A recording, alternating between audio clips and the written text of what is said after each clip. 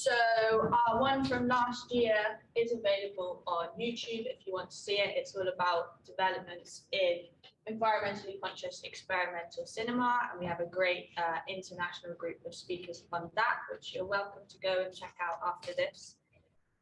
So firstly, I just want to say a big thanks to Leeds Art Uni for letting us use the space today, and also a big thanks to Take It Easy Lab for hosting our workshops over the course of this past week. We couldn't have thought of a better place to run them and more lovely people to work with, really. So those of you who have not met me either in person or online, my name is Fletcher, and I founded the Sustainable Darkroom back in 2019. I now co-direct it with Ed Carr, who is here with us today, and Alice Kasnav. Ed will be giving some closing remarks and taking questions at the end, so you'll hear from him later on. But sadly, Alice wasn't able to join us today, but she sends her regards. She's on the train back to London. But the Sustainable Darkroom isn't about the three of us. It's about everything else. The people who respond, the people that we support, the people we give literal seeds to, who go and plant them somewhere, and about all of you joining us today. It's about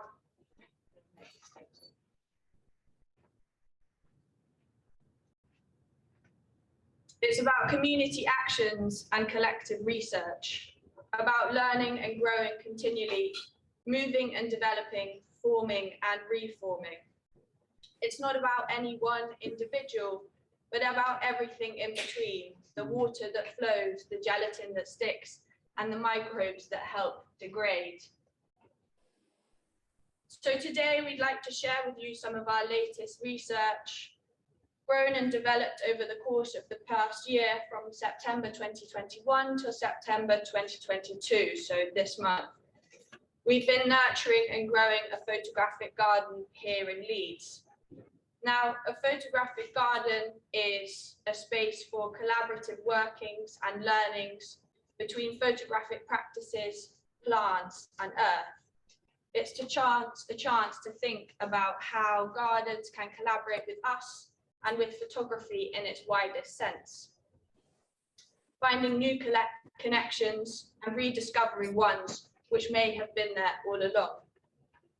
Through these new spaces of nurturing and discovery, we begin to learn and absorb, digging our hands into the earth. We learn how plants can help us and we can help them, because whether we like it or not, we are all part of the same decomposing, tangled mess.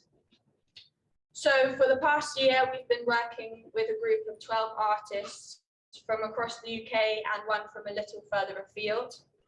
This group was selected from over 100 applications that we received with research proposals that would develop new relationships between the garden and analog photography.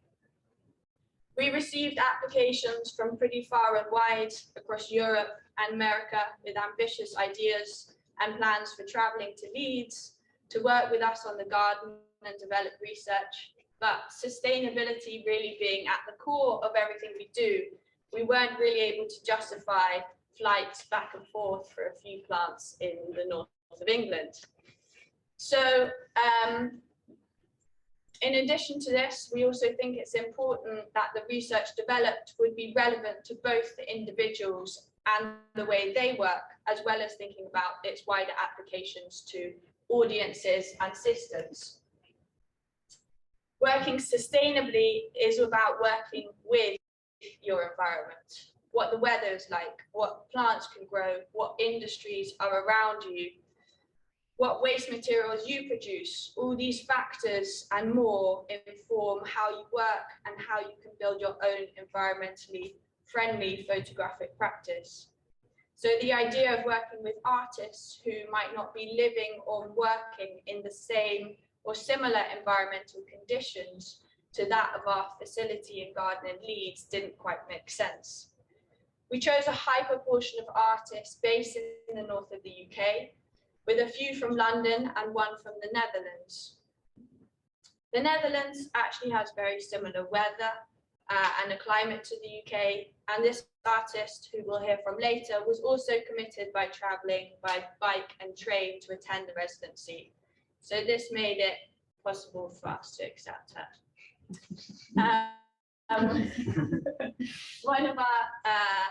Once our artists were selected, we then finished planting the garden according to the needs and requirements of those we would be working with and their research proposals. So many of the plants planted and planned went aligned with what these artists had proposed. To name a few, we planted Dyer's Woodruff and St. John's Wort for light fast pigments, mint, tobacco, rosemary and sage for developers, watermint and common reeds for constructed wetlands, filtering wastewaters, and many other herbs, trees, flowers, and more. When we talk about the photographic garden, though, it's easy to conjure up images of large verges filled with plants, wooded areas, fields, even just a small plot nestled amongst a busy city filled with wild flowers. And in the planning stages of the garden, before we'd actually found a space and a place where we could have it, I also would get carried away with visions of large green spaces for experimentation and research and play. But in reality, gardens don't need to be large. They can be adaptable, small, squeezed in between parking spaces, under big, busy roads. Our garden was this. It was very humble, versatile, and located in a city with very limited green space, next to a polluted A road. To be exact, our darkroom garden consisted of 3 large raised planter beds, which you can see 2 here, and about 10 smaller planters located up on the balcony on top of the studio building. Anyone who came to visit it would be underwhelmed, I think, to say the least. But despite this, the plants managed to thrive in their less than perfect homes, as plants have the pervasive and impressive ability to do so. And over the past year, we have seen many more photographic gardens popping up all over the world, like wild-flowered seeds carried over strong winds, or in the bellies of birds, dropping ideas and sparks of new photographic ecologies and opportunities for unearthing a new tendril-like photographic practice. It's hard to say what exactly it was that people connected with when it came to the possibility of planting a photographic garden. Maybe it was finally an excuse to make use of the sad scrubland sat outside their studio place or work. Or maybe it was the luring smell of the soil. Or maybe it was too many years being told that photography had to be clean, dust-free, printed and mounted behind glass. But we have seen photographic gardens now spring up across Europe and South Africa. Many other plans and ideas whispered and plotted, and emails sent to us about future plans. So I hope today's event will encourage more ideas to fruit and blossom, spark and burst into root and bud, because if your brain hasn't already been bombarded enough with information and ideas over the past week of workshops, if you're with us, then hopefully today's series of diverse and innovative talks will set the spark. So with that, I'm going to hand over to our first speaker, who is Martha.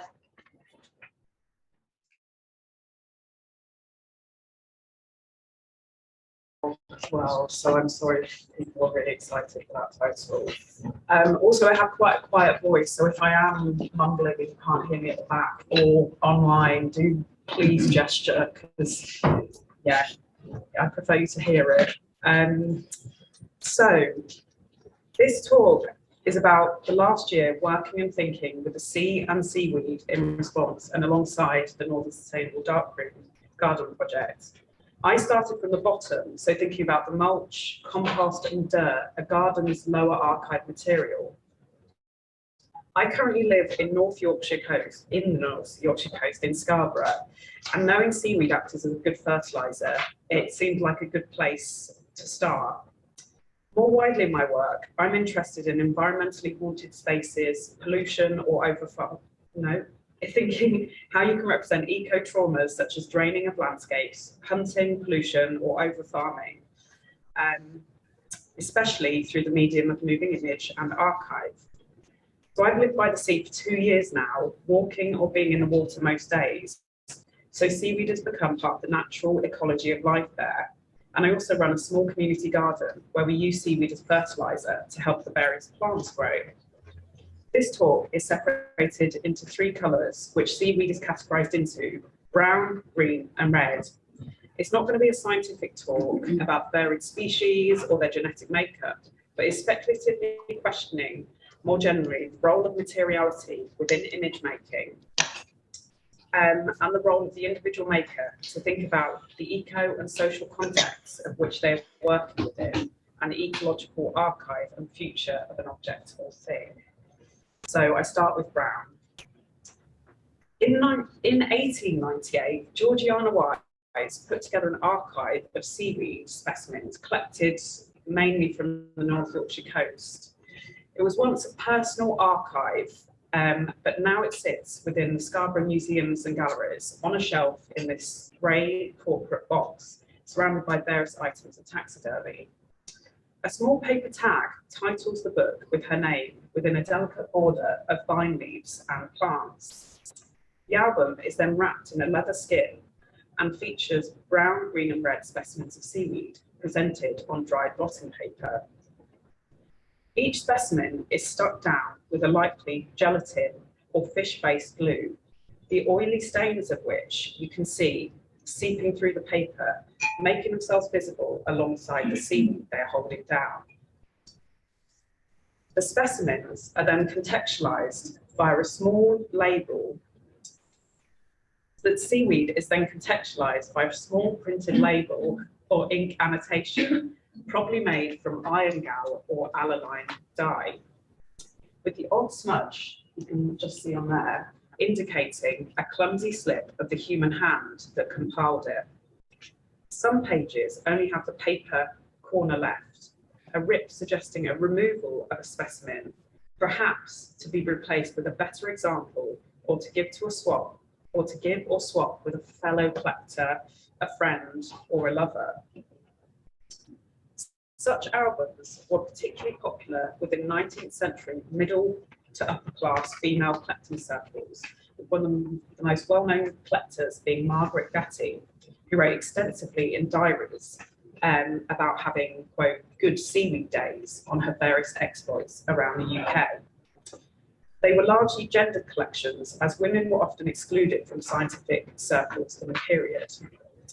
Historian Molly Duggan states how works such as Wise's albums had the power to stay the inevitable biological cycle of decay, preserve, or renew, and were enlisted to extend and facilitate an intimate engagement with the natural world.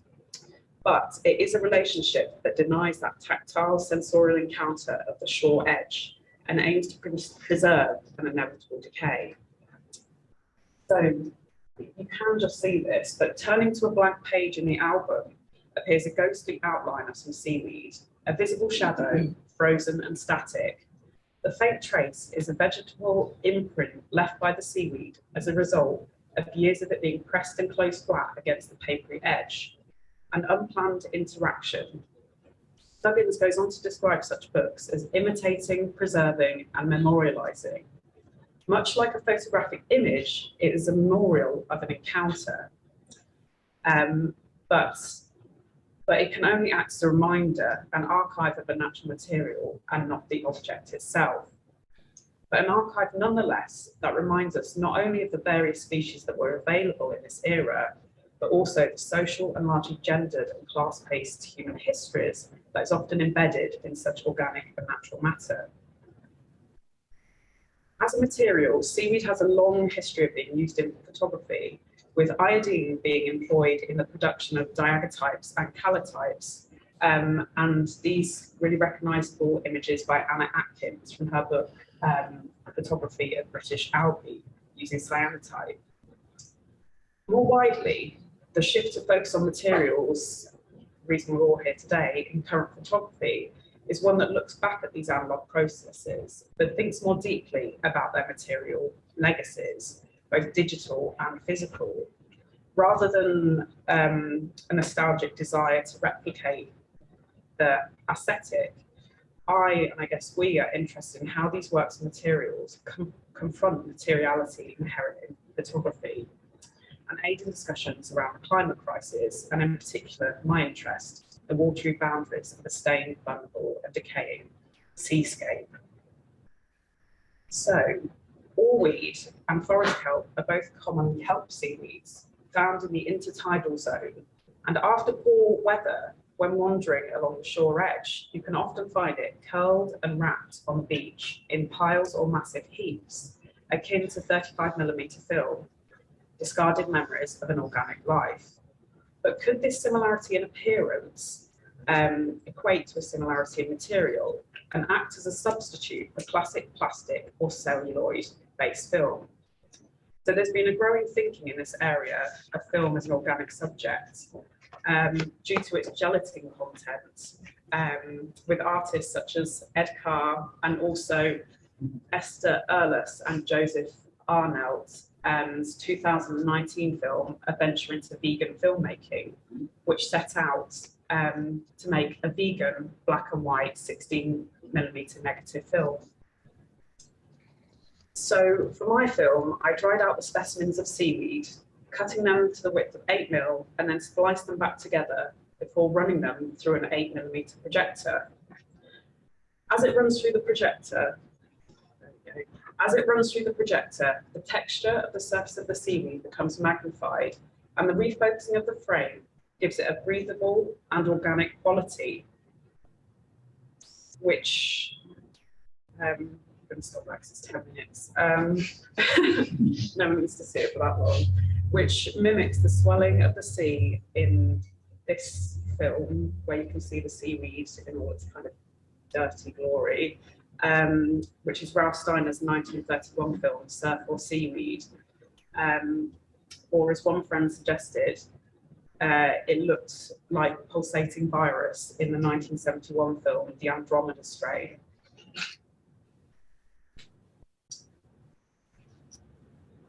I don't get to see that, sorry.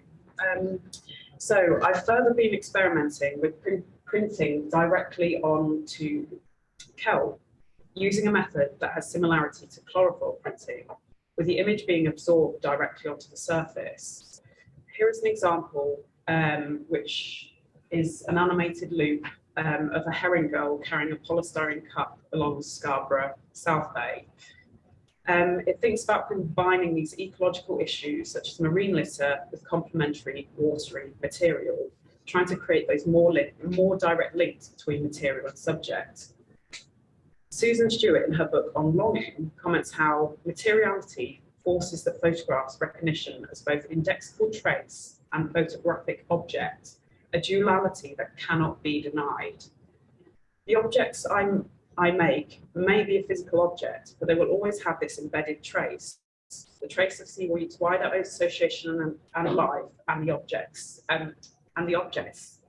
objecthood itself.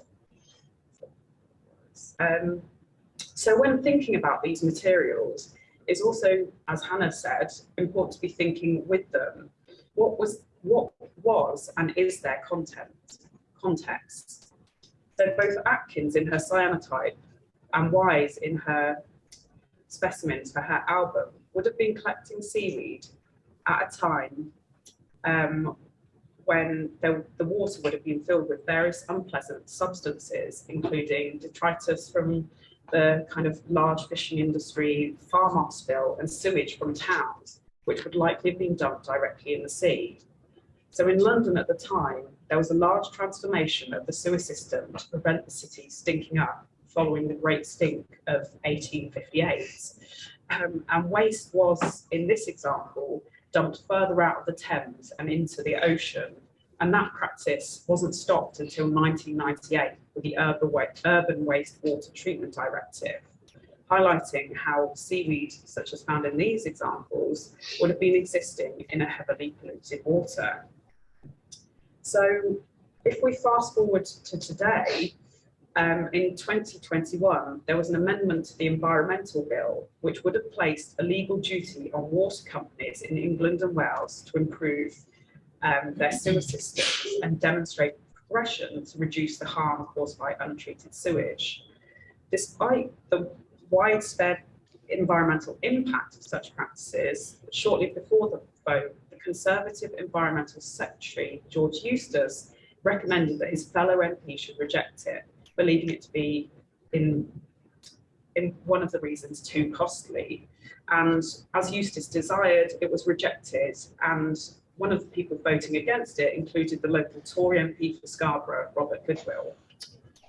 So what does it mean to make work, eco-focused work, in a space whose own MP voted to overturn a ruling of waste going into the sea, a place where fracking is likely to happen in the surrounding Yorkshire moors due to the government's recently lifting the ban on drilling shale gas, and also in a town where there are other eco-oversights, such as glyphosate being used exclusively as a herbicide in public spaces, and also, the list goes on, that lets the local McCain chip factory pump its unwanted effluent waste into the sea.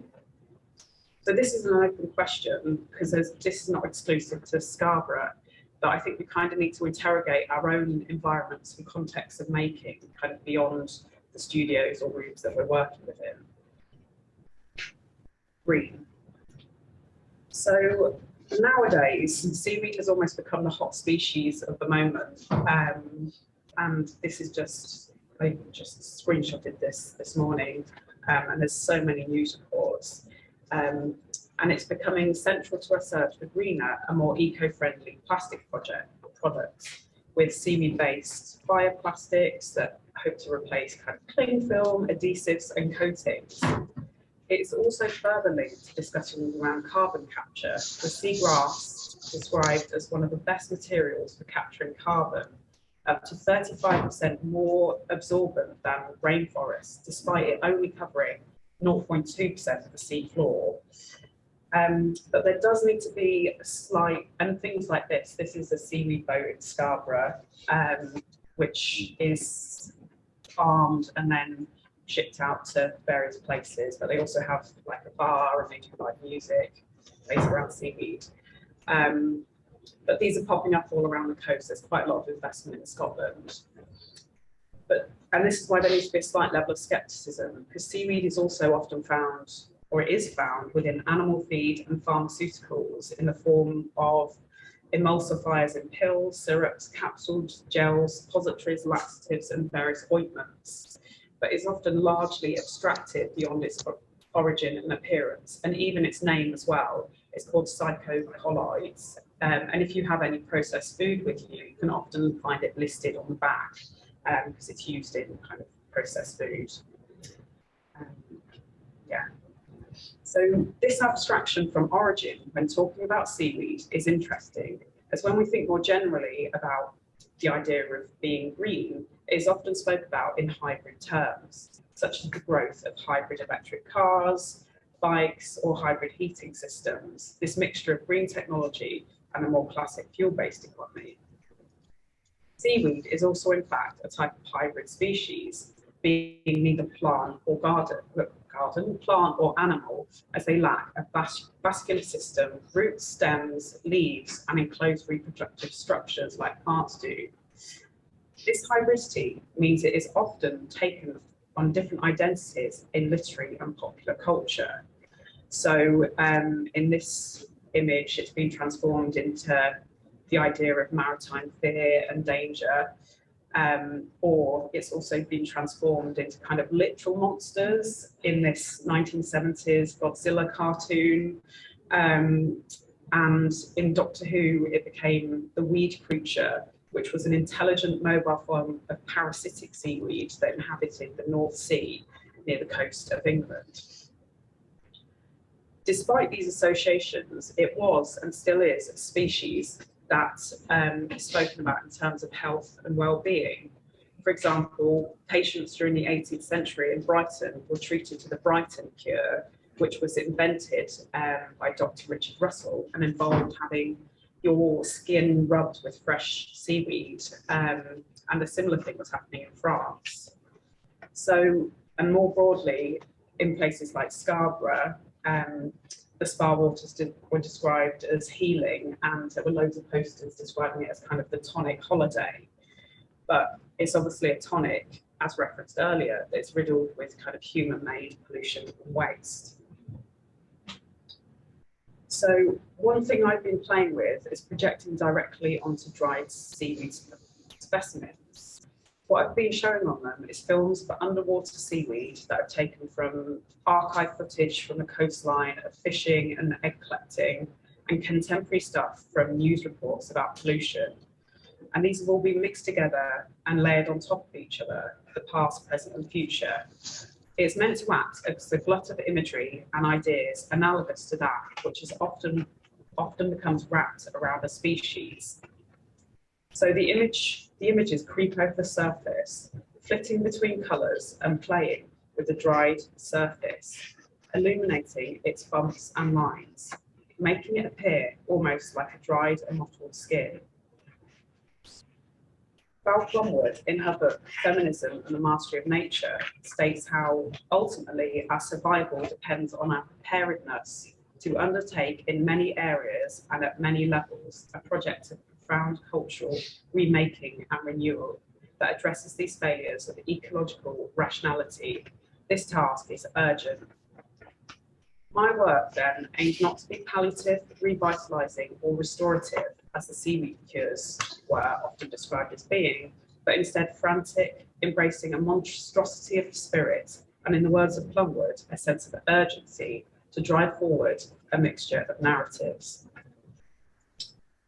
So the last point to make about green, and it's something Hannah touched on as well, when collecting the seaweeds I use for the work, I've been thinking about what it means to have a sustainable practice. So my work has often been halted by the tides, weather, and growth as well. And in a socially engaged practice, an artist would look to undertake mainly human-centered community mapping. Whereas in this instance, it is more about green mapping, accounting for the species in the area, quantities, the seasons available, and in this case, also the weather and tides, to get an understanding and work with the material on a more coordinated way. And especially as I only work with seaweed that's kind of washed up as well, I don't kind of pick anything. So it often can only find that after kind of bad weather. So in this map, you can see the routes I take down to the sea, the different beaches I go to, when high tide is, and how far it can reach up to the shore, and other useful things such as like rose hips, vitamin C, fir trees, such like. So it is about, and it's also about sharing this knowledge as well. And I often ask around of other people if they've seen certain things that I might need. It's this entangling knowledge, both on a level like at the Symposium, but also on a community level, human, animal, plant, and other. That means we kind of need to permeate our knowledge and thinking beyond these rigid institutional settings like that we're currently standing in, and hopefully we'll take this learning outside of this. Red. So I end with the colour red. Sat in a dark room, the red light bleeds into your vision, transforming a scene into a sinister yet calming hue, which allows for things to develop and images to grow and appear. Red lights are used in the ocean at night to preserve visibility and improve night vision. But it is a colour, due to it being first on the colour spectrum from red to violet, that is absorbed the least by the sea, going red, orange, yellow, green, blue, and violet. And those previous projections I showed you play with that idea of the different colours. So on the beach, and especially after a storm, you will come across piles of different species of seaweed, all entangled together in mass piles. Plastic bags, rope, bird feathers, dog piss all add to the mix. And when you step over them, they emit a cloud of small flies and fleas, all disturbed from feeding by your intrusion. They smell, they crunch, they shudder. They are not these perfect images that were evoked in kind of Wise's albums or Atkins cyanotypes that I showed you at the start. This is a full sensory overload, something that local sea-dwelling humans often cannot stand, such as these reports that show people complaining when piles of seaweed arrive on shore. And this one in the mirror is quite interesting, like funny. It's just warning people going to Spain that the local council is telling people they're going to keep the seaweed there because it's absorbing CO2. And everyone in the comments is really angry. But these people probably use projects in their house that have kelp or seaweed in them. They probably put a kelp-based face mask on, they're washing their hands with seaweed soap, eating some sushi they bought from Sainsbury's, but they cannot face the reality of the actual thingness of an object. But again, this is a problem that's not just unique to seaweed. These piles evoke Donna Haraway's words of entanglement, that critters are at stake in each other in every mixing and turning of the terrain compost pile. We are compost, not post-human. We inhabit the humanities, not the humanities. In order to record mixture, there needs to be this mixing and anachronic turning of the pot, stirring together the past, present, future.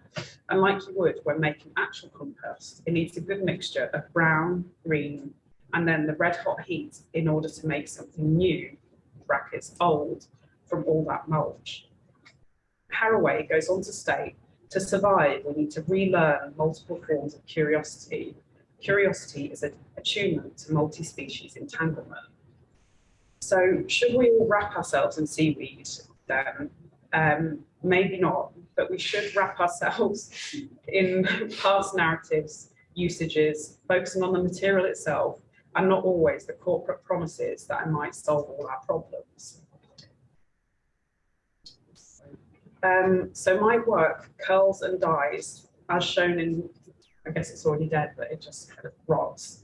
My work curls and rots, as shown in these examples, as it is slowly dissolving, such as this. I bury it in the garden I work with.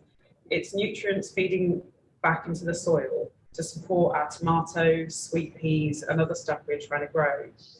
Organic decay is often associated with death, but here we need to embrace it as a life giver, a way of creating something else. We need to embrace a certain level of decay, composting our minds to question and mix knowledge, adding different substances to create a new, again, brackets old, mixture of material.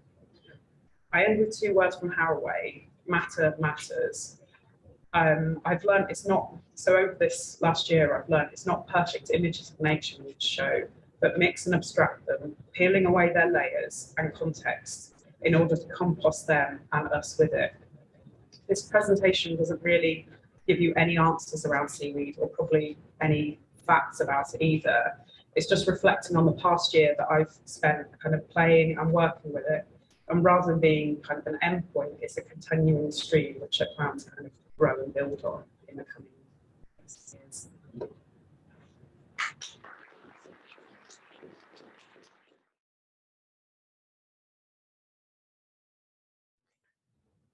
1 minute. I have a habit of whittering on, so I don't set my timer.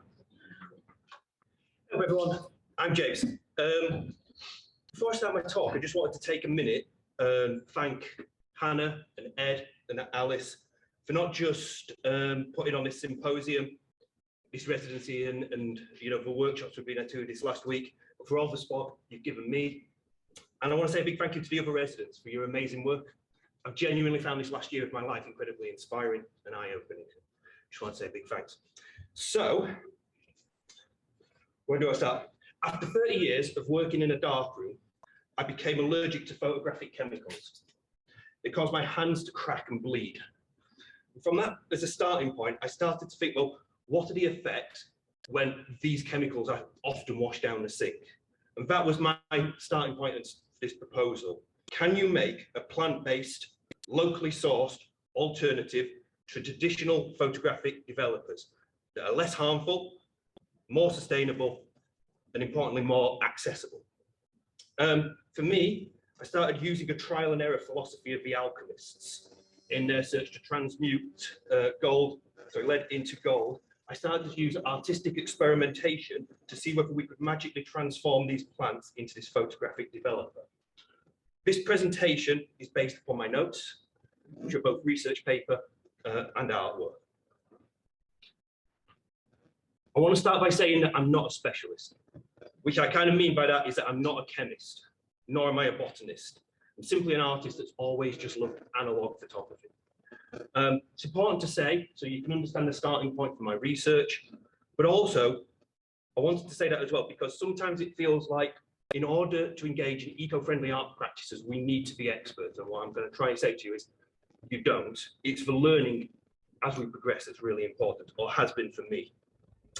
Alchemy was the precursor to chemistry, a non-dogmatic science where hands-on experimentation would inform new discoveries of the world. This experimented deductive reasoning and subsequent understanding of the alchemistic method that I have employed through this, I think is a really good way to approach expanding your knowledge in a lot of subjects, and was my starting point for this proposal. In terms of my process, standing on the shoulders of giants, my starting point was decaphanol. For anyone who doesn't know, we'll get into it more as we go along, but a decaphanol is a very kind of is a pre-existing method of using household products to develop photographic film and paper. It's a three-part process using instant coffee, washing soda crystals, and vitamin C powder. One by one, what my plan was to attempt to replace all of these store-bought items with plant-based alternatives. I'm only going to use locally sourced plants. So for me, I'm one of the people who lives in Leeds.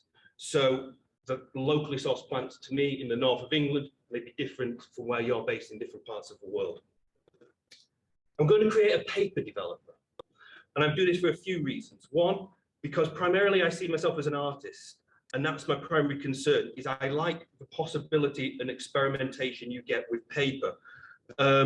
You can observe it happening right in front of you. You can more easily kind of like manipulate and control the outcomes. But first, I started off, I needed to get a catalogue recipe that I was happy with. And after some experimentation and lots of reading and stealing from the internet, I got a solution that was 500 mils of water, 20 grams of instant coffee, 22 of soda crystal, and 6 grams of vitamin C that would produce an image. So you have the commercially developed one there, and then the decaphanol to the side of it.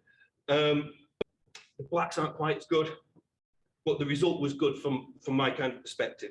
I'm not looking to replace commercially available photochemicals. For me, we're living in an era of post-photography, where AI images and an almost infinite photo library is available to everybody. Sustainable photography, in my opinion, offers photography a new visual language, and to set the standard for this sustainable photography as a so-called perfect image would be naive. For one, perfection does not exist. And secondly, perfect, and whatever that means, I believe kind of sits more in the realm of the digital. In the early days of traditional photography, creating a perfectly exposed, dust-free, clear image was the aim. And these innovators, through their success, created a paradigm shift within the art world, especially within painting, that led to the creation of modern art. And until this point, painting had coexisted, so painting had always existed in the world of the real. The aim was to create, with your paintbrush, the most realistic scene that you possibly could. But now with the invention of photography, what took weeks would now take seconds with the camera. And these two separate art languages coexisted, one based largely in expression and materialism, and the other in the world and the capture of the real. But the invention of digital photography has created a second paradigm shift. This is now a truer version of hyperrealism, an almost perfection. And this creation, I think, asks fundamental questions of the relevance and importance of traditional analog photography. Digital photography has now developed to the point where most people, Felix aside maybe, don't really understand the technologies that they're using. And I include myself into that. I can't repair my broken digital camera. I can't repair my computer, let alone build one from scratch. The technology has moved on so quickly that it's becoming beyond human comprehension. With the chemistry and the film and the paper becoming ever more cost restrictive, the medium of analog photography was maybe on the verge of disappearing. Unless it can become more relevant to a contemporary society. For me, analog photography still stands as the most harmonious and symbiotic relationship between a human and a machine. Less automation and less post-production than digital, but more mechanization than a painting. It's a medium that offers us expression through innate human fallibility. Understanding the chemistry, the art form, and the building blocks of these was the aim for this sustainable project from my point of view. Not to recreate a commercial chemistry, I'll come to that in why in a little bit, but trying to get different results, different outcomes. You know, trying to create some eco-photography with a really good connection between human, machine, and the living world. So, part one, phenols. These are organic compounds that plants use for UV protection, and they're found in instant coffee. They're the first active development agent in the cathanol, and they could be found in fruit, veg, plants, beer, wine, coffee, etc., etc. From my research, you found that we could develop a photographic film using most phenols as a development agent, and I want to see if the same was true of paper. Side note, it's a really important point to point out at this point in time. If you're looking at a cathanol and making a cathanol, the two remaining ingredients, the soda crystals and the vitamin C alone, will develop a picture. So it's really important for me to just develop a picture with those two to see what it would baseline look like, to see what the effects that these plants would have on my developing agent. In terms of extracting phenols from plants, and there's a variety of ways to do this. For me, I boiled them in water. Putting a quantity of plants into a quantity of water and boiling it for anywhere between 6 and 15 minutes. Any less than 6, you don't tend to extract the phenols. Any more, you can degrade them.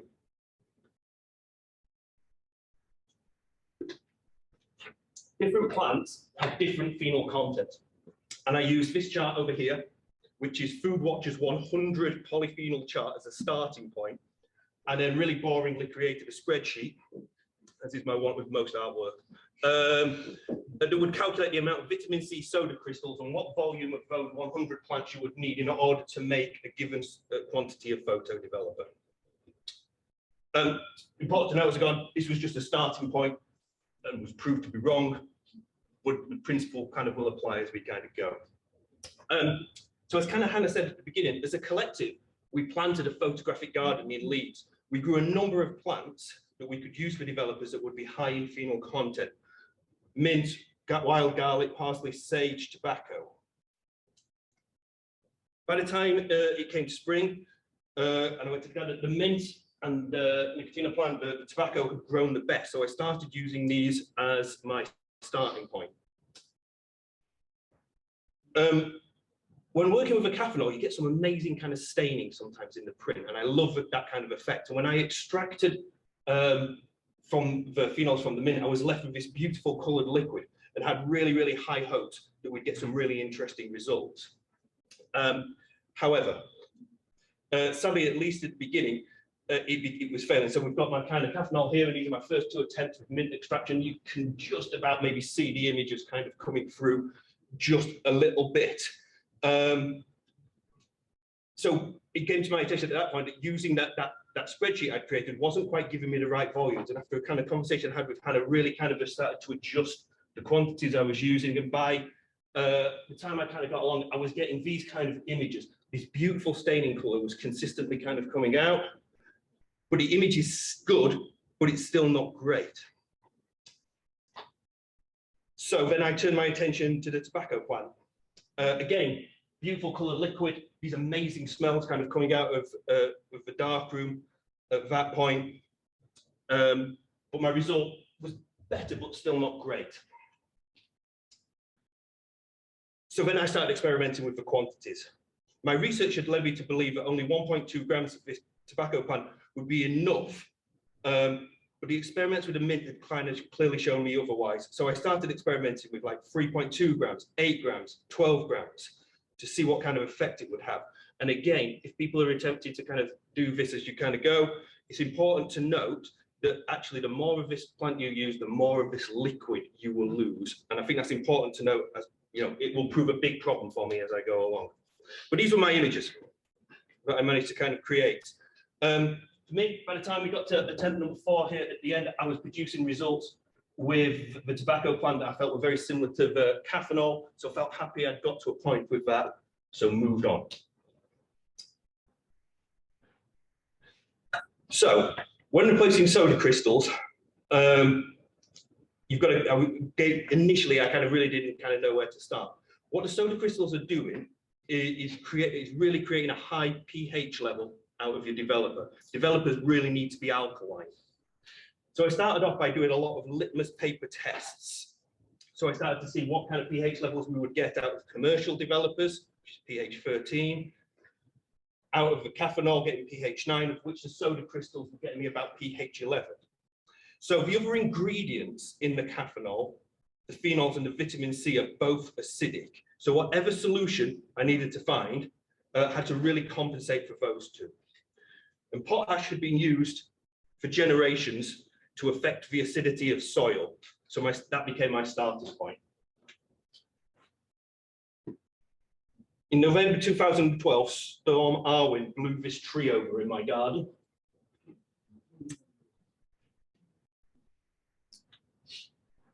So I wanted to start with that.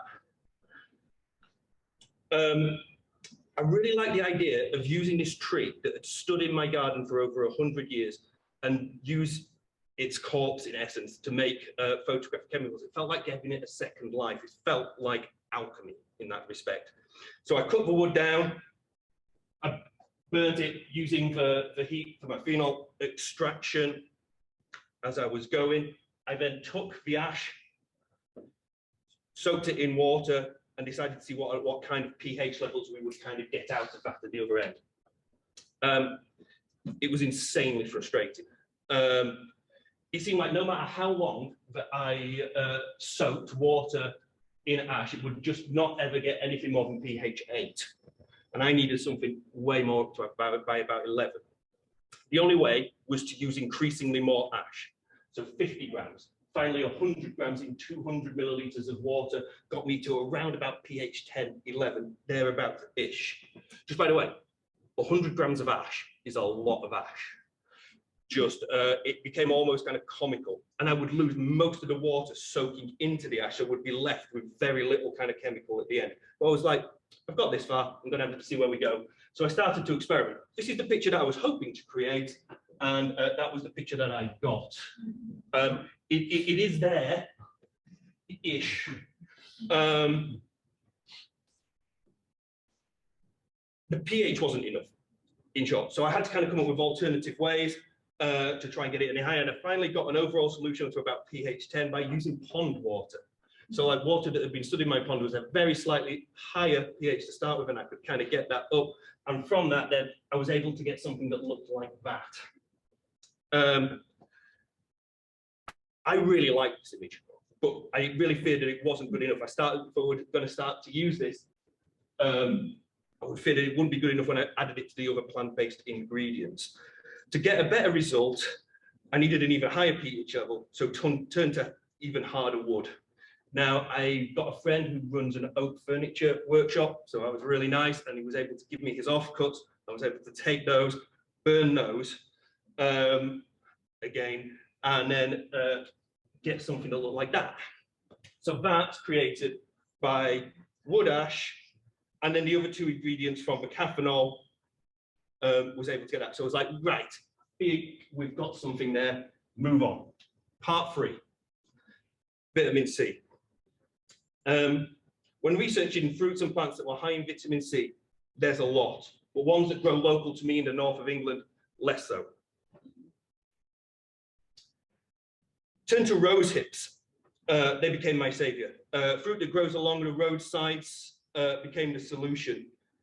Picking them in September or October of last year, I needed to dry them, so I hung them in these kind of paganistic strands. And then following a recipe, because I didn't quite know where to start with this, for rosehip tea, a drink that I read was really high in vitamin C. I crushed them down in a pestle and mortar and then started to kind of like heat them in water. Yeah, that wasn't great.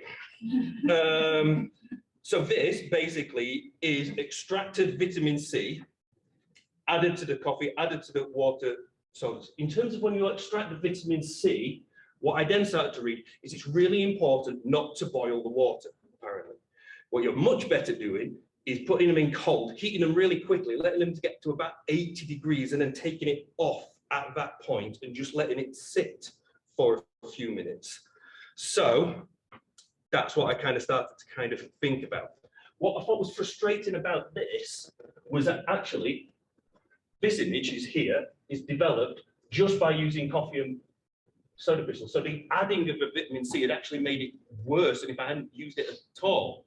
And again, was like, why would that happen? You know, and it just took me quite a while to get to that answer. So this talk is not put together in the order of which I did my research. And I'm going to say about 6 months sat between these processes and a lot of kind of thinking and trying to work out why, and experimenting particularly with the potash, that led me to believe that what I was doing is my solution was now way too acidic when I put that vitamin C in there. It was getting about pH 8 rather than about pH 11. And that was probably one of the big reasons why it wasn't working. I was extracting all kinds of acids out of it that are not present in just vitamin C powder. So, like I said, just had to do it for a lot less time. And then finally managed to start getting images that look something like this. And then it was okay, it was giving this kind of quite nice kind of like little slight reddish kind of hue to the whole thing. And then finally kind of got to an image that I felt was starting to work by actually using the developing solution warm. So I was using it at like almost 40, almost 50 degrees Celsius, which I think sometimes it feels is too high for it, but it was developing an image and I was getting an image that I was like, right, we're getting somewhere. Right. Finally, I needed to combine all of these together. At the moment, I've just been going replacing these one by one. So finally, it was my time to put this all together. The biggest issue I faced when creating a developer from tobacco plant, potash, and rose hips was actually how much water I would lose. Both through a combination of absorption and evaporation, I would lose 50% of the water with the potash, another 50% again with the nicotina tobacco plant, and then another third with the rose hips. So not wanting to be wasteful and start using large quantities of materials, I made another spreadsheet that would work out if I wanted 70 milliliters of developer, how much did I need to start with and what quantities I needed in order to start that off. So that was my starting point. This was my initial recipe. Potash, I needed 372 milliliters of water and 186 grams of potash and blah, blah, blah. I thought, right, see what happens. And yeah, of course it didn't work. Every single thing I did never worked. I think Hannah will vouch for my frustration from time to time. So to cut a very, very long story short, I'd realized that not only was the order in which I was doing them wrong, because I was boiling everything right at the end to extract the phenols, which would have killed any of the rose hips and was actually affecting the pH level as well. So by changing the order in which I did them, actually meant that I used less material, but also allowed me to get to a point where I could actually get a result out of this. Yes, you know, a really patchy result, a really stained result, an image that is that isn't great in lots of ways, but is made solely from a plant-based development. So, in conclusion, can you make a photographic paper developer solely from locally sourced plant materials? Yes, yes you can. Is it more sustainable? Is it more accessible? This leads to a way more nuanced answer. The question, can you, I think, is a little bit too binary. Should you? Is it more environmentally responsible? And I'm just going to say, I think at this point, for me, it just became impossible to say. I don't have the data on the commercially produced developers to compare it against. Plus, even if I did, there are way too many variables on my end. How I heated the water for the extraction, how I traveled to the photographic garden to collect the plants, how much wood I burned for the potash, how many failed images it had taken me to get this one mediocre image, all just led me to kind of not sure how sustainable this actually is as a process. My recipes are in no way suitable for commercial production. The developer weakens incredibly quickly, and it is so hit and miss. When using the potash as well, I started to feel less like I was doing some kind of photographic science project, and more like it was a piece of performance art. Such insane quantities of ash, 100 grams in 200 milliliters of water, it is comical to watch. It felt like I was making a survivalist's guide to photography, or even worse, that I was creating like George's Marvelous Medicine. The image quality too. You know, the commercial developers, they're more consistently get the deeper blacks. And when you use the contrast filters, you have more variation within that. The contrast is always affected by some of the stain. What kind of makes it look so beautiful and some of the odd colors come out also really limits the amount of contrast you can sometimes get out of a picture. All sounds very negative, but what I'd kind of come to the conclusion for is, for me, it does something different. And going back to like my original kind of starting point, I thought for me, what sustainability has done for my photography has repositioned it as a vehicle for environmental awareness. These processes are visible, not hidden behind microchips or behind screens, but they happen in front of you. You get to see the building blocks of your process, and you understand their origins and how they connect to the living world. Through this research as well, my understanding of local plants has grown well beyond the scope of this project. I now understand where to plant things, where best they grow, where things are growing in my local area, how to use their fruits in a way that I just had never done before. And the benefits to my own garden from what I've been doing to it this year, there's the increased animal life and insects that it attracts, just feels like I've created something that's bigger than just a patchy image on a projector.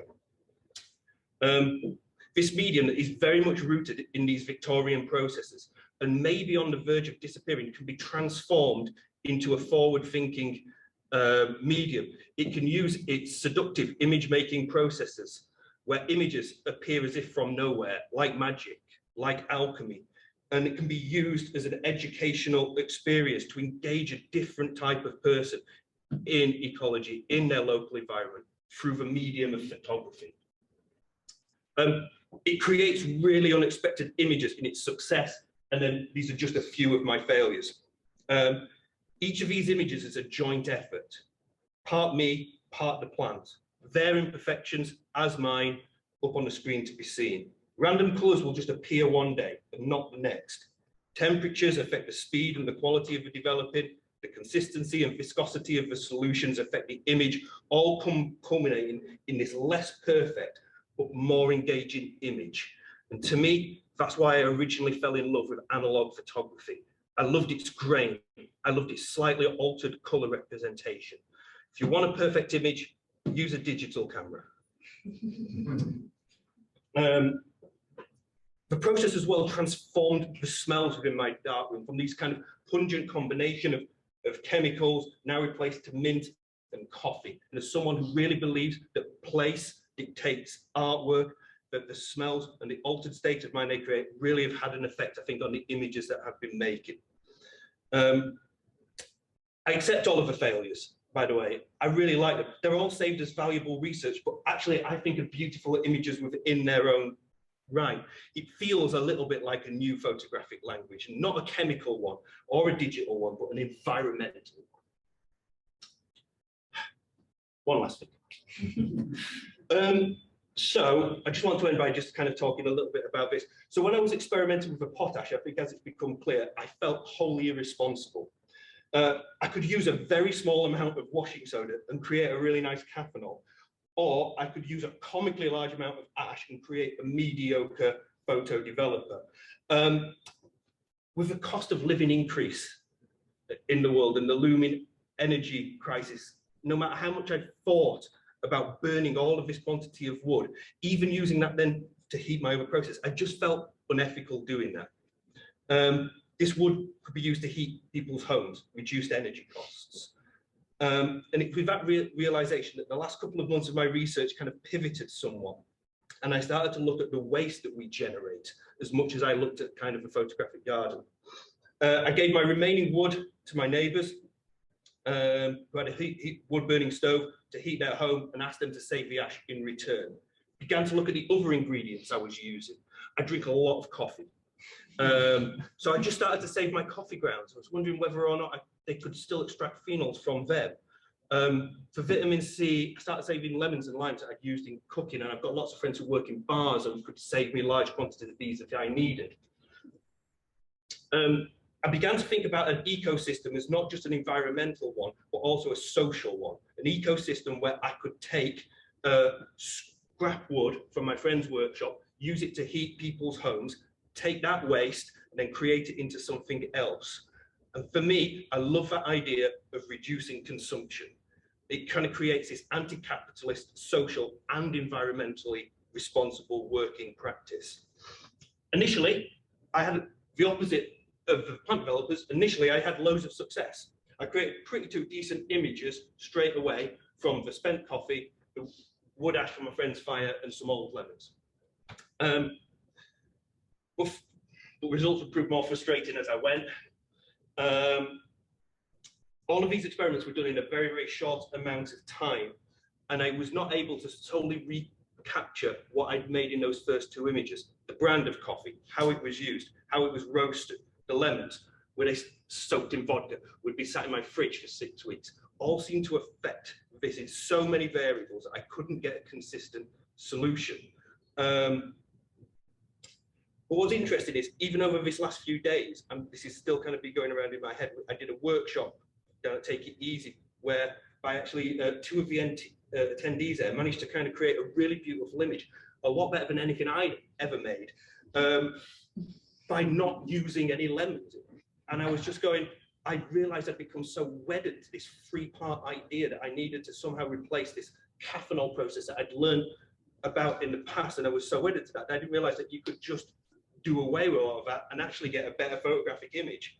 But that, I think, is really interesting, because for me, this is, like I said before, it's not about the outcome, it's about the thinking along the way. But anyway, for me, I really like these images. As I've said already, I'm not interested in photographic perfection. I love the chaos. I like the process, the unpredictability of the ingredients. The process is there, visible in the output. Here, the process leads me to kind of consider the link between environmental issues and social issues, about repurposing and reusing ingredients in an anti-capitalist, sustainable, analog photographic practice.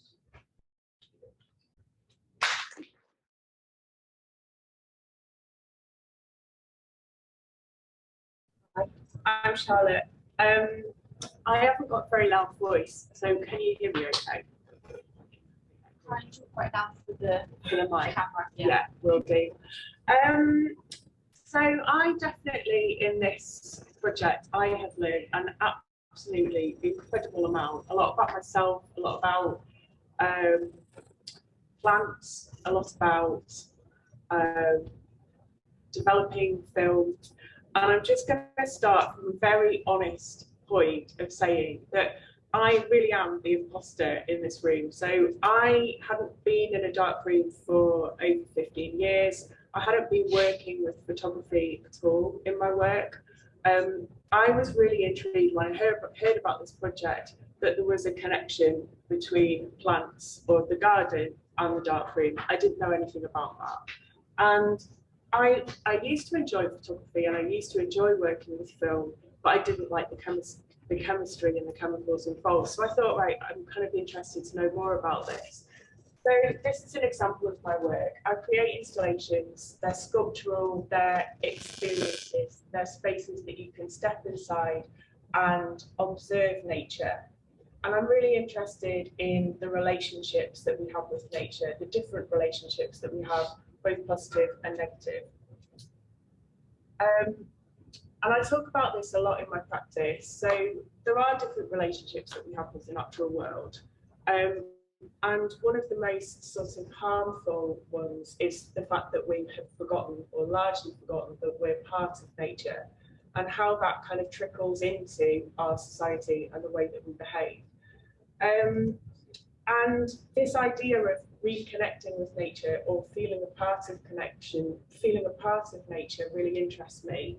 And the ways that we connect to nature are by finding beauty in nature, through our senses, through our emotions, by finding meaning in nature, and by finding compassion or having compassion with the natural world. And each of those are kind of psychological constructs that help to make us feel like we're part of it.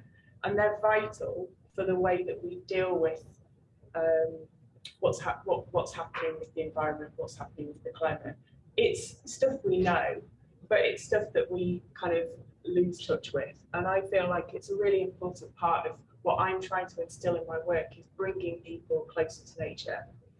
Now, in that, there are also behaviours that help to disconnect us from nature. So one of them is utilising nature, another is dominating nature, and also being frightened of nature and feeling in fear of it. So the ways of utilising nature could be in any way. It could be using it for food, it could be using it for shelter, it could be using it as a material that we work with in our creative practice. Dominating being kind of agriculture, or sort of putting ourselves on landscapes and taking over what's natural there. So within my work, I utilise nature. I utilise it all the time, utilise it in every aspect of my life. So I always try and balance that, the yin and the yang, of kind of, if I'm going to use nature, how can I use it to help reconnect people with it? So that's what I'm always trying to kind of balance. And in this project, I was really interested to know more about how plants could be used and how we might be able to use them to help connect them through photography. And my initial interests, or sort of curiosities, were twofold. One being if we can use like combinations of plants, like lots of different ingredients to create teas to develop film, blended teas to develop film. And also really interested in how the moon affects plant growth and behaviours of plants, and whether there was anything in the chemistry of developing, when you developed film, that you can detect whether the moves had an impact on the tea that you've been working with, so the plants that you've been working with. So I'm going to start by talking about that. That section of my research was called the Mint and Moon tests. When I first got my allotment a couple of years ago, the first thing that one of my allotment neighbours said to me, who I love dearly, but the first thing that she said to me was, "You're going to have to do something about that mint, because it is prolific. It grows like mad. It comes up per side of the path, and it just takes over." And I love it, but you know, it can really take over. So I knew that I had a big supply of mint. And I also knew that I'm very affected by the moon. I didn't know quite in what ways or to what extent, but I knew that I was affected by the moon. Sometimes my behaviours would be a bit erratic, and I'd be like, "Oh, well, yeah, it's full moon, I get it." So I was really aware of that it was sort of a prominent thing in my own life. And I started in April this year, and I started with this, basically mapped out the lunar quarters, when the full moons were going to be, and I actually thought that I would do 2 months of research, and that I would give myself 4 months to do it in case some life got in the way and things got crazy or whatever happened. So April was when I began, and my mint plant was only just getting going then, so there wasn't really much plant growth, and I was sort of keen just to set down the parameters of what I was trying to find out. So I kind of set up the structure that I was going to work in. I decided that I was going to put one film in 4 canisters, which would be my setup for the month, and then each each quarter, I would take one of those canisters and then I would develop a tea, picking in the evening of the quarter, and take it back home, create the tea, develop the film, and then leave it in a salt fix for 24 hours. And that was going to be what I did for the whole program. I also set up a structure of how I was going to record my information, what kind of things I was going to kind of record. So mainly kind of practical things about like how the plant was. When I also started, I decided that I was going to take photos only of the mint plant, and I was also going to pick some of the mint and press it and just keep a record of the plant's growth through the years, kind of chart how it had grown. So that was my starting point. By full moon May, which was my first full moon, I noticed, so I'd already done sort of 3 tests using the method, the recipe, and kind of got things going. I got to the full moon in May, and I was just absolutely staggered by how I changed. In all of those control measures, I was the one that was off. So I was unmotivated at full moon, procrastinated going and picking the mint. I was chaotic and clumsy in how I picked it. I was resentful about it. I was really kind of begrudging of the whole thing. It was a real effort. I was wasteful. I didn't care. I was just really disconnected from the process. I was distracted weighing out the ingredients. I was forgetful about setting the timer, so I was like all over the place in the actual development process. I forgot to agitate the film. I was anxious. I was really panicky. The whole thing was just a really horrendous negative experience. And I kind of put it to one side and was just like, oh my God, I've got 4 months of this. This is wild. And it was I actually thought about just contacting Hannah and being like, I don't think I can do this. I just can't do this. This is not for me.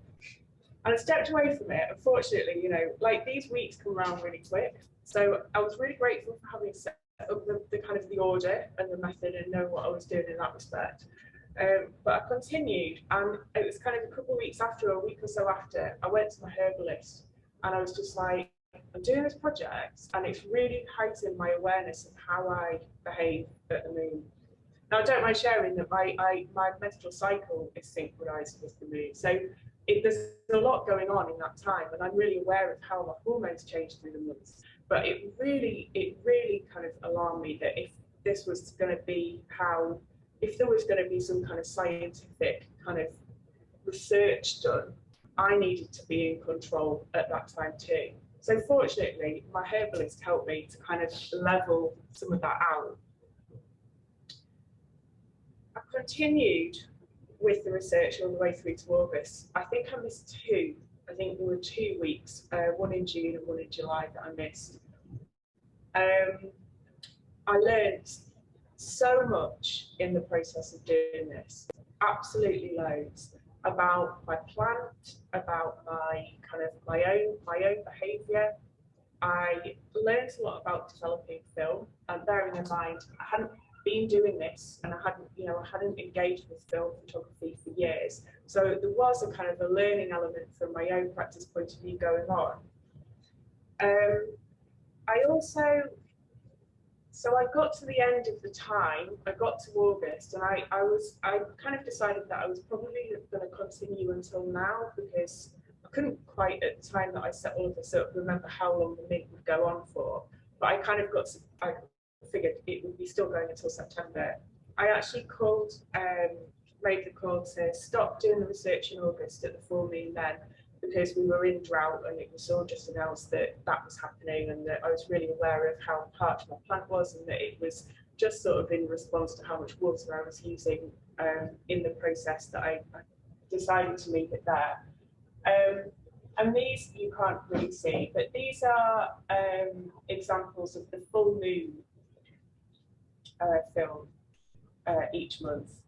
And what I tried to do was make sure that the middle of the film was in the full moon part of the can, so of the canister. So I always had that as kind of a measure. So these are all roughly from the same part of the film, taken at the same time, using the same recipe, using the same method, with me being crazy in the middle of it. And to the naked eye, there's no perceptible change across the months for the full moon. To the naked eye, there's also no perceptible difference at any of the other quarters either. So the whole process to the naked eye has been one very much of an internal piece of research that I've used and kind of I've learned a huge amount from. Now, the thing that I do feel that this practice, this kind of experience has drilled into me is the word practice. And I've used the word practice to describe my own work, my creative practice. The only other times in my life where I've ever kind of focused on the word practice is when I've been learning a language, I've practiced. When I've learned an instrument, I've practiced. I've done it daily. It's been very much like a repeat, go, go, go, keep going over and over the same thing until it's gone in. And I've never applied that word in that sense to what I do creatively until this project. It really taught me to look at what I'm doing and observe what's happening around it. And what I learned in the process was about my mindful practice and the way, how much focus is needed to do the same task again and again. And I'm applying that so much more in all aspects of my work. I've also noticed that there's a really direct correlation between the lack of mindfulness and there being physical waste. So the lack of focus, just a fleeting lack of focus, can mean accidentally chucking a developer away or fix, or just not, or even when I'm kind of creating installation work, cutting through a thread that was vital and not having just one loss of attention. It's what we know, but it's been a really good practice in kind of instilling that more in my work. The other half of my research was looking at blending different ingredients to develop film. And in the course of this, which I started probably in, well, I started with doing some archetypes, and then I moved into film probably in February time. And over the course of time, I've tested seaweed, mint, nettle, ginkgo, spruce, sage, tried things like cloves, darony, rose petals, chamomile, orange peel. I've done probably over 45 tests. Well, I've definitely done more than 45 tests, and I've blended sort of 10 to 15 different teas and sort of individual ingredients too, with really mixed results. And it's been really fascinating. I called this sort of, I began with this idea that I was interested in still rooms, which are historical houses and castles, sort of pre-industrial revolution, were these spaces where they were kind of part laboratory, part kitchen, part pharmacy, where people would create tinctures, teas, medicines, also wines and sort of baking that supported the household's health. So if someone became unwell, they would rustle something up and help to heal them. They also served the local community. And they often had these recipe books that were kind of passed down from staff member to staff member or family, through the family, kind of containing recipes. And I'd seen a still room recipe book at a National Trust property near to where I live. And initially they'd been really open to the idea of me using this within my research. They weren't forthcoming with me using it. It didn't become available. I had taken some photos of it when I'd originally seen it and kind of cross-referenced to see whether there was anything initially that I thought I could use in a medicinal tea. So I kind of experimented a little bit with that. But I also just really loved this idea that these were these recipe books that held information and knowledge about local ingredients And really those two things became the structure of this part of the work, that it was about local ingredients and local knowledge. So the first film that I developed altogether, the very first one that I did, was just using seaweed, and it was a recipe that I'd found online. I wanted to give it a go, just get to refamiliarise myself with the process of developing film.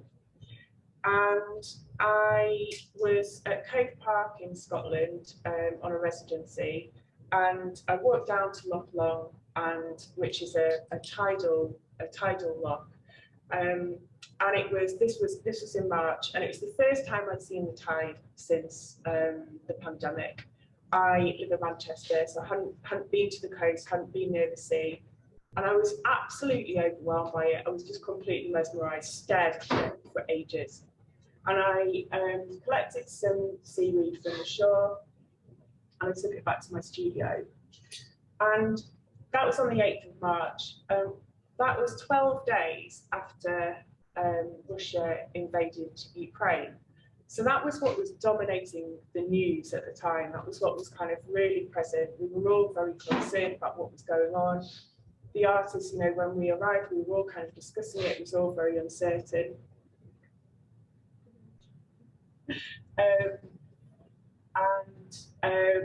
I was really aware, you know, that was sort of happening in the bigger picture.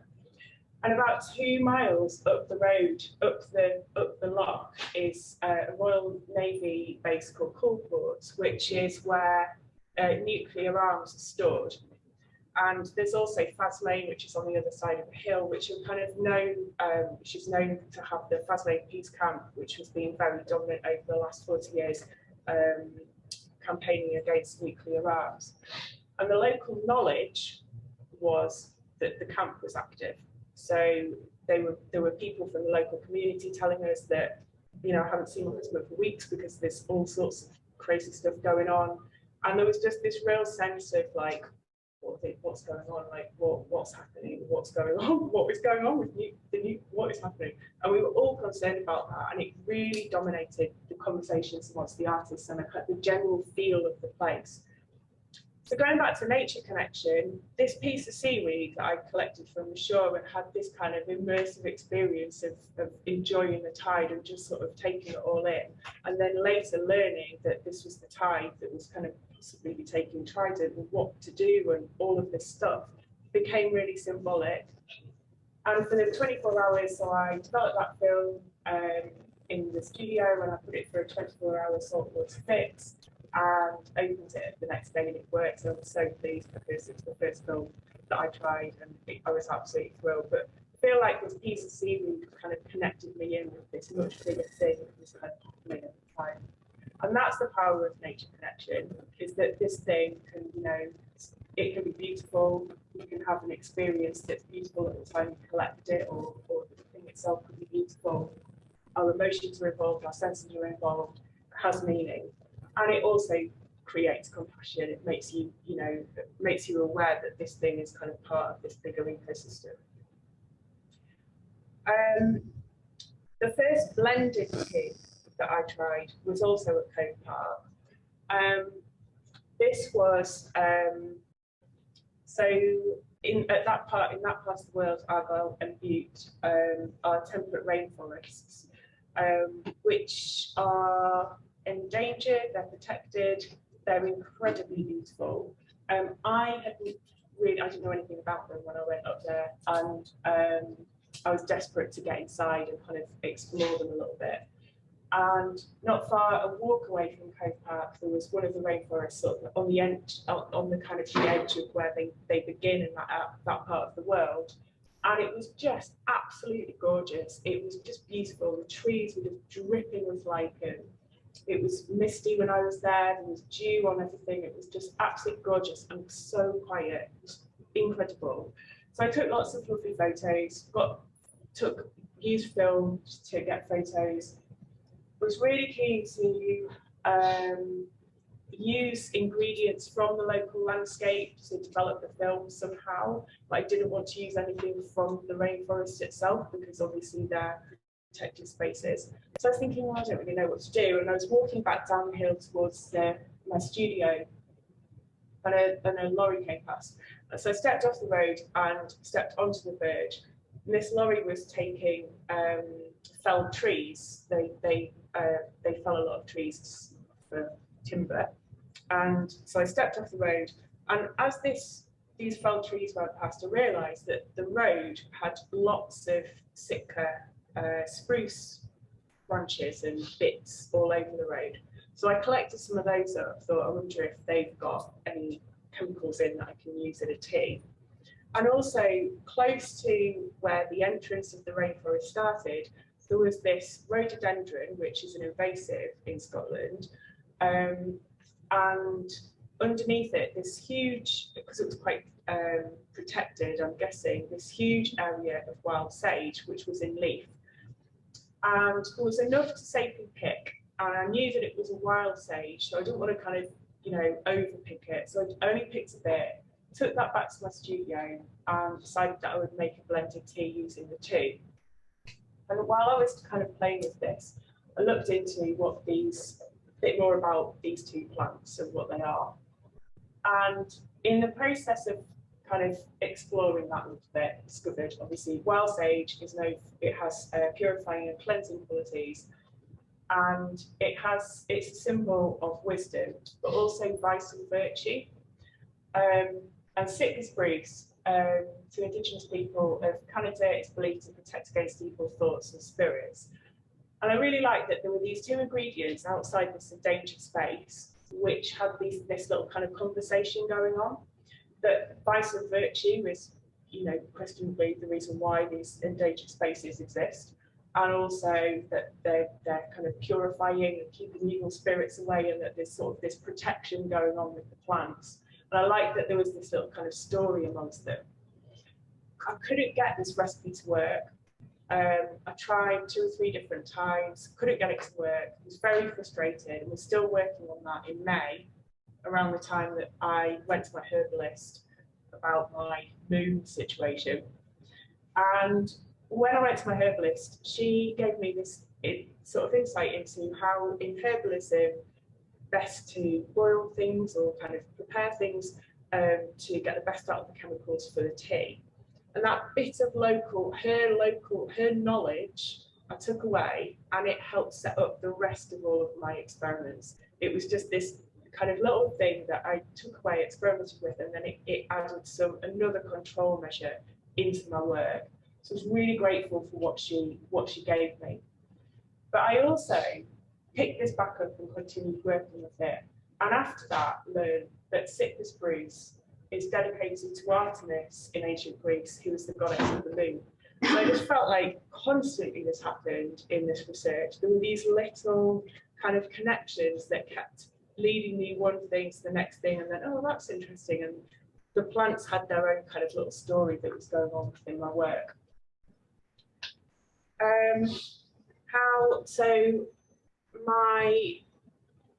Where I am with things now, I'm continuing to test different things. I haven't taken any of my negatives into the darkroom yet. I've been very much experimenting at home with the process of developing films. Like I said, I am an absolute beginner on this, so the learning curve for me has been so steep. The community of the other residencies in the project, and Hannah and Ed has been really supportive. These kind of drips of information have come at times that have really helped me move forward. But throughout all of this, I've kind of been thinking, how am I going to use this? What does this bring into my practice? How can this be taken forward into the rest of my work? I have an installation at the moment at Sysonhurst Garden in Kent, which is known for Vita Sackville West and Harold Nicholson created the garden, and it's known for the rose garden that they created. And I've collected rose petals from the garden, brought them home, and experimented with developing film with those. And I'm really keen that I can continue working with ingredients that I kind of use within my installation to then develop photographs of my work.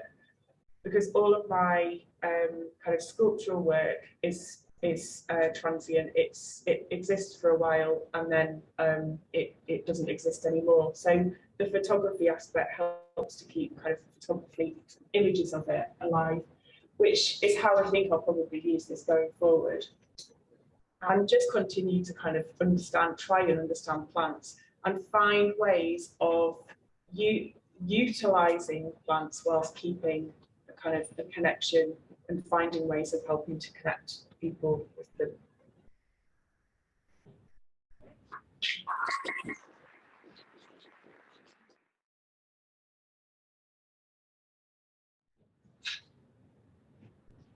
So this isn't my research. Warning, will not be the best person to present it, but I'm going to do my best in the absence of John. I'm very sorry he couldn't be here today, but he has been a great part of our residency, and so he was really keen that his research was still presented today, and he didn't want to do a video. He thought I would be the best kind of backup or cover for him. So Jonathan Bradley has been essentially his project, as you can see, is called Science and Art in the Domestic Kitchen, a novel embodiment of the Herschel cyanotype. So this is a kind of new process that he discovered with us during the residency. So we're going to start by talking about blueprints or cyanotypes, as you might know them, or they're also called sunprints. They've been kind of known and about since the mid-19th century, and they were invented by this guy, Sir John Herschel. But he was definitely, I'm going to add other bits to John's talk. John doesn't include this, but there were definitely a lot of other females also included in their invention, who I'd like to mention, not just Sir John Herschel. So it could be observed that cyanotype prints are undergoing somewhat of a renaissance, thanks largely to their relatively low cost, low toxic, and also readily accessible means of production. So you've probably seen, you know, these blue and white botanical prints covering your Instagram feeds. Now, let's consider what's behind this original cyanotype recipe. At the heart of this process, it's an ultraviolet light catalyzed chemical reaction. There are going to be quite a lot of sciencey words in this talk, just a heads up, guys. This is an oxidization of the chemistry that acts upon two chemical iron-containing ingredients. Now, this chemical reaction is what gives us the familiar blue coloration that's created, which is also known as Prussian blue. So that's that color there and at the beginning of the screen as well. So to achieve this, these two chemicals, let's stay on the cyanotype actually, known as ammonium ferric citrate and potassium ferricyanide, have to be purified to a particular grade. Now, isolating this chemistry takes time, and it also has a carbon offset to it, two things we can consider.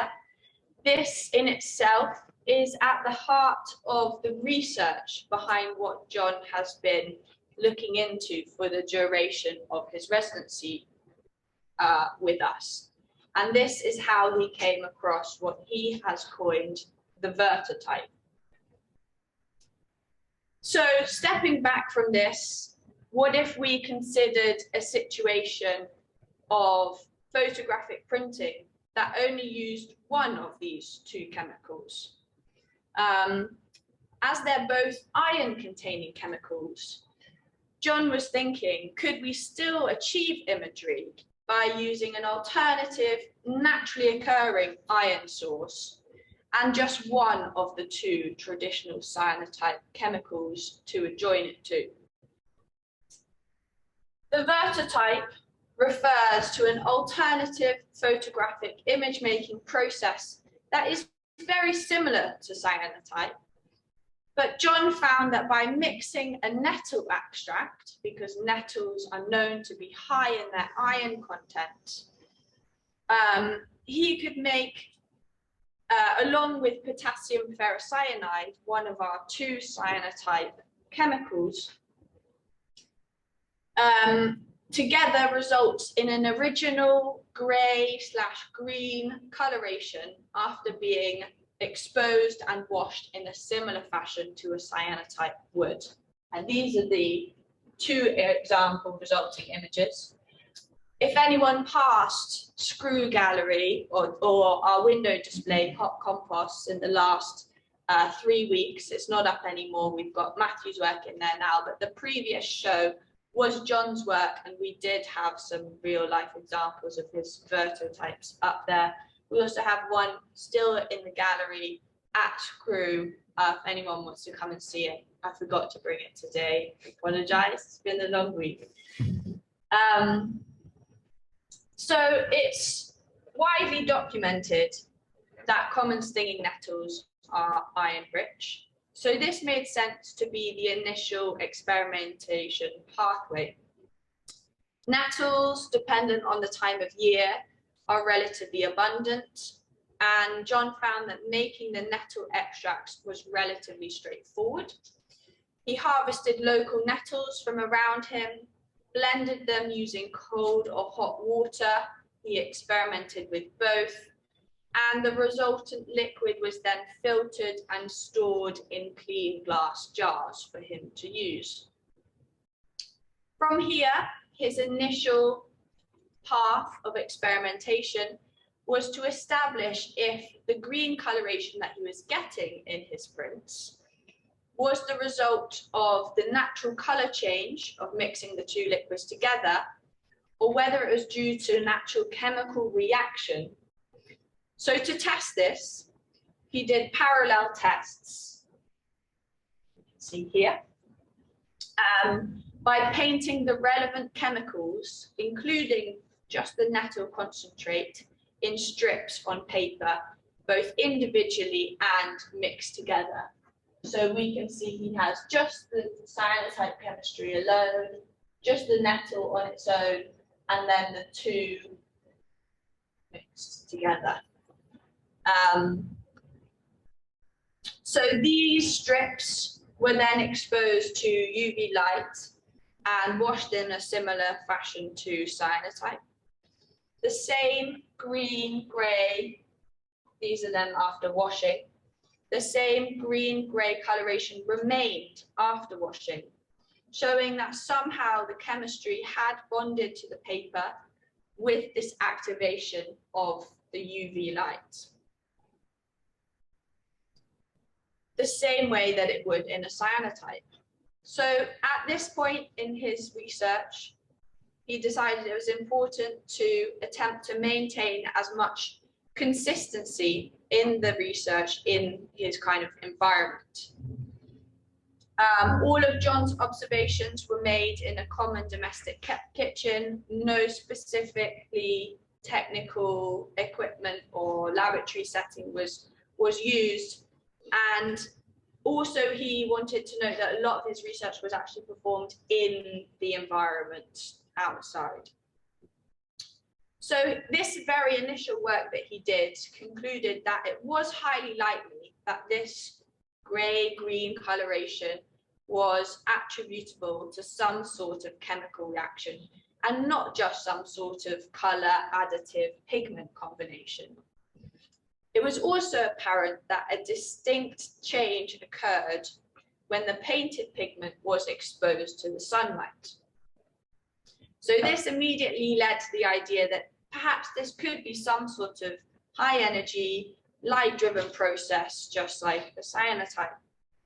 But in order to be sure, we need further scientific investigations. So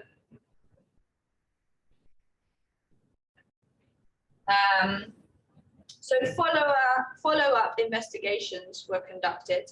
A similar strip test was conducted with the other cyanotype chemistry that he had left out previously, ammonium ferric citrate, and with his nettle liquid concentrate, mixing the two together.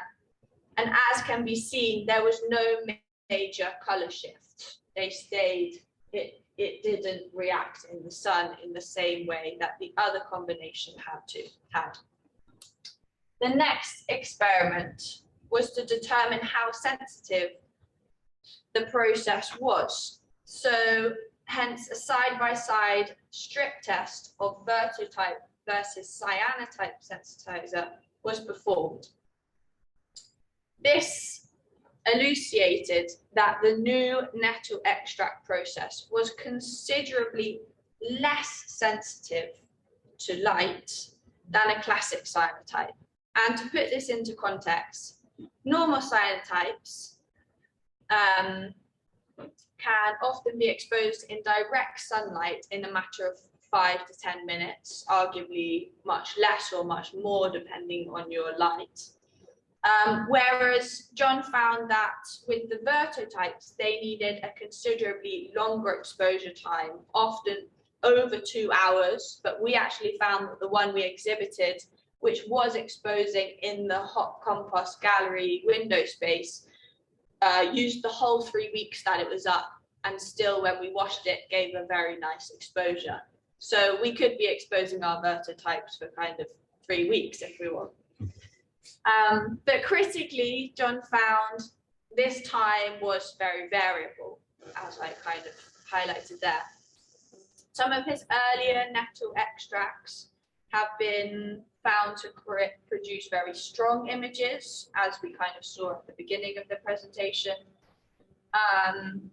with subsequent observations, kind of his working hypothesis generated to attempt to explain this phenomenon.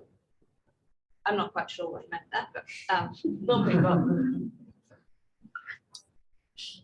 So at this stage, it appeared that the green pigmentation appeared to be permanent. It wasn't fading. And it also shared a lot of attributes to the cyanotype. So the grey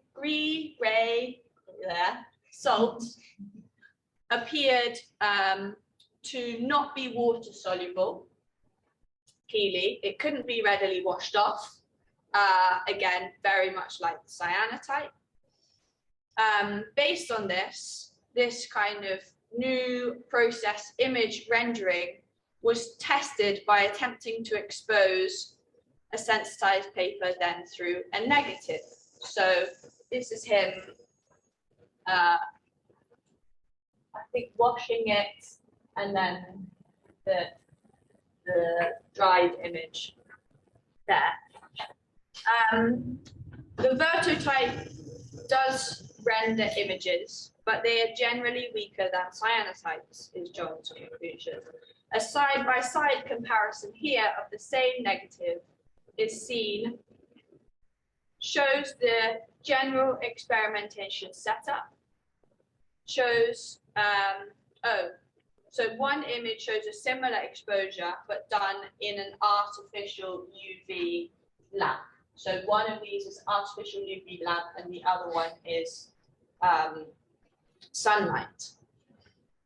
Along with this, a critical discovery was made soon after that showed that these dried and exposed Vertotypes could also be bleached back using sodium carbonate. It's very similarly to the way a cyanotype can be bleached back. So from this, it appeared that the salt that's being produced in the Vertotypes behaves again very similarly to the salt found in our cyanotypes.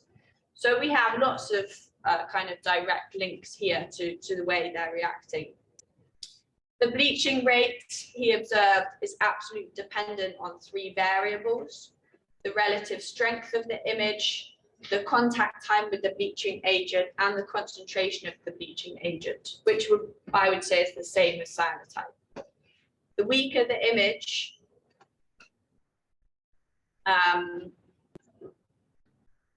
with longer time in the stronger bleach results in a much shortened image degradation time, which is identical to cyanotype bleaching.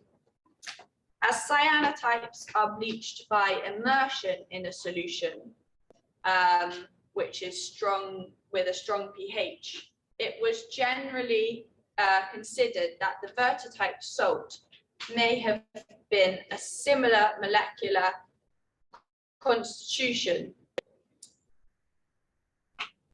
So their capabilities to be bleached means there is scope to text out toning the Vertotypes too. So throughout the course of this research, the single biggest diagnostic tool that was employed was an X-ray. Oh, I think this is a toned example. The single biggest diagnostic tool that was employed was the X-ray diffraction analysis that was made available by the Cayman Fund, who we contacted for John at the University of Bradford. So under the supervision of Dr. Richard Telford, he helped John to do some more scientific analysis to conclude whether these hypotheses he'd been drawing were actually true. So through this great machine that we see on the screen, it became clear that a limit had been reached in the standard observational research in John's kitchen, and he really needed this molecular analysis of the Vertotype. 2 samples were prepared for the analysis, a cyanotype sensitizer control and also a Vertotype sensitizer, so we could compare both the Vertotype and the cyanotype next to each other. The way they were tested was that they were radiated under UV light for several hours so that the liquids alone, not sat on a piece of paper, would produce the salt formation that we usually see on the paper, but just in the pure liquid form. So just like exposing the chemistry on the paper in the sun, but without the paper. Both samples were then sealed, and at Bradford University, they were transferred to brown flasks. The first test was IR spectroscopic data, and it revealed very inconclusive data, as John found that there was a considerable amount of fluorescent return from the physical organic matter of the nettles that was suspended into his Vertotype sensitizer. So both sensitizers were then assembled and loaded into X-ray diffraction analysis chambers. X-ray diffraction analysis is not a new concept, and its operation relies on some very basic concepts. Our universe is made out of atomic elements that are further broken down to nuclei that contain positive and neutral charges. So surrounding these nuclei basically are clouds of negatively charged electrons. And when focused X-ray radiation illuminates a sample, the radiation is diffracted in different directions. So illuminating John's samples at different angles, the multitude of diffraction patterns can then be analyzed to return a unique diffraction signature of the molecular structure of the material in question. I hope I haven't lost you all. So the X-ray crystallographic, it's called, analysis was responsible for what some regard as being the most important photograph in human history, apparently, which is this on the screen. This image is known as Photograph 51, very innovative title, by Franklin and Gosling.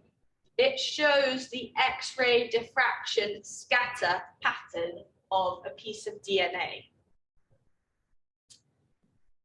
So in relation to John's work, the X-ray data that he received back from the Vertotype analysis showed some very interesting features. Look at this graph. The black line trace shows the X-ray diffraction signature of the cyanotype control at the top. The red line trace shows a pure ferrocyanide, otherwise known as Prussian blue reference. And then the purple line shows the X-ray diffraction signature of the Vertotype. So we've got the Vertotype in the middle there. So Bradford University helped John verify that these early tests and indications show that the Vertotype is behaving very similarly to the cyanotype, in that it would appear that the Vertotype imagery is based on the same Prussian blue salt generation. So at this stage, John was pretty excited, as you can imagine. And it was quite clear that there is evidence to argue that sufficient free, correctly organized iron is sequestered within nettle extract so as to react with potassium ferrocyanide to generate ferric ferrocyanide, as I'm sure you all can conclude as well. So as yet, with that diffraction data, John said it does not fully reveal why the salt is being rendered and why the characteristic of the resulting Vertotype is green rather than blue. One of his postulations is how water is possibly coordinated in the ferrocyanide molecule in his Vertotypes, along with some other adjunct molecule, perhaps formic acid, for example. So this final detail shows ammonium ferric citrate titration test, as it demonstrates that ferric ferrocyanide is responsible for the Vertotype. He queried how empirically similar the Vertotype was to the cyanotype. So each strip of this test was given greater and greater volumes of ammonium ferric citrate from right to left. So the rightmost strip was a purely Vertotype test, and then from right to left, and eventually a full 7 milliliters of ammonium ferric citrate was added to the sensitizer, which is your then equal quantity to our other part of our cyanotype chemistry. And predictably, the image turns more blue and achieves more contrast, just as the classic cyanotype chemistry would appear in its full form. So essentially, it's like a progressive Vertotype to cyanotype. So this presentation is here to present the beginnings of an insight into an alternative iron-based technique that relies on well-founded chemistry techniques, as the Vertotype may pave the way for more ecologically derived alternative photography research. And please don't ask me too many questions later.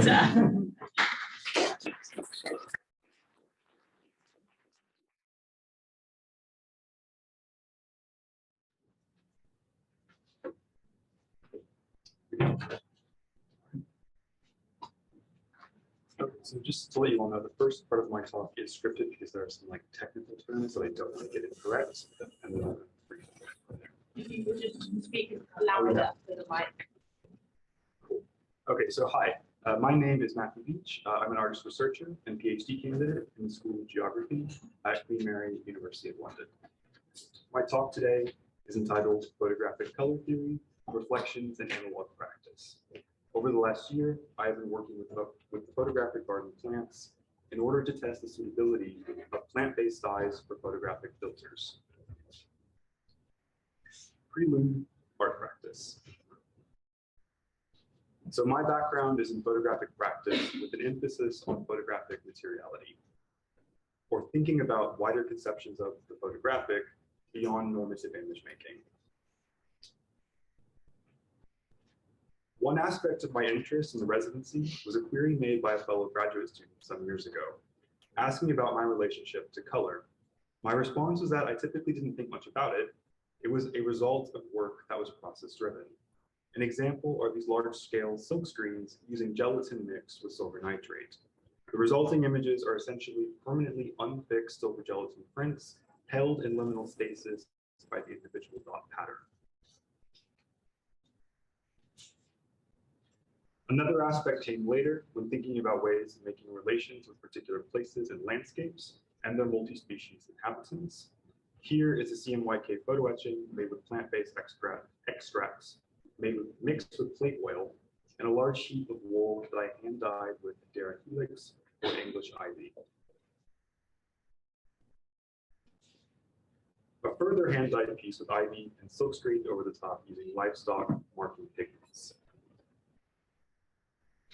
In these respects, when I saw the open call, I thought it would be an interesting opportunity to combine an interest in plant-based dyes and photographic materiality in a more direct way, while also pushing some of the work produced through sustainable darkroom practices further. This was an early test using chlorophyll extract mixed with gelatin, which looked quite successful, I thought. And so chlorophyllin is essentially a super concentrated chlorophyll derived from, as one example, I'm trying to say this correctly, Vertotype dioica, or common nettle, so kind of harken back to John's work. Mixed with traces of copper, it becomes a stable green dye. And when I say stable, it means that it's sort of meant to be color fast, so it's meant to be washable with certain detergents. It's also meant to be light fast, so it's meant to hold up over time when exposed to UV radiation. So I propose to create plant-based filters predicated on the idea of the additive colors red, green, and blue, or RGB. Additive color starts with black and adds red, green, and blue light to produce a visible spectrum of colors. As more color is added, the result is lighter. When all three colors are combined equally, the result is white light. My perception of much of the existing work and environmentally oriented darkroom practices was that it primarily focused on black and white or monochromatic image making. My assumption being that color-based processes are much more complicated to reproduce. Those works that use color usually seem to be monochromatic, and such as an example of chlorophyll printing, which might have a green tinge, but is still just a green tinge, and may not be stable long-term due to light exposure or light exposure-related fading. Thus, my first thought, couched in my prior experience with plant-based dyes, was to look at chlorophyllin, woad, and matter. Next, I'm going to drift slightly to offer some historical information regarding early mass-produced color photography. We'll come back to why woad does not work later. So chapter 1, traces. Some of the earliest color photography was made through the use of trichrome, the color theory that any color can be reproduced solely combining the three primary colors. This model relies on human trichromacy in which the eye's cone cells process different colors independently to create full color. Red, green, and blue dyes were mixed with gelatin to create filters replacing over the camera lens. The filters record light in a specific area of the spectrum. And so when I say the spectrum, I mean, going back to Martha's presentation earlier, Roy G. Bev, or the opposite, basically the kind of what you see in a rainbow. Sorry, Matthew, we've gone down struggling to hear you a bit. So Oh, sorry. Try and project a bit more. Thanks. So here are three graphs presenting where along the electromagnetic spectrum each dye falls between red, green, and blue. These will be important later when discussing plant-based dyes. Just like stop me again if I'm not, if there's still stuff prompting. Yeah. Some of these early images were created with specialized cameras that allowed filters to be easily changed in one apparatus. Similar viewing devices were also made for observing developed or printed transparencies. One figure some historians draw significant attention towards is photographer, and I'm going to try to say this correctly, Sergei Propudin-Gorsky. Gorsky was a chemist and photographer of the Russian Empire and commissioned by Tsar Nicholas II to travel the geography using a railroad car, Darkroom, documenting early 20th century Russia. So here are two further examples of Gorsky's work. Those remaining are now held in the United States Library of Congress, which had a kind of a digitalization program some years ago, where they kind of both essentially kind of scanned all three and then stacked them digitally, but also I don't quite understand the technology of it, but use some sort of AI kind of algorithmic process to get the images more crisp or aligned. Because as you'll see in some of my work later, obviously subjects move. If you have long exposures to kind of create these separations, you'll have kind of, I suppose, traces of that movement. I mentioned earlier I made an initial test with chlorophyll and gelatin, and that produced photographic filters, those are many kind of historical mass-produced photographic filters were made the same way.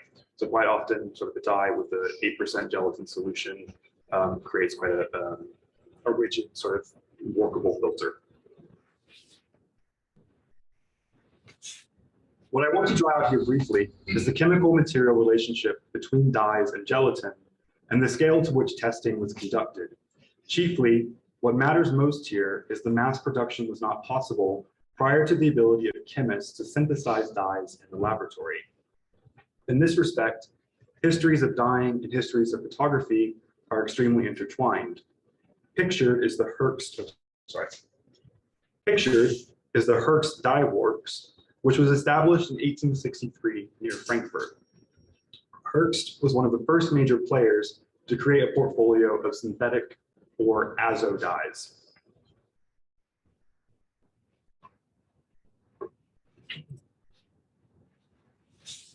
One of Herx's largest production lines was for alizarin, which is the principal colorant in the roots of the madder plant.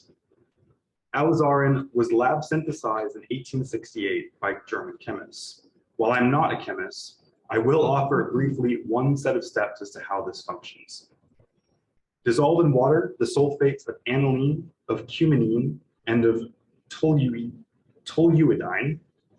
Add sufficient bichromate of potash to neutralize the sulfuric acid in the sulfates. Leave to stand for 12 hours. When a brown substance is precipitated, wash with coal tar, naphtha, and then dissolved in methylated spirits. The solution, with the addition of a little tartaric oxalic acid, forms a dyeing liquor. And what I want to mention in this sort of brief, I guess, anecdote how-to that I pulled from the online recipe, coal tar is significant, which is the material created in the production of coke fuel and coal gas from coal. Thus, the synthetic dyes in early photography are a direct result of advances in the petrochemical industry and may not have been possible otherwise. Another early azo dye was created from the synthesis of tartrazine, which, if I have it correctly, forms the base of one of Kodak Ratten filters, which is pictured here. These synthetic dyes were tested with spectrophotometry in order to understand where on the visible light spectrum they fell. Here you can see alizarin, which was one such dye tested. Hopefully you can see.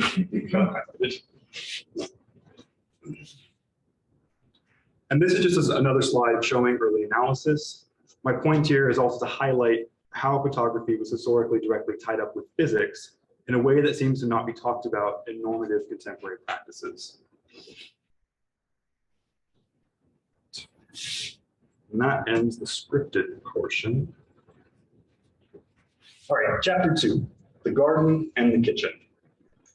So in the initial kind of, I guess, lead up to the kind of testing phase of the residency, we sort of were looking at various plants to use as dye plants.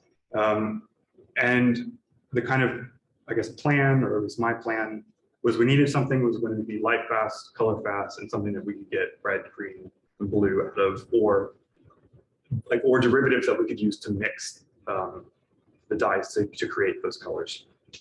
And so some of the plants that I have in my planter, so we have well in the top left. There's some I think we did get madder plants, some small ones at the end. There's some woad in there as well. And something else, I can't remember what it is. But we also, as Hannah mentioned, we had St. John's worts.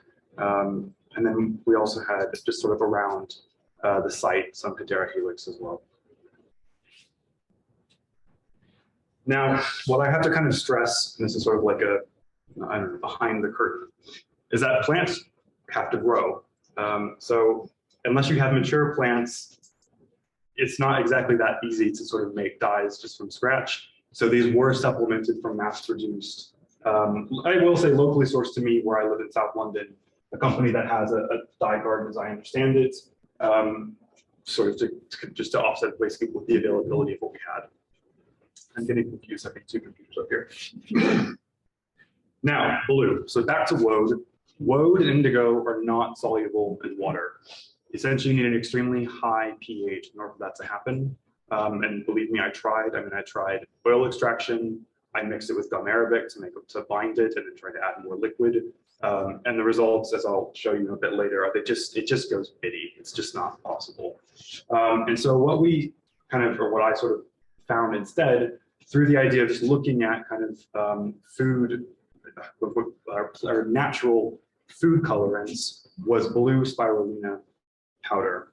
Now, spirulina, at least some claim that is not light fast. The blue one that I was able to achieve, which is on the right, claimed that it has better light fastness. That's yet to be seen in my own tests.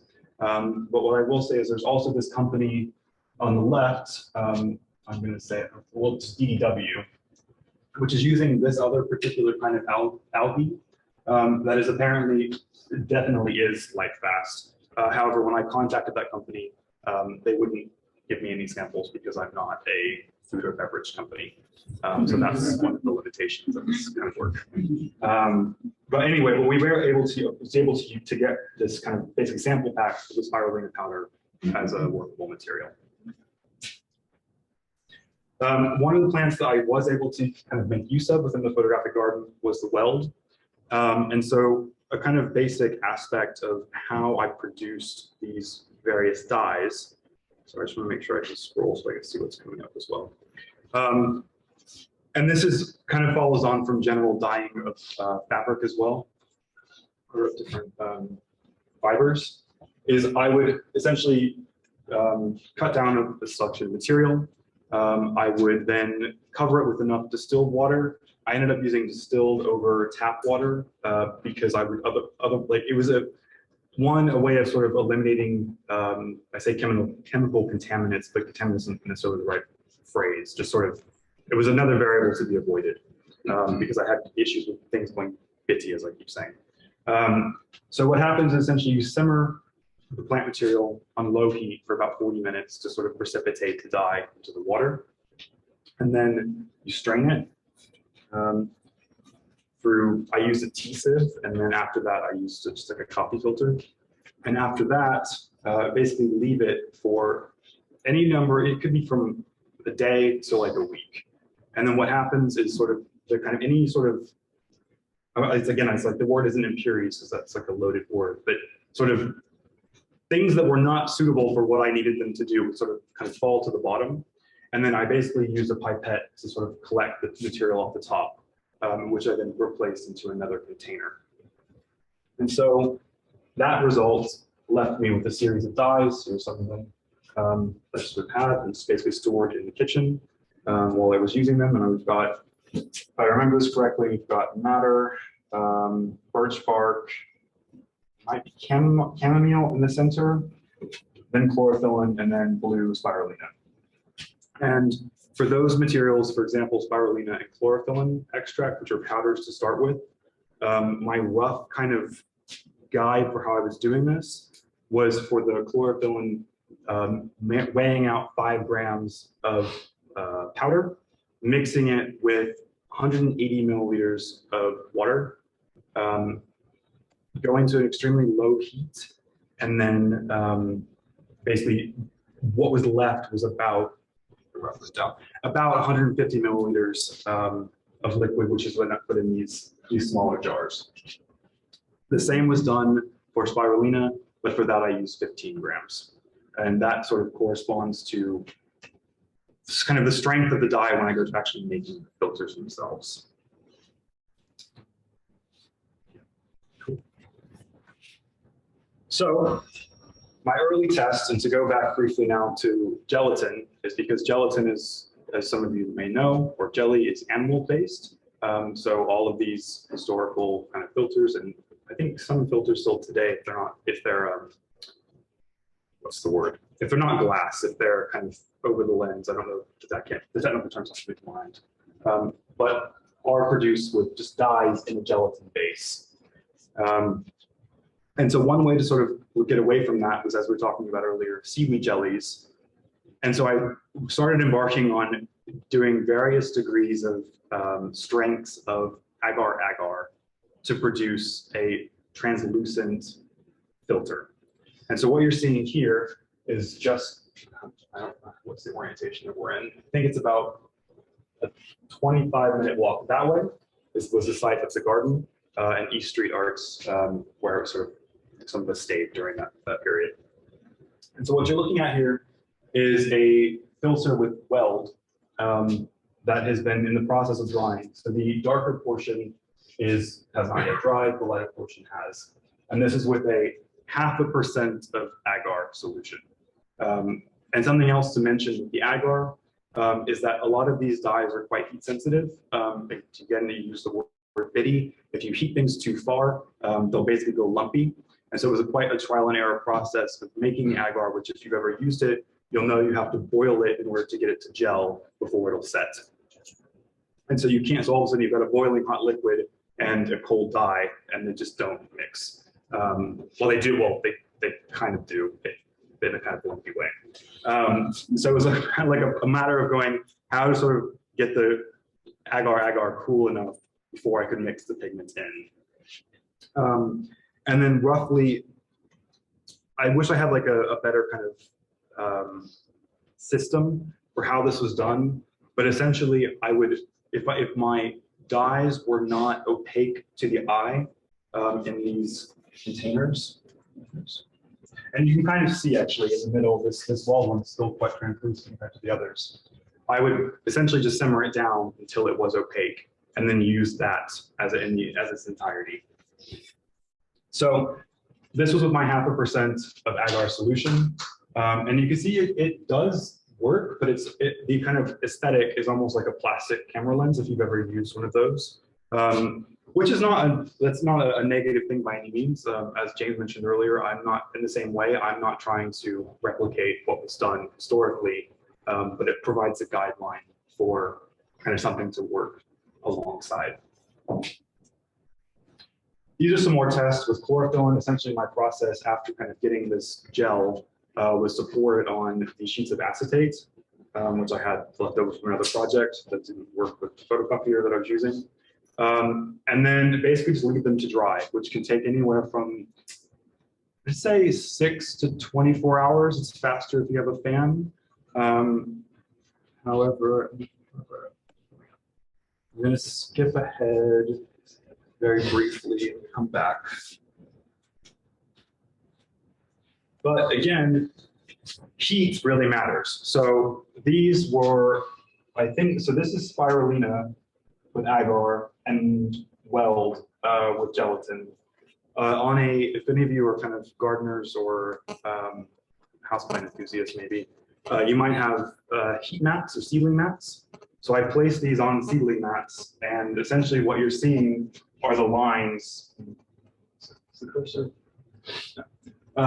Are the lines from sort of the irregularities in the heat mat. So it didn't dry translucent in any, or there was no transparency. It was totally opaque to the eye. Back here. And again, these are just some like examples of sort of what I've been up to. So these are also on weld. This is with birch bark.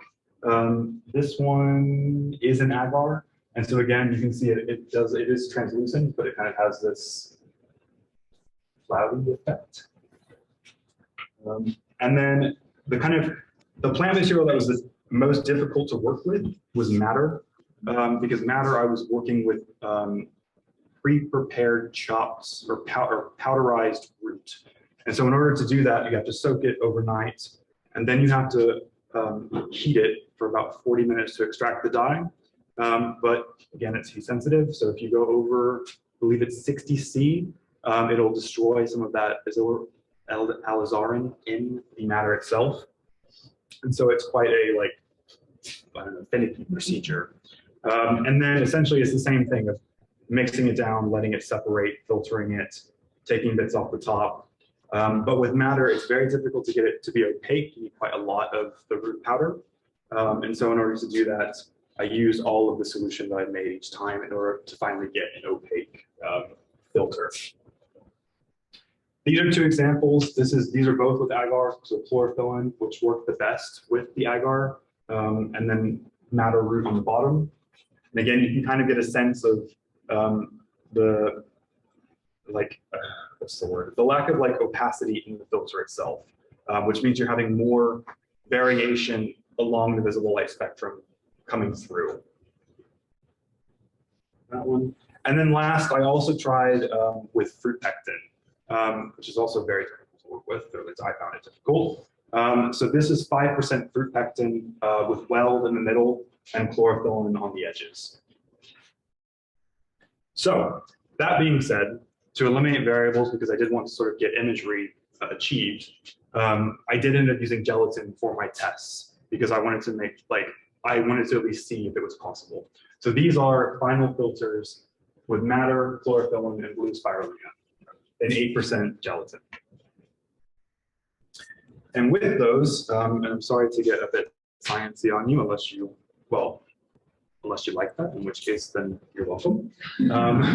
But a major thank you to Hannah, who was able to liaise with University of Leeds School of Chemistry Color Analytics Department to allow me access to, photospectro. Oh my God, what is it called? So this is why I have it. Complicated. Yes. Whatever. Photospectrometry. Essentially, what we're trying to achieve with the device. I'm sorry, I point up here, and you can see the blue filter in here. Is it's reading what percentage of the visible light wavelength passes through the filter. And what that outputs is in this graph, which, if you'll remember from the earlier slides, is similar to what you're able to receive or find online if you buy any kind of photographic filter for over the lens. And so this is a comparison, and I'm sorry, but data sets are not my strong set, so you'll have to follow my fingers as I try to explain this a bit. But this is a kind of what would function as a blue separation filter on the right. And this is a test of the blue spirulina filter that I was able to produce. And hopefully what you kind of see in what I've created is a rise in the 400 nanometer spectrum along with the blue wavelength, dropping again around, I don't know, what is that, 570.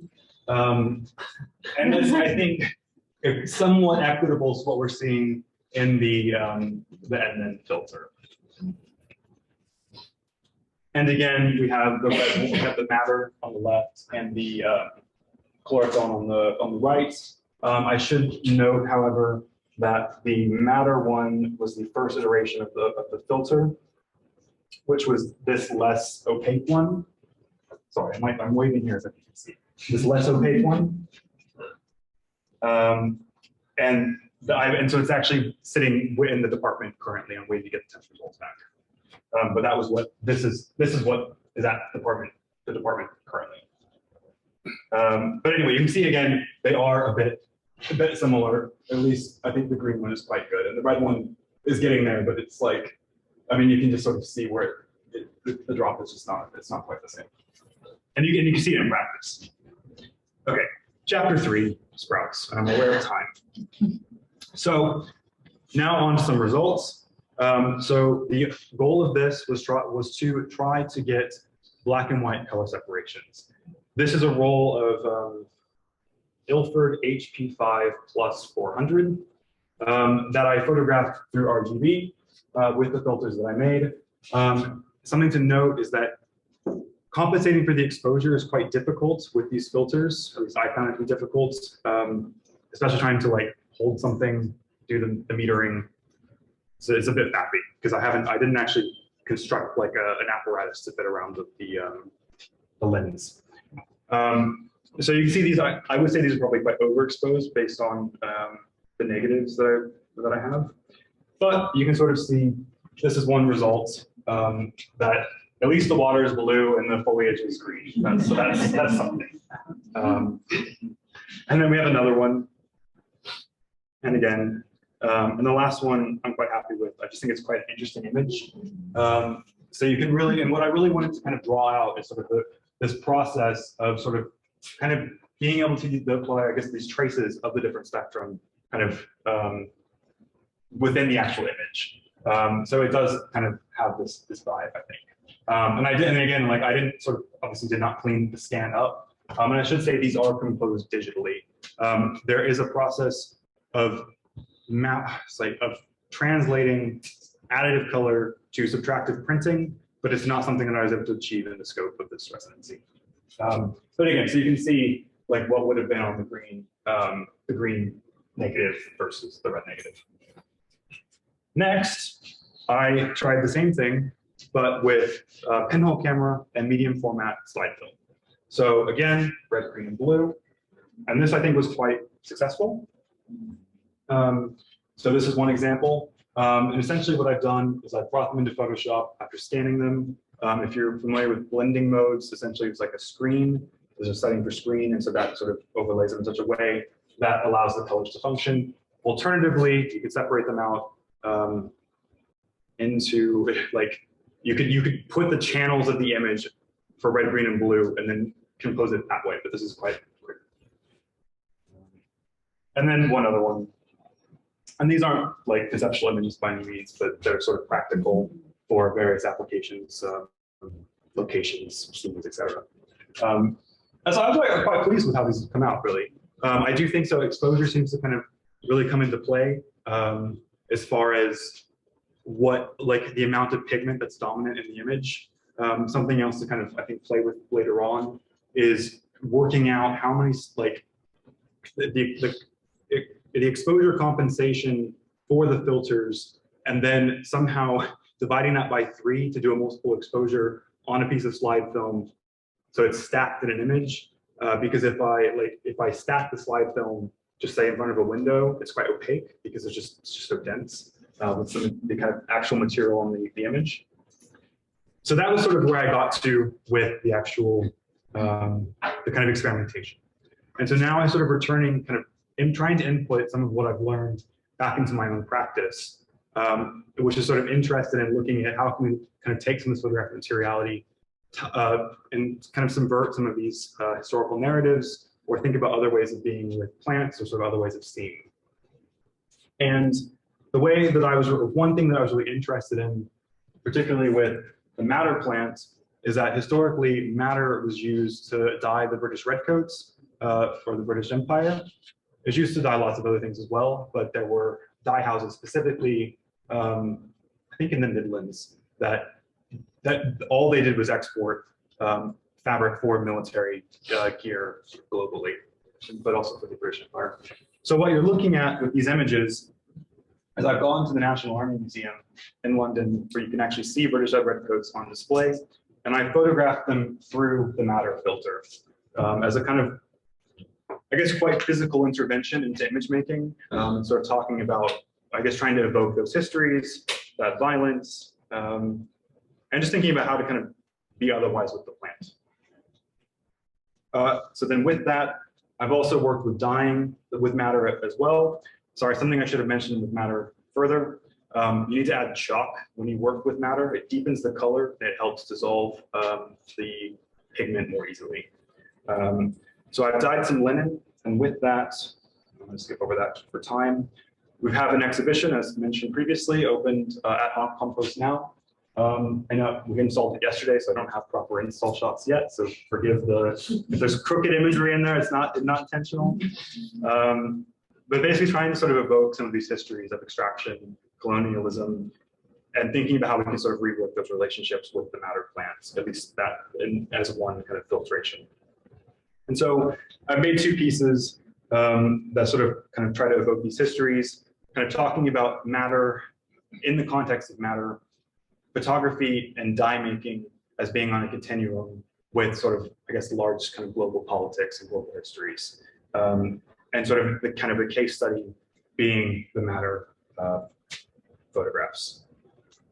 Lastly, and where I'm over time, about 40 more seconds, kind of going forward with this. And so this is quite key, and again, back to sort of what James was talking about with the idea of the ideal image with digital. Some of you might know, if you've ever looked at a camera sensor and like a DSLR, you'll notice that under certain light, you might see sort of red and green tinges, even though the overall tone might be blue. That's because and this is, my technical knowledge is not amazing, but I'm trying to do my best. The way that digital photography produces color imagery is through color filter arrays, which are dyes, they're synthetic dyes that are placed over the sensor to separate out the channels and then put them back together as a digital image. So these same synthetic dyes that are used in like Kodak Raton filters are still being used in digital photography to produce imagery. So as a further kind of point of interest, what would it sort of look like to create a digital camera with these natural dyes in the camera sensor? And last, you might have saw the image in the introduction. An early kind of aspect was sort of how to sort of print these in an analog way. What I've done here is done dichromate prints with I think it's percentage is it? I think it's 1% agar onto petri dishes with chlorophyll, and actually this one was glowed. That was an early success. But the issue with that is that I had to use a negative, so all of a sudden we're having to sort of use acetate again, and it becomes a digital process. But trying to expose them in camera isn't possible because they're UV sensitive. So even if your pigment is a certain color, you're exposing as if it's a blue filter. So that's something to sort of play with in the future, but I thought it was sort of interesting to kind of include. And that's all for me. I apologize for going over, and thank you for listening.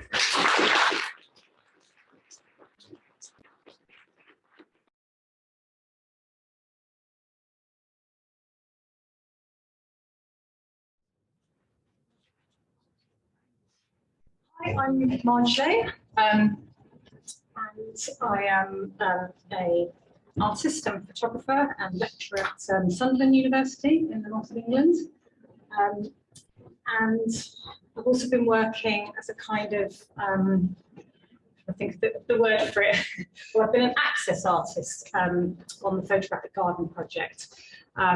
Which basically means I've been able to kind of satellite around all the good bits while incorporating the residency into an existing PhD. And if that sounds complicated, it kind of is. So what I'm going to do for this talk is to take you on a bit of a journey through some of the things that I'm interested in, through a bit of eco-printing and a bit of, I guess, a kind of personal story about the search for a kind of practice and way of working that feels authentic, if you want to use that awful new age term. I'm a child of new age parents. I was my parents dropped out in the oh, sorry, am I talking a bit quietly? My parents did the dropping out of society and going off to living in communes thing. And yeah, I'm a skeptical product of that. So that will come up quite a lot. So yeah, so it's a bit different to some of the talks we've had in that my proposal was there's kind of so much to get in. It's sort of where you start. So we'll try and start at the beginning. So I was in the process of doing a practice-based PhD, or am still in the process, at Newcastle University. And that is looking at gardening communities through photographic autoethnographic practice. That's just basically autobiography. And what I was kind of really interested in was the way that gardens could be sites of protest, really, and sites of political unrest, as well as transformative in terms of healing. So I had 3 or 4 different gardens I was working with, and I was kind of gradually adding more. And then when I discovered the sustainable Darkroom collective, it became a really kind of, I couldn't really resist. They seemed to be the kind of perfect organisation to kind of to get involved with. So I'm just going to skip ahead a little bit here. Lost my go back at some. I was going to say, I've embarrassingly put Ed's quote in, but it'll probably emerge later. But yeah, so I was in the middle of lockdown, like most of us, kind of wondering how on earth I was going to continue to make my work, how I was going to make my practical work. And I had come to a complete standstill with my PhD, in that I felt that in exploring these ecological issues and thinking about kind of gardening and thinking about this sort of environmental catastrophe that we found ourselves in, I couldn't really carry on just taking pictures in a kind of normal way. And I have Ed to thank for this kind of epiphany slash breakthrough, because I was scrolling through the internet typing sustainable photography. Now, you'd think as a photography lecturer, as a practicing artist photographer, that you would have the answers to this. What is sustainable photography? How can we make it sustainable? But I realised at this point I had none. I literally had none. And I found this fantastic essay that Ed had written, "Stare into the Cathanol to Reveal Your Future," which, if you haven't read, you must go and read it immediately. It's absolutely brilliant. And trawling through this, started to learn about this kind of process and learn about the sustainable darkroom that was founded by Fletcher. And this was kind of a moment of going, yes, okay, here are some kind of things, people, ways of talking, ways of thinking that make sense. So it finally makes sense. So what I started to do at the same time was to think about ways in which I could make work at home without actually having to pick up a camera. So again, very lucky to come across this fantastic book, Eco-Dyed Art Journals. And I realised that there might be a way of actually fixing the image of the plant onto paper. And so this started this kind of slightly crazy journey into eco-printing. And as part of the Sustainable Darkroom residency, I was able to start to understand a little bit more about how that side of photography worked, because I had never really done, because my work's always primarily with colour, I hadn't really been particularly attracted to using black and white film. And yeah, I kind of was able to kind of tap into that a little bit. And I think what really happened at that point was this kind of explosion of activity without any real sense of where it was going or what it would mean at that point. That it was almost, I think you probably all have this experience in a way, because you wouldn't be here otherwise, that it was almost like my physical self took over and I just wanted to make this stuff. I wanted to make inks, I wanted to chop things up, I wanted to boil things, I wanted to see what would happen if I tried this, if I tried that. And I realised that I had fallen out of love with photography, that I had stopped enjoying it, and that the love I had of it as a student in the darkroom had completely gone over the years. And it was like a kind of moment of almost peace, almost kind of like in a piece of going, I've got a way through with my practice, because doing a PhD is all very well, but it's not always that fun. It can also be, you know, really, really, really challenging. So I kind of went on this crazy journey of eco-printing. And what I'm going to do is to talk to you a little bit about the process and how you can eco-print, but then also to talk to you a little bit about, I guess, why I'm so passionate about plants and how they've started to kind of play quite an important role in my life, and how the coming together of those two wonderful things, photography and plants, can start to, I guess, maybe show a way forward in terms of how I might be able to work and hopefully pass on to students and other people. So eco-printing was invented by a lady called India Flint, and it was originally called eco-dyeing. So she would use eucalyptus leaves and she would wrap them in, another slide. Yeah, so she would lay them onto fabric, and then do it obviously with paper too, with fibres, and then wrap them around dowels, and then you steam them basically. And from that you can then get an imprint, kind of nature's imprint. And when I got this little book, actually, what really touched me was also the way, this is actually not India Flint's book, she's the one that pioneered it, but there's another artist, Susan Brooks, who mentions, obviously, references India Flint as the creator of this process. What she talks about is the effect it had on her practice, and this really resonated with me.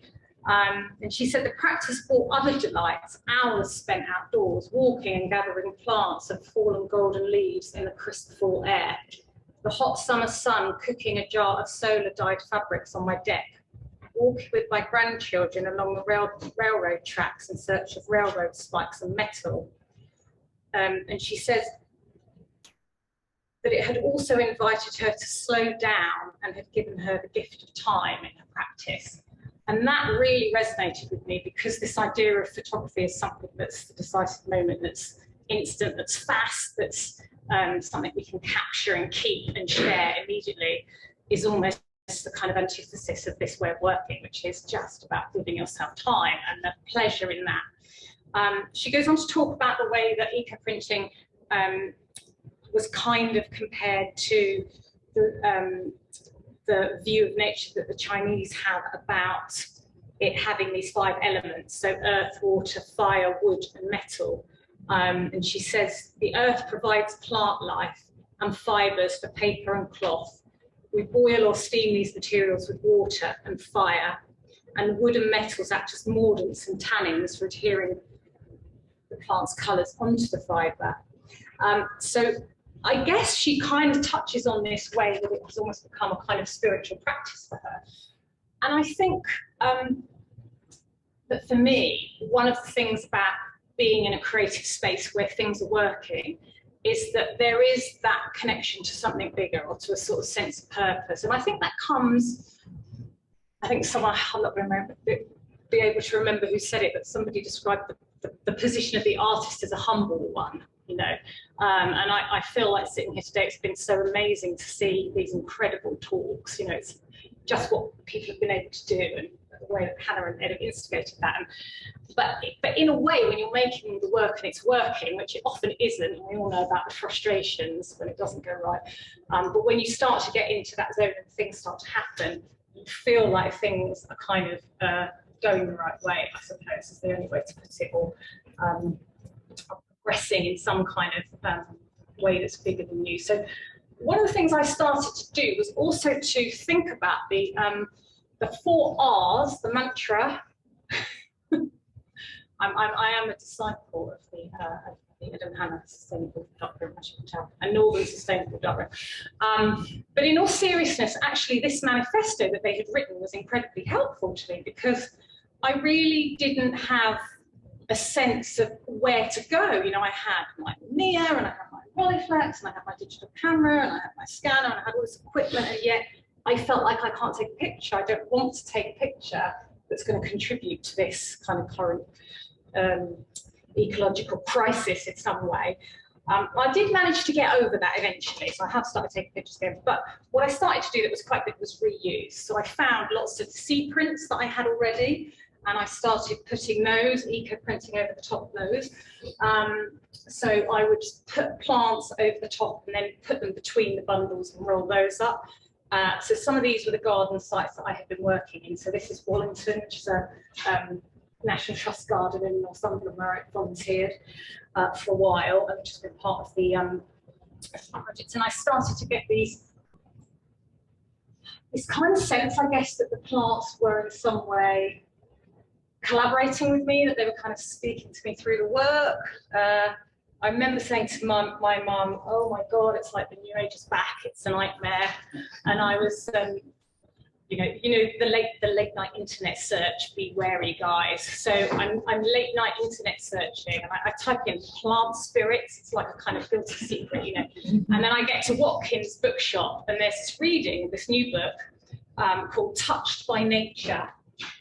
And this woman is reading about this experience where they take you through meeting these plant spirits, and how, you know, actually, if you only open yourself up to them, you know, they're kind of there, and you start thinking to yourself, okay, well, I've been reading about, you know, how plants can be intelligent, and I've been learning that actually, you know, plants have this incredible ability to sort of, to sense the world around them. You know, we know plants aren't stupid, it's us that's stupid, we know they're intelligent. So, okay, if you go one step further to what kind of is that? And it's quite interesting, because you may or may not know that one of the original books about plants that caused kind of quite a stir in the 70s, just go back to that one while I say this, was by Peter Tompkins, and it's called The Secret Life of Plants. I don't know if anyone's ever come across this. And he really, really kind of upset the establishment, because he kind of claimed that his son has written the most wonderful autobiography about his life with this New Age father, which I can relate to. But so he said, I'll just read you a little bit. He says, the romance with things occult and miraculous that gripped America in the 1970s, which eventually evolved into the New Age phenomenon, created a gulf between the believer and the non-believer, those who became invested in new ways of seeing the world, and those who thought them nothing more than an exercise of willful credulity. Emotions ran very high on both sides of the divide.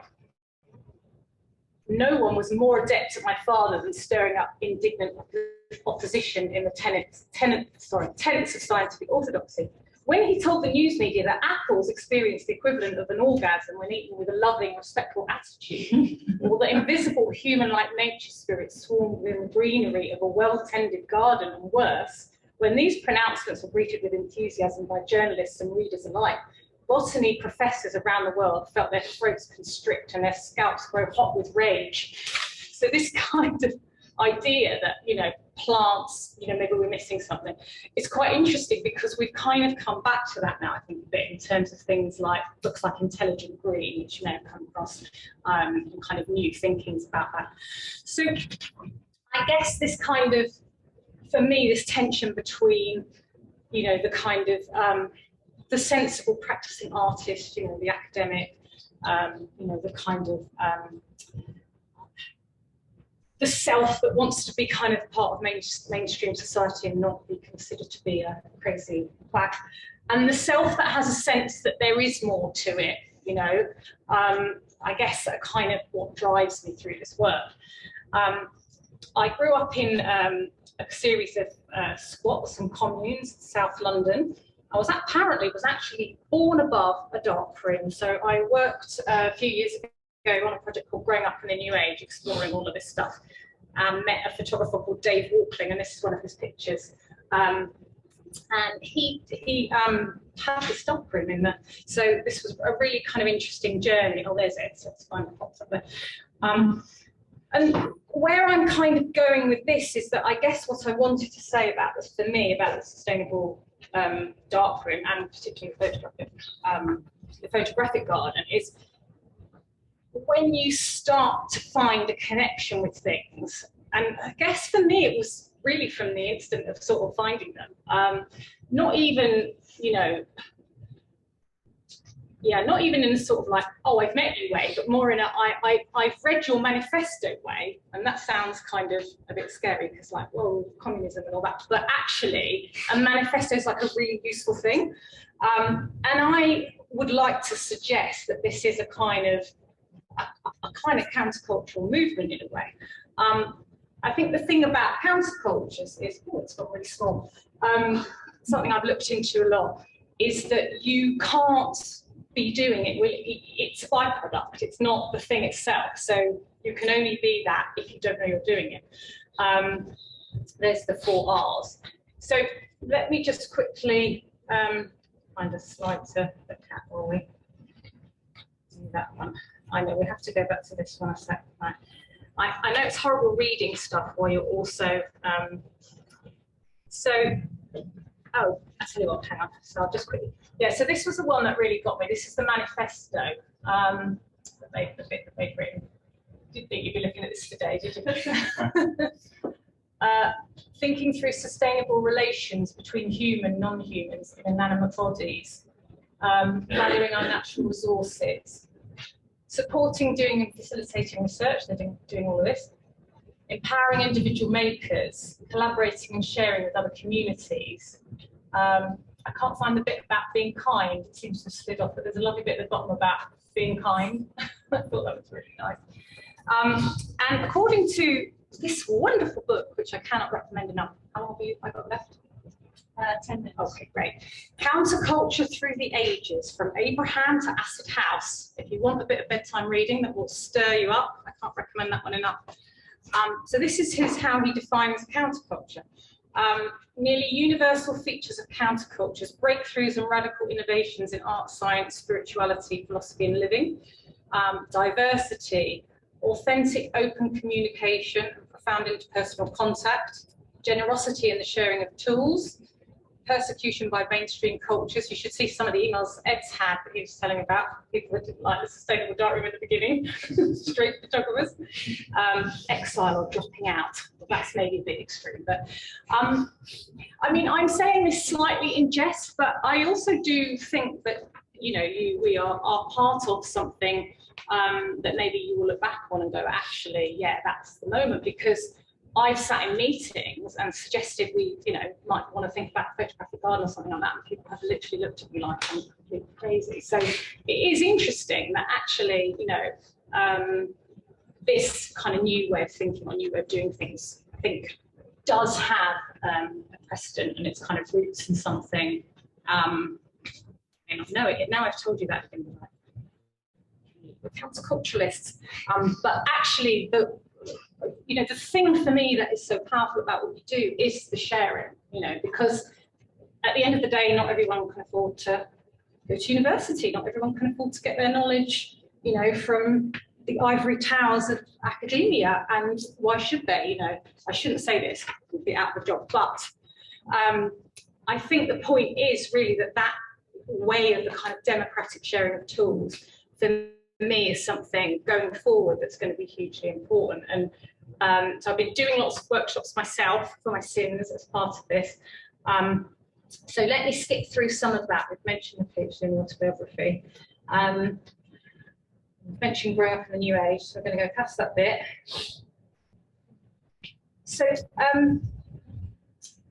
yeah, so in terms of my kind of own practice, I am kind of very much thinking about how do we tell these stories, you know, and there's different ways of telling stories, aren't there? I suppose the talks I've seen today, most of them, I'm kind of in awe, like the scientific nature of the research and the way that they kind of catalogue things. You know, it's absolutely brilliant, and I feel like we need this so much, and I will be making all my students sit down and watch the talks.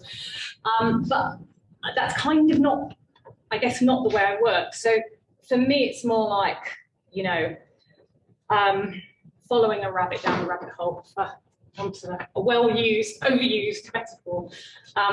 So here are some of, I guess, the kind of main themes. So gardening for women in particular is something that I've become really interested in. Those are the first ever female gardeners at Kew. They were so infamous that they had a poem written about them. People used to stop on the bus, and they used to have to wear bloomers because they weren't allowed to wear skirts. Or so I've been thinking about the experience of women in gardens, and gardens as sites of practice. So some of the people that I've worked with, as well as the Sustainable Darkroom, have been urban growing initiatives, the Physic Garden in Corbridge, which recently did a fantastic series of talks with the Baltic about weeds. This is the Physic Garden. It's my daughter there doing some botanical drawing. Our allotment, which we no longer have, the Sustainable Darkroom. I'm trying to get to the images of the show and the work, because there are some of it. I guess the serious point under all of this is, you know, we know that plants are in trouble, but 2 in 5 are threatened with extinction, and that's a fairly horrifying fact. You know, we're wiping out plants that we don't even know exist yet. So whatever way or means we can raise awareness, I think it's our duty to do so. And if we can do it through photography or art practice, so much the better.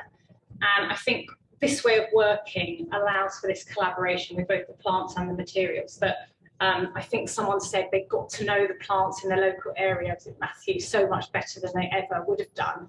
And it's the same thing, you get to know a plant in a different way by eco-printing it.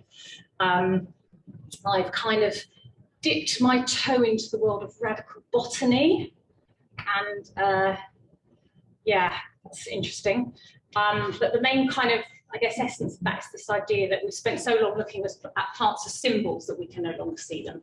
A rose is this, you know, what actually are we looking at? You know, what is this amazing being, you know? So my kind of evolution towards the work that I finally made as a kind of accumulation of this went from this kind of very image-based way of looking at things, which I won't completely reject, I guess, because I think there'll always be a place for that, but I'll be reusing all my old cameras and doing an absolute minimum amount of the photo damage. But I'm just going to skip through this to the last bit. But this show, I showed some images of plants on a light box, and that again was a kind of, and I also filled the cafe with plants, so that was a kind of, but the work for the Sustainable Darkroom that I guess I kind of resolved in some sort of way has, well, actually, I reread my proposal, and it's pretty much what I said I was going to do. So to create a guide to eco-printing, little plug for your book here. So as well as this fantastic array of other research, which includes recipes and all sorts of other things, there is a little guide to eco-printing in Hannah Reynolds' new book. And I was able to, fortunate, lucky, not so lucky. So I got the opportunity to show some work as part of an exhibition in Somerset, the other end of the country from Newcastle, in a garden called Hescombe. And the show is about using gardens as sites of practice. So I've been on the train for many, many hours. But what was great about it was I was finally able to start thinking about how to show some of this work. And I guess in the end, I wanted to show some of the eco prints. So I worked with, they kind of stink, and a lot of them have had mordants on them and various things that probably make them slightly toxic and make them melt. I do wash them, but then sometimes I forget. The mordants is when you put things like iron water on and kind of bring out the colours in them. So I worked with my framer, and I said, can you use bits of stuff that you wouldn't use? Can we and he was just about to move, which was brilliant, out of his workshop into a new space, and he said, well, that'll work for me. So I showed him all the prints, and actually one of my former students who's working there helped lay them all out. So we came up with this those are actually a few of the original ones that are in the show. But we came up with this way of kind of presenting them. And then we also did a sort of series of workshops. And I suppose I never, at this point, feel like that's the answer to the question. I've long ago sort of given up with that. But I do think that what it has been able to do, these are all my inks as well, which apparently they have to shake every day and open, and they let out this little hiss and this amazing smell. But these are the inks that I've added onto the eco prints. And I guess what I wanted to do was just to take people on a journey through that work and through that process and think about, you know, the plants themselves, and it's kind of not really something we're supposed to say anymore, but actually the beauty of them is something that it uplifts you and it makes you feel something very specific. But they're also a bit scary, some of them.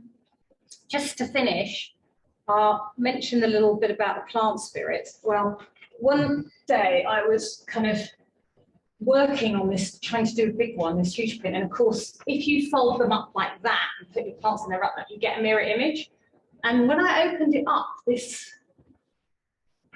thing appeared, and I was like, whoa, that's a bit weird. But it's interesting because we have this idea, don't we, when we think of like spirits and fairies, you think about like a Tinkerbell or something, but like maybe they're like badass, you know, mothers, do you know, maybe they're not that nice and they're gonna like come and kick our ass sometime soon. But what was interesting was there's one description in the book, the Nature Spirits book, where she says that she'd gone on this, taken this woman on this guided journey, and what she had seen was humanity, all these little people just doing this work, but nothing too important. And kind of above that was all these plant spirits just doing all this work, looking after everyone and kind of, you know, sort of like running the show basically, and you know, the different colours and the shapes and all that. You know, I mean, believe it or don't believe it, it's not really the point, but I suppose to be able to start to have ways of imagining other relationships between us and plants might be, you know, something that in the future can kind of help us in terms of our existence as a species. Nothing too important. I thought I'd end on a slightly lighter note. I think one thing that we are failing to do, I do not point the finger at you two, but is I don't know how, other than some kind of physical intervention, some kind of action that actually makes sense, you get through to children about it, because I think they've just become completely immune to it, and you would, wouldn't you? But this was one experience I had where we did some seed bombs as part of the community garden, which I thought that was really lovely. They gave the kids the bombs and then they went and chucked them all at the recently decimated allotment site, which was really lovely. So I'm going to stop there. I think I've done my half an hour.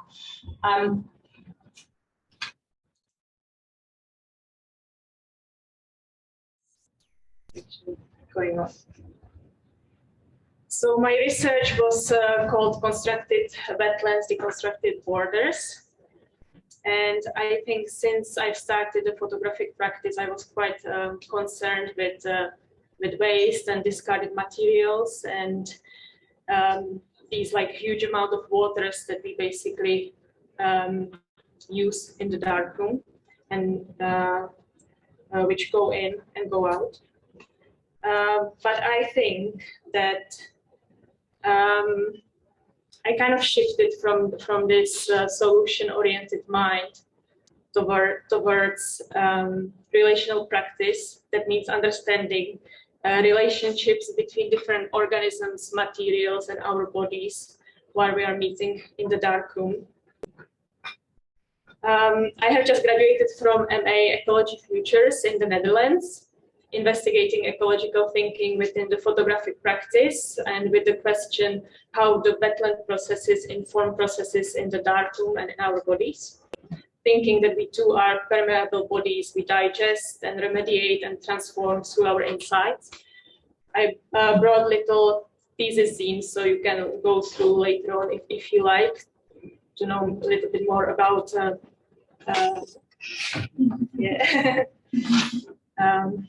about my practice. What I will do during the presentation, I will mostly give practical information about the constructed wetlands as a potential wastewater treatment method, because lots of people were asking about it. And I will talk about little experiments that I did, and only shortly talk about what I do as an artistic expression and translation of this research, and also like what I would like to do, how in the future, and how I would like to continue. So let's go. All right. So the constructed wetlands are man-made constructions that imitate functions occurring in the wet landscape, such as swamps, bogs, marshes, fens, wetlands. They are being built as an alternative to hard-tech solutions in water treatment, and commonly such treatments can filter and clean wastewaters released by households or municipalities. I found an image on the internet from the constructed wetland built in Clifton, which is a small village town nearby Doncaster, by Yorkshire Waters. And as you can see on the image, that the constructed wetlands usually are built in a huge land or huge, well, bigger land areas, and therefore alternative designs still need to be studied and experimented with. There is no study made on the use of constructed wetlands with the darkroom, as long as I am aware of. But there are some kind of research papers where the researchers investigate how this system could be used, for example, with textile or paper making factories. And I'm of course not a researcher in sense of scientific research. I'm still artist, so lots of things that I kind of tell you here is like what I learned from internet, from research papers. I've had a conversation with Professor Michal Kryška from the Brno Technical University in Czech Republic. I've also discussed some informations with, I hope I remember his name correctly, Matthew Brown from Yorkshire Waters. And literally it was kind of like a self-learning journey. The types of constructed wetlands can be divided into systems with vertical horizontal flow with different type of water, which is either on the surface or subsurface. Very simplified. Engineers calculate the size of the basin according to people who need this constructed wetland and the type of the waters that's going to go in. Then they fill it up with sand and stones and the wetland plants, such as common reed, bulrush, yellow iris, or I was recommended the water mint because it's good in filtering the waters, and it's also quite fast-growing plant, let's say. Usually in the real scenario, the water goes through the septic tank, where it's then gradually released to the bed. So it means that the water kind of precipitates through the layers of the wetlands and through the roots. Then the complex cycle of exchange happen inside the basin, imitating wetlands processes such as, for example, absorption, adsorption, denitrification, transformation of the nutrients, ion exchange, and so on. So as I was advised, before starting any experiments, it's important to establish the type of the wastewater that I'm going to treat. So it was for me really this journey of like learning actually what these waters that are coming out of the darkroom, what they contain. So constructed wetlands can usually take organic pollutants. So I thought like, okay, so the phenolic compounds that are part of the homemade developers from the plants could be potentially cleaned or filtered through the wetlands. The wastewater matrix that I am studying is reconstructed into its chemical reactions, so I can better understand how it could be beneficial for plants growing in the constructed wetland study.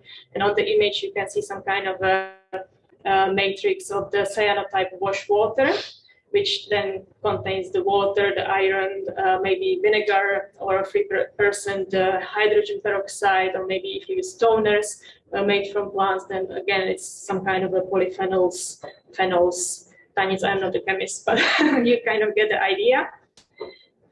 So I was thinking like, okay, then the presence of the iron could be like beneficial for plants because plants need the iron to move the oxygen through their body. But maybe if we talk about the waters that are coming from the black and white processing, maybe they contain some silver particles, maybe that could not be so beneficial for microbial community that lives on the roots of the plants. So I kind of like then start to think that, okay, it is maybe also the how to say, yeah, maybe we need to establish some kind of ratio or amount, or what is too much and what is too less.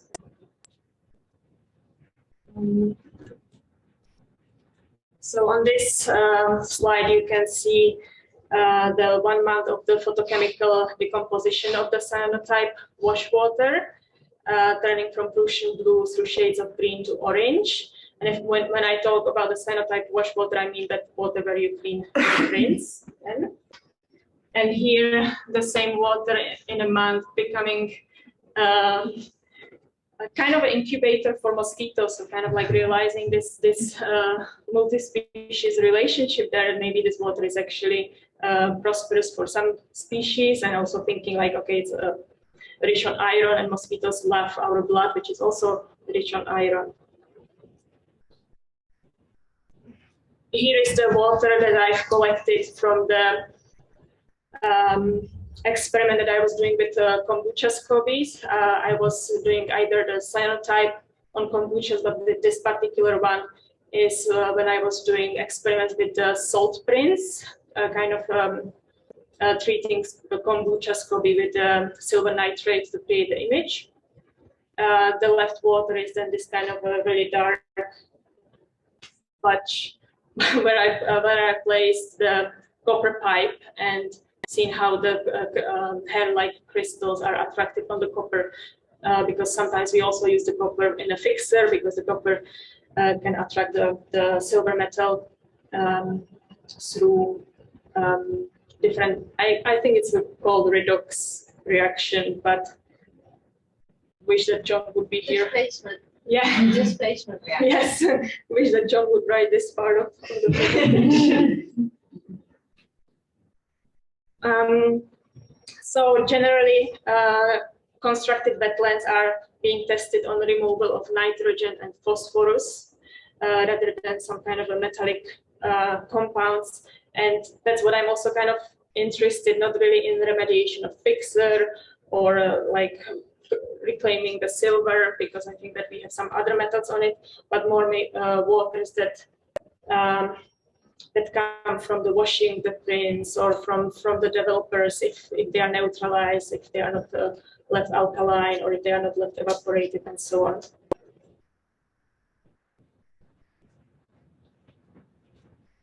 So here some kind of measurements that are necessary for scientists to basically establish if the constructed wetlands are working or not. Laboratory tests on influent and effluent water, so means the water that comes in and comes out. The chemical oxygen demand, biological oxygen demand, total nitrogen, total phosphorus, and other measurements are established. So to kind of like realize if the wetland is actually working or not. And these are then made in the professional laboratories, which is, I've tried to like establish the contact with some professional laboratories, but I must say it's very difficult actually to get some scientists to really be enthusiastic on working on the artistic projects. But there are possibilities. But I think in the case of constructed wetlands, often it's necessary to do these tests in the long term and kind of see how the constructed wetland work during the half year or 1 year spectrum.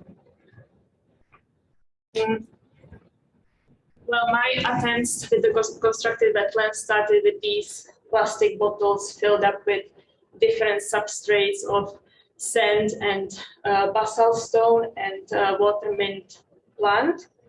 One is then only sand and basalt stone.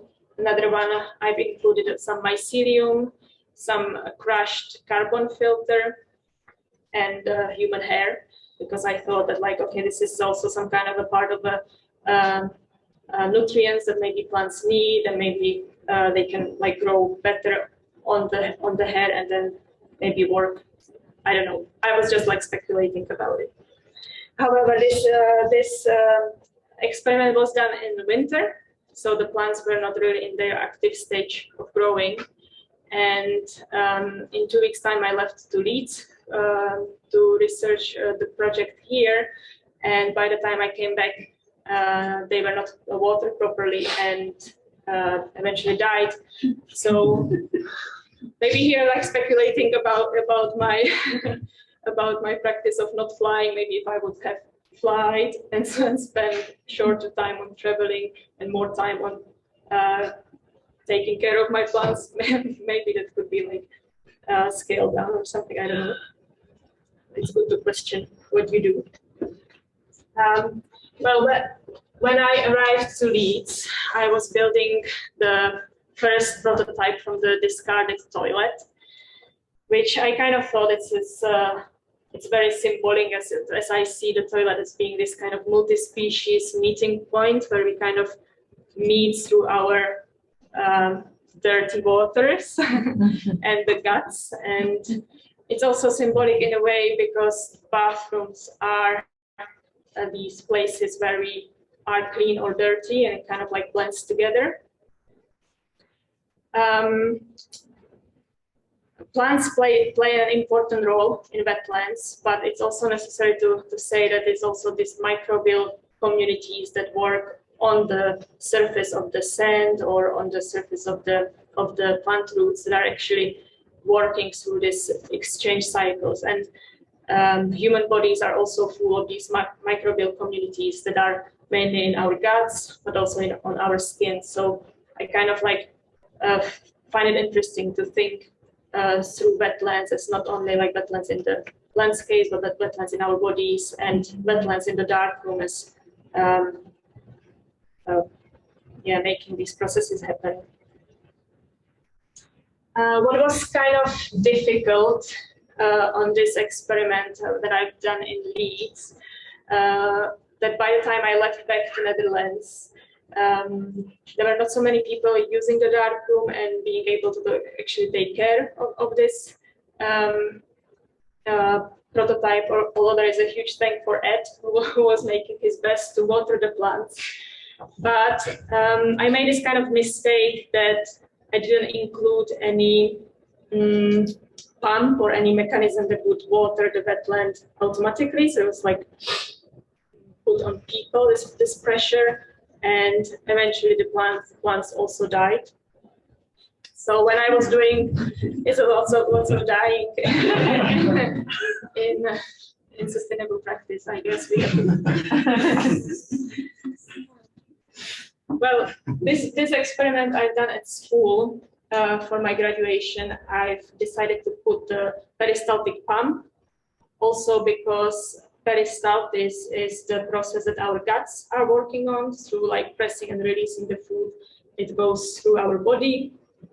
And this pump was pumping the soup that I prepared from some wash water, from some cyanotype wash water that was filtered through the DIY column chromatography experiment. Also some urine developer, and some dirty water from the chemigrams that I was doing. And I left it like working like this for 10 days. Not constantly, it was always taken, switched off for the night. And unfortunately, I could do this experiment only for 10 days.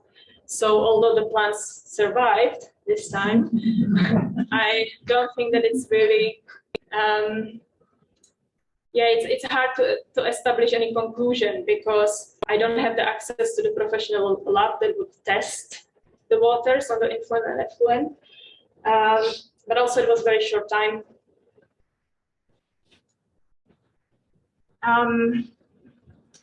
So I think finding some kind of a symbiotic relationships between plants, waters, humans, darkroom processes is what I'm going to investigate further and what I'm interested in. Within my practical experiments, I try to rethink myself as dynamic and wet, submerged together in the common waters, entering the state where I become a medium, as well as the photographic medium becomes lively.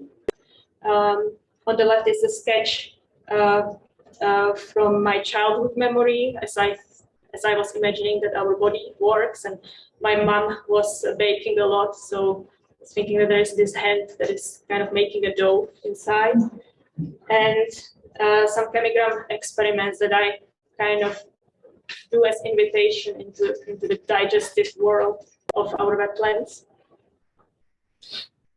I've been experimenting with the urine developer made from my urine. And following the same recipe as we would do with other plant-based developers using washing soda and vitamin C. Like these images came quite nicely, but then I was also trying to do maybe hack the process and do different ratios of vitamin C or washing soda, or experiment with different alkaline substances like baking soda or maybe potassium citrate. And well, the results were not so pretty as like these ones, but I think I still find them interesting to actually be investing this time into process and learning and trying to hack it and stuff like that. And at school, when I was studying, we had access to the biolab. So I was also bringing these films on the Petri dish and applying my bodily swabs on them to see if there is some kind of morphing process happens to the film. I was not quite sure what should happen or should not happen, but I just wanted to see. And this one is the swab of my skin, which actually got infected then, rather than it would be really the bacteria from my skin, but it got infected with the black mold, which is quite common organism that is in the air or in the soil, and laboratorians work with this mold. So somebody was not cleaning properly in the lab. And what I found out is that this fungi was actually eating the image from the film, and yeah, kind of digesting it and being this remediator of the material, maybe because the fungi is also used in the bioremediation. But I think what I've also found out is that our body, the same as this Petri dish, is not enclosed unit in some unpenetrable diving suit. So our bodies cross-penetrate and these substances go in and out. And so the darkroom is a wetland, a body, a valley, an organism is a concept I would like to develop it in the long term. To me, it means to get out of the frame thinking and expand the role of the photographer into alchemist and a carer. Maybe think about the darkroom as not the place which is only dark in the closed four, enclosed in between the four walls, but goes outside, expands outside through these pipes that actually are goes through our sewers. My way of figuring out coordinations in the photographic darkroom is through materiality and synthesis of the bodily matter with the medium. I do not seek to delete really this border between human and nature, as to say that there is no difference or responsibilities, but maybe understand the flow between us a little bit differently. And this is the last slide. I would like to continue with the constructed wetlands. But I think what I have realized during this residency was that I actually have to work more locally. So I cannot do this experiment by traveling into different places because it's very difficult on organization, on who's going to be taking care of these plants and who's going to be observing. It's really long-term project, so it cannot be done really in a short period of time. So I definitely want to continue, and hopefully there's going to be more results coming that I can share with you. And I'm happy to explore or to collaborate as well. I would like to say that the sustainable darkroom practice is, according to me, about establishing relationships mainly. And I would like to finish from what I learned from Pedro Neves Marques, a Portuguese artist, writer, author of the Mimetic Traps, Forest Images and Worlds. The essay was recommended to me by the Slovenian artist Katarina Jazbec. It's not possible to reduce the world into one world. Therefore, if there are multiple worlds, we might learn how to live in between the layers. So what is in between the layers, I ask? To me, in between are the relationships, movements, mingle of things, digestion process. Thank you very much. Felix. I am an aspiring computational artist and art technician.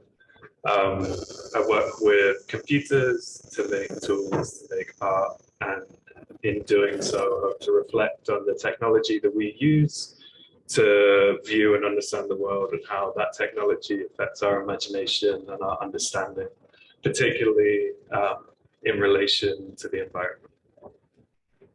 So I wanted to start today by reflecting a bit on the kind of divide that I see at the moment in sustainable practice in digital photography compared to all of the practice we've heard from today in analog photography.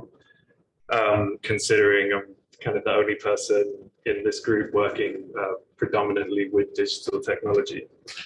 It's a field that I don't think has been developed enough, but I would love if more people were focusing on. So my project in general was trying to answer this question: what could digital photography be if ecological thinking was at its core? But it was, yeah, it's not a super well-tracked field, so I tried to reflect on, wait, let's get to this. Yeah, reflect on, 2 seconds. So reflect on my criteria for what digital photography could be. And I wanted that criteria to not just be about hardware, not just about materially ecological, but also, yeah, as I said, reflect something about psychology and imagination. So for me, I start, as a way to untangle that problem of what ecological digital photography could be, I started with the language of photography and considered how the kind of core language we have for getting a photograph, for generating, for taking, for shooting, or capturing a photograph, seeing how that maps on to digital photography as it is today. But also today, I thought I would reflect on how it maps on to analog photography. Because I think based on all the talks that people have given today, and the processes that people have been through to create images, they don't really match up to these words, to shooting or capturing or taking. I think those words have a level of extraction or something. They're a bit kind of violent, and all of the processes people have been through, they seem like they're not taking from their environment, they're not taking a photo, they seem more like there's a give and take. They're trying to build with their environment and generate photos with their environment, which requires growing things for their environment. Whereas from my research in digital photography, I don't know if it's quite the same, and the kind of the main developments in digital photography are, in my mind, in alignment with these verbs. I see them as being split on through two ways. One being about kind of high definition and how we can push what, like what James was talking about, how we can push what photographic perfection is. And the other one being about smart photography and how we can use computers to not just take photos from a human hand, but how we can somehow analyze what we're seeing and then build from there. So I'll go through those two modes first. And this I see as a good image as like a figure for the first mode, this high def mode. And I would say, so for me, this kind of represents the main mode of digital photography of the environment where you're told that if you want to take photos of the environment and take them well, if you want to be perfect to take the photos of the environment, you need to have the highest quality lens, you need to have the highest quality camera, you need to have this equipment, which is essentially taken from military technology, carceral technology, and then you will somehow be in tune with nature and you've caught nature. And it still kind of harks back to older imperial ways of seeing. And this is something through my project that I wanted to try and break down and like deconstruct digital photography, or the main modes of digital photography, and then hopefully build it up again. So for me, a core way that this mode is created is through the technology. And for me, I'm always thinking about technology because my practice is always based in technology. But yeah, photographic technology in this field, I would say, are things like, I've already mentioned high quality DSLRs, but I'd also mention micro photography, 360 cameras, underwater cameras, infrared cameras, hyperspectral photography, which is a new field of photography, which is very in tune with this mode of seeing. So hyperspectral photography, the sensors, they can perceive more of the spectra, more of the electromagnetic spectrum than just visible light. In fact, I think they can see most of or sense most of the electromagnetic spectrum. I'm just going to grab some water. And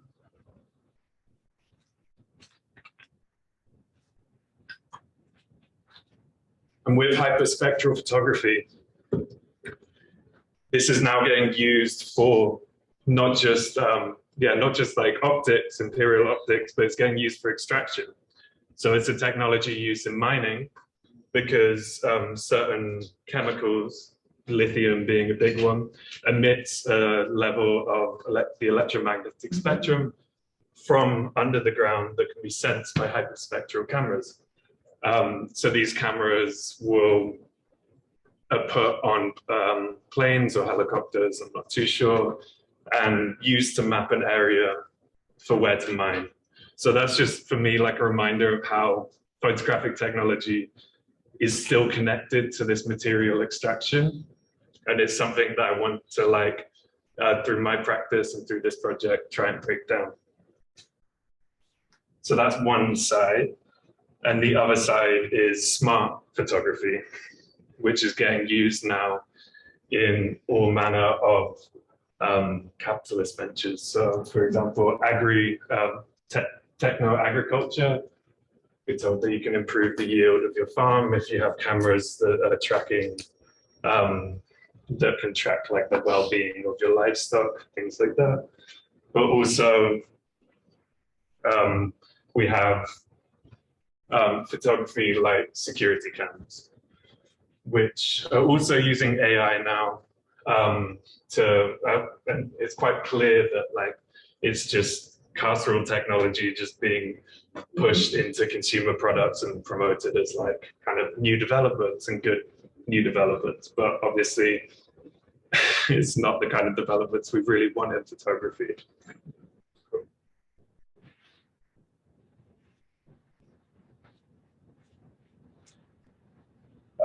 So in my practice, I try and work through alternative photographic verbs.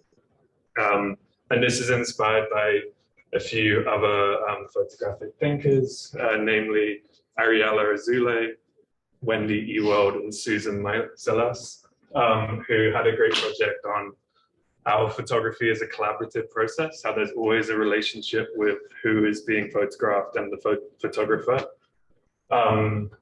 And for me, when I'm thinking about environmental photography, I want this always to be in my mind, that even if I'm using a digital camera, there's still a relationship between what is being photographed or who is being photographed and the camera doing the photographing. Cool. So in the past, I have tried to work with these photographic verbs: conjuring a photograph, gathering a photograph, fermenting a photograph. I've started with the verb and then tried to make a camera that reflects that verb. So this is one example, which I made during lockdown, which is a camera kind of inspired by a witch, but who knew their environment so well that they could walk through fog and they would never fall into the bog in Darkroom. So I thought I'd make a camera in honor of that witch, Vixiania. And the way I did that is the shutter is controlled by sound rather than by a human controller. So the kind of complexity or the density of the image, it reflects the environmental noise. Cool. So that was my attempt at conjuring a photograph. And yeah, this is just context for the hardware that I've ended up making for this project, just so you don't take it just as hardware. This was my attempt at fermenting. So this is me actually taking down an installation that I'd done, and it's not coming up too well on the projector, but yeah, capturing the kind of chaos of taking down all these little bits of a greenhouse. And this is, again, from the same project, which was just there's still lives of plants, but the camera is moving. And then you can't quite see on the projector, but there's people like standing around the camera that get brought into the world of the plant. So it's not just like, yeah, and that brings out that relationship between the humans like enjoying plants, but also just the plants' beauty themselves. Cool. So now we can hopefully, yeah, now we can get to what I've done for this project, and hopefully that context will help. So I have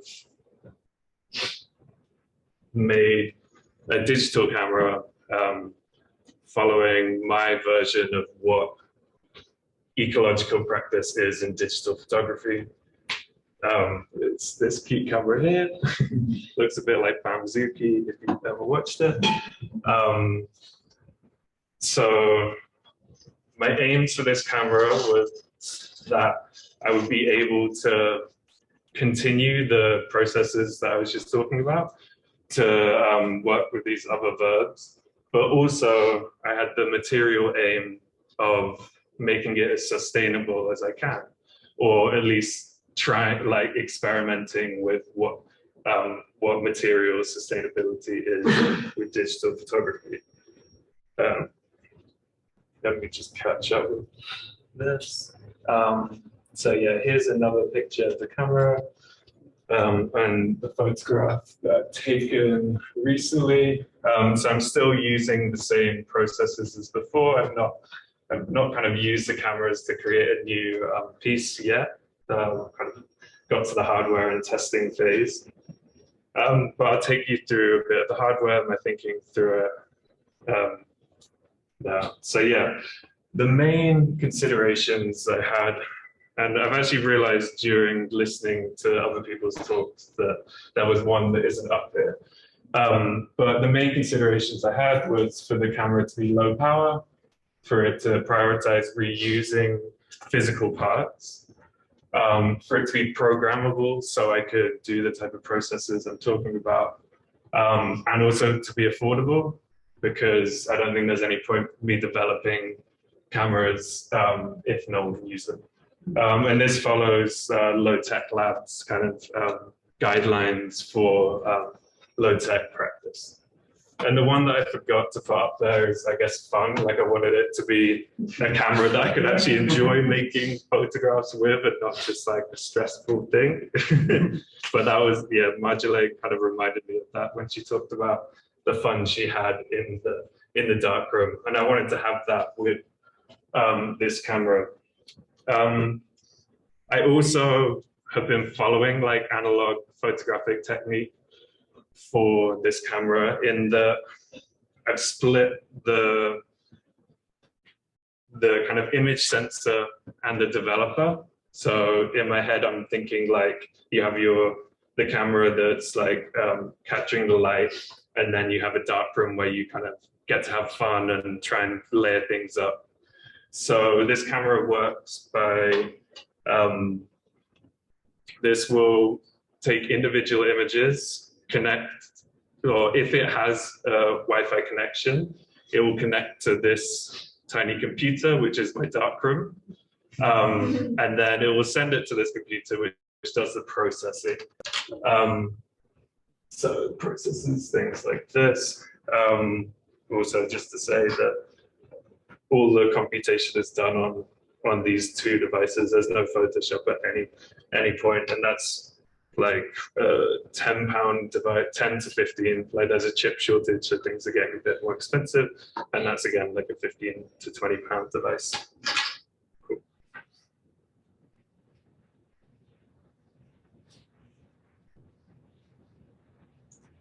Cool.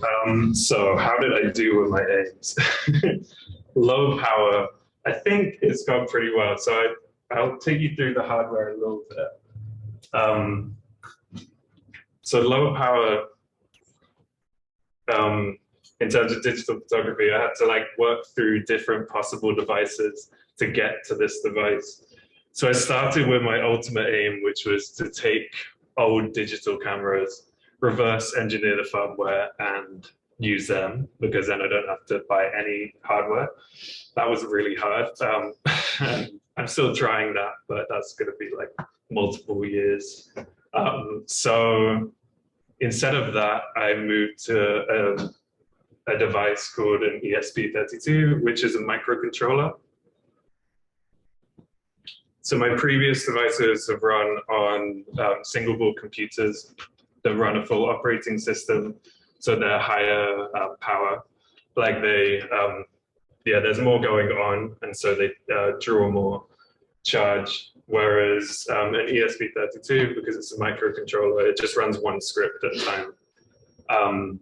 And this device, which is the camera or the microcontroller inside there, has programmed into it something called deep sleep mode, which is really useful for making devices low power, because in deep sleep mode, you can the microcontroller, all it does is run a clock and one smaller thing, one smaller process, which you can designate. I just set it as a timer for now. And so at that point, it's drawing like a really negligible amount of charge. So the way this camera works is it turns on, it will turn on the image sensor, try to grab a photo. Then if there's enough charge, it will try and send the image to the darkroom. And then it will keep doing, then it will go to sleep for like 45 seconds. And it will keep doing that until the battery level has gone down to a point that it, like, I think it's set as 5%. And at that point, it will go into deep sleep mode until it recognizes that the battery level is higher than that. the camera is being charged by a solar panel on the top. And so far it seems to be working well. I haven't attached it to any mains power for like 2 weeks, and I've been using it fairly often. So like my aim with this project was to try and mimic calculators, because I love how I've had one for like 10 years and it's never stopped working and I've never put a battery in. So that was my ultimate aim. I don't think I'm not quite there. In terms of the other bits of hardware, the case, as you can probably, I don't know if everyone can see it, but maybe if I go back to this one. The case is an old waterproof housing for a Canon camera, which people I don't think use as much now. And so the cases, there's so many of them on eBay, Gumtree, because people just use their phone now because they have like higher quality images on their phone. So I kind of took the case and then 3D modeled parts so my computer parts can fit well in the case. And that was really difficult and took me months. Like my 3D modeling was okay before this, but I had to learn quite a lot to make things fit perfectly, because there's no schematics online for this case. So I had to like map out all the different dimensions, which is tricky. But the process, like once it's done, I can now, like I have 3D models, which I can share with other people if they have this camera. So it could be replicable. And I have another case that I'm going to try with soon, or hopefully soon, which is a bit smaller, and I'm going to see if I can fit the same equipment in that case. Cool. So the other, yeah, I won't go through all the hardware. Like my aim for this project was to have an output set of screens using hacked Kindles. They are kind of working, but I'm having battles with Amazon's firmware, because it's not as, like with a microcontroller, you can kind of tell it everything, whereas with Amazon, with a product that's proprietary, you're always fighting with what they allow you to do. So I haven't been able to connect it to the Wi-Fi network that I'm using, because it's a local area network. For some reason, Amazon said you can't use local area networks.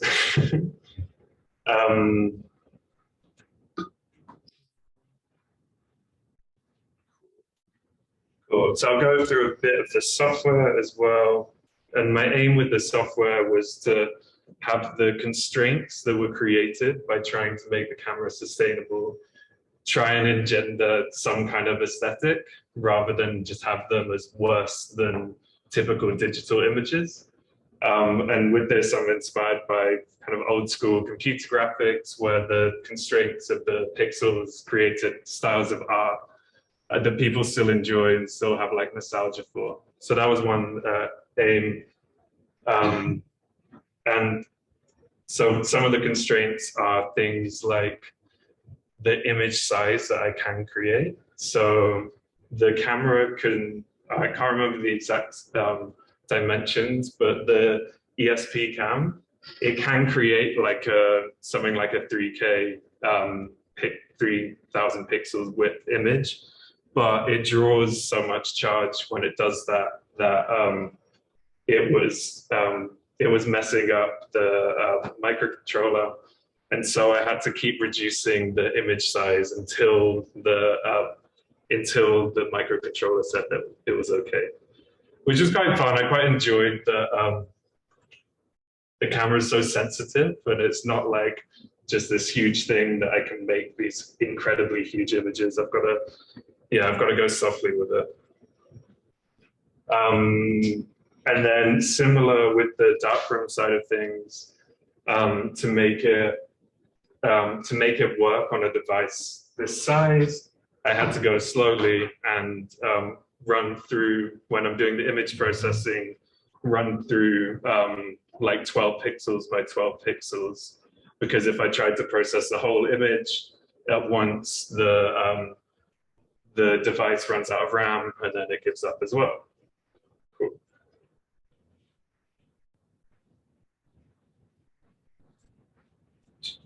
Cool. So here are some images of me. Like, I really sadly didn't get to go into the Photographic Garden, but luckily where I work, they have a similar garden, but for dye making.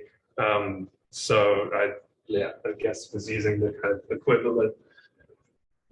And yeah, here are some images that I've taken with them. They're all time-based, so they're using the basis of the processes are from previous projects where I'm taking a set of photographs over a given amount of time, and then using the kind of information from each photograph to build up an image over time. So I'm using a process called compositing. So it's like you take 3 images, one of them acts as a mask, and then you go through each pixel and you choose which of the first 2 images is pixel to take. And that, like, you get this quite intense layering, but I think there's some, like, you can see some kind of logic to it. Cool.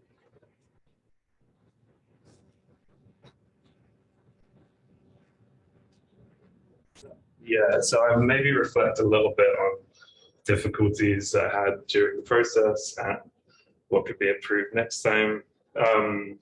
So I mentioned that 3D modeling was tough, and I think it's something that could definitely be improved by building up more of a community around this sort of work.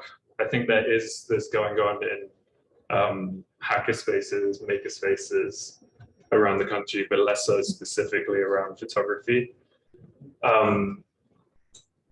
So that's one thing I'd like to improve. And then the other is, reuse. So how to take devices that did work at some point, maybe still work, but use them to do the type of processes that I'm looking to do, and hopefully others might look to do. So on the left, that's not my picture, but I did get some of these cameras. They're like flip video cameras. Do you remember them? So my initial aim was to reverse engineer one of them because they're video cameras. Like I thought they would be good for doing the type of time-based photography that I did, because they're already, they need to have a buffer of multiple images, and so I thought they would be good to layer images up. But that was very difficult. I took one apart, following lots of advice I'd read, and then got to the point of like reading all the chip information and could find literally nothing online about the chips I was looking at, and the main microprocessors. So that was a bit of a dead end. But I have seen that there are some photographic devices that people are hacking where there's a bit more of a community around them, but they are much more expensive devices. Like the flip video I was buying for like £10 or something, because again, people aren't looking to buy them at the moment, whereas the devices that I found that have been hacked, so you could program yourself, are devices like Sony DSLRs. So hopefully I'll be able to buy one at some point, but I don't think it's the most sustainable thing to rely on these more professional level devices. And then on the right are the devices that I want to use as screens eventually, which are Kindles. I generally use e-ink screens because of how low power they are, because they're not a digital screen. Like once they're off, the state is saved. Like it's like magnets are pulling ink, or either repelling or pulling white or black ink. And so once the hardware is turned off, the image stays on the screen. And so if you want to show an image, once it's there, it's not using any power. So that's why, like, I want to get Kindles working better, but it's something that I'm going to have to do in collaboration with other people. Cool. Let's see if we've got this slide. Cool. So I think that's the end of my talk. This is online if anyone wants to look through it.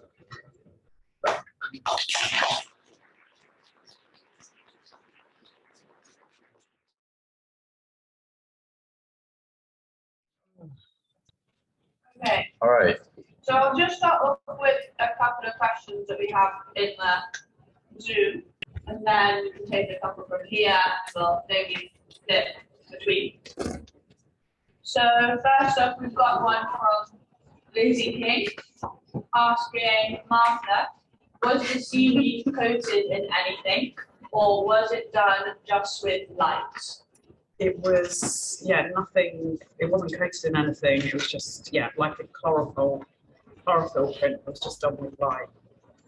But I have done it, I stupidly didn't put pictures up there, but I have done it with cyanotypes, which worked really well. So I don't know why I didn't show them really. But yeah, that was on the allweed, and something when working with seaweed is it's really sensitive to water, so you kind of have to keep everything wet all the time, which is quite interesting. And I'm still kind of learning about like how wet it needs to be and all of that. So you need to keep it wet when you're doing cyanotypes and the chlorophyll prints. And then we have a question for Charlotte. You said twice you went to your herbalist who shared important information as how to work with your plants and the moon. Could you share a bit more, possibly, what was the thought and the information that your herbalist shared? Okay, so it's less about the moon. It was more about the process of developing teas. So she explained that when she's producing teas, that things need to be brewed for a period of time to release the chemicals. So the teas that she recommended, that I was working with, she kind of recommended trying boiling them for 15 minutes and as a kind of an optimum time. So that's what I adopted into my experiment. I always boil things for 15 minutes, and I always started with 25 grams, and that kind of became my starting control. And then I would then, as I experimented with the recipes, I would never change that bit. I would either play with the temperature or the other ingredients from that. But in terms of your relationship and how you felt with the cycles of the moon, yeah, did your herbalist share information as how you could kind of stable yourself out or feel more or less all over the place? How to describe it? Not specifically. Like, she didn't advise on that stuff. But what I did find in the process of the experiment was that although I was sort of most out of sorts at the time of the full moon, the process of being mindful at that time is what helped to ground me. So I probably am less mindful at other times of the moon cycle and have to be more focused at full moon because my attention is more erratic. So I think that was the thing that I found most sort of stilling about working alongside the moon, was that I had to kind of ramp up my mindfulness then against other times. We'll now take a couple of questions from you guys. If anyone wants to put your hand up when you ask it, please say it quite loudly because the mic's facing the wrong way to you. And we'd love everyone online to hear. If not, Ed will have to repeat your question so everyone can hear. So yeah, any questions?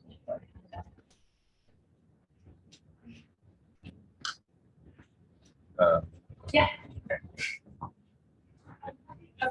Sorry, it's sort to everyone. I believe it's a little bit to it, but it's like a lot of the emphasis of a lot of the talks has been about the sort of materiality of photographs, and then the other thing that I find really hard is like I focus so much on the materiality that like how do you come to a competition with that?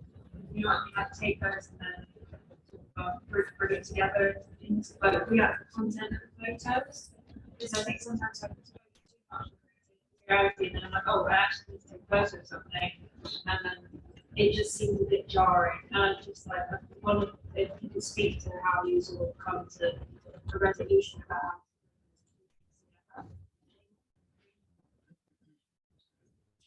Stab at that. Yeah, it's a really good question. I've realised, I think it's a bit like Martin was saying, that I'm a photographer that doesn't really like pictures. So I like the process, and then when it kind of comes to, oh, I now need an image, and that's the point where I conceptually start struggling. And I think this is the problem a little bit for me, of photography is in a little bit of a weird place for me because of that the imagery, the idea of, like you said, like taking an image and possessing it feels quite aggressive, whereas the processes are all very like, they're abstract and a little bit gentle. So my honest answer to that is, yeah, that is a problem that for me, I still have not overcome. I just started sifting backwards through old negatives that I kind of felt worked with the imagery, but not with any kind of deep, satisfying conceptual conclusion. So yeah, it's a bit of a non-answer. Going, yeah, I agree. I don't know. Anyone else? Yeah, one thing I've been thinking about is kind of recycling archives as well. So like recycling old like footage and images. So I take a lot from like film archives, and because obviously materials is about reusing and rethinking. So how can we think about the images in those terms as well? So that's what I've been trying to do. So a lot of the stuff that I've been taking is sources as well. Yeah, and similarly, I think one of the things that I was trying to address, I don't know whether this came across before, is that idea of utilising, taking from nature to use it. Often we do that for our well-being, but there are also things in nature that are good for our well-being that leave it intact.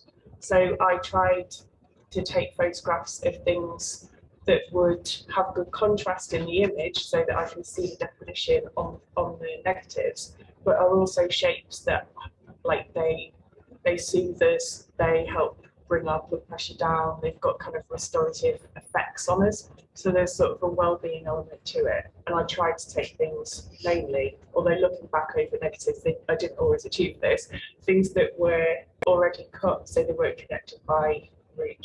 So I wasn't kind of harming anything in the process of taking it.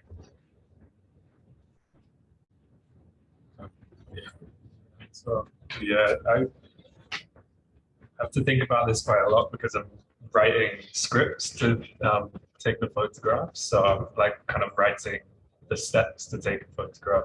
But I quite like how that ends up for me overlapping with things like game design, where you feel like you're like saying, okay, so a photograph there, and wait for a while, then another photograph, move the camera, and so for me, and this is mainly digital, but I can imagine it could overlap with analog photography. So I'm writing scripts like for 2 cameras, for example, for a game for 2 cameras, where one camera is in control of the color, and the other camera is control of the texture, and they'll get merged eventually. But that kind of forces you into a certain process when you're going to take a photograph. So it's already pre-scripted. So maybe that could be a fun process to play with. Any other questions? We've got one online. So a question for Felix. It seems that most of the presenters working with these analog processes has enhanced environment perception. How does thinking about digital ecological photography change the way you sense the environment? Can you expand on why you chose these verbs in relation to photography? Yeah. So I feel like with my practice, I'm like constantly trying to get outside. And like, I'm always stuck on the computer, just like, come on, I'm gonna get outside. So one of the main reasons for like making this camera weatherproof is and solar powered is so I'm not tied to like a battery that's gonna deplete.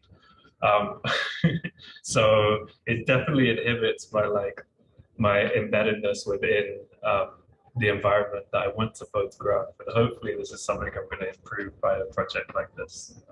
But yeah, definitely I could imagine analog photographers would have much better sense of their environment. And the specific words that you chose, which influence your kind of design and building of the camera, how do you go about choosing those? I think for me, it's when like my photographic process connects up to the writing that I do as well. So often or not often, I've only done it like a few times, but I'll take a word from a story and try and, like I was talking about the folk story. So I was trying to, with country, trying to connect up, trying to have the camera be inspired by someone in history who clearly was very, very embedded in their environment and had a lot of knowledge from that. So yeah, I'm definitely taking a lot from it, or like trying to work a lot with historical figures. So yeah, to inspire. Michaela, did you have a question? Yeah.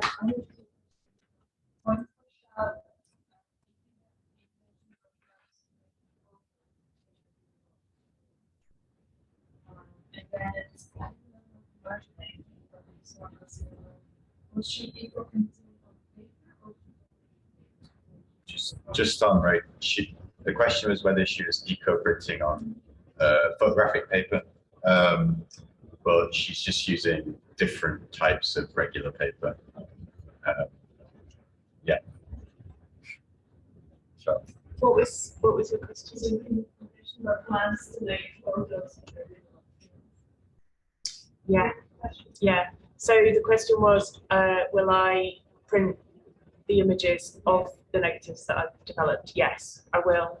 I've been stockpiling. I've really enjoyed the bit of developing the film, and my intention was to come to the darkroom and to start printing, and I haven't done that because I've really enjoyed experimenting, and I feel like I've been in a headspace of I understand the process. If I put it down for a little while and then have to pick it back up, I kind of lose my thread a little bit. So I've been kind of stockpiling there. But yeah, I do intend to do something with And are you them. thinking of developing this mostly on Earth? Yeah, that's the slight shame. Sometimes I've frozen my developer and I'll see if that will work. So if I've really enjoyed working, or it's been like like collected from somewhere specifically, I've frozen it. Yeah, and then others I'll kind of remake. Yeah. Got another one from online. Melanie Woodhead says, my research is looking at how eco-photographic practices can be shared co-creatively with teenagers in Edgelands to reframe eco-anxiety. How do you see your practices being shared with others? So that's to anyone. Maybe someone that hasn't spoken yet, Matthew or Michaela. Matthew's right. No.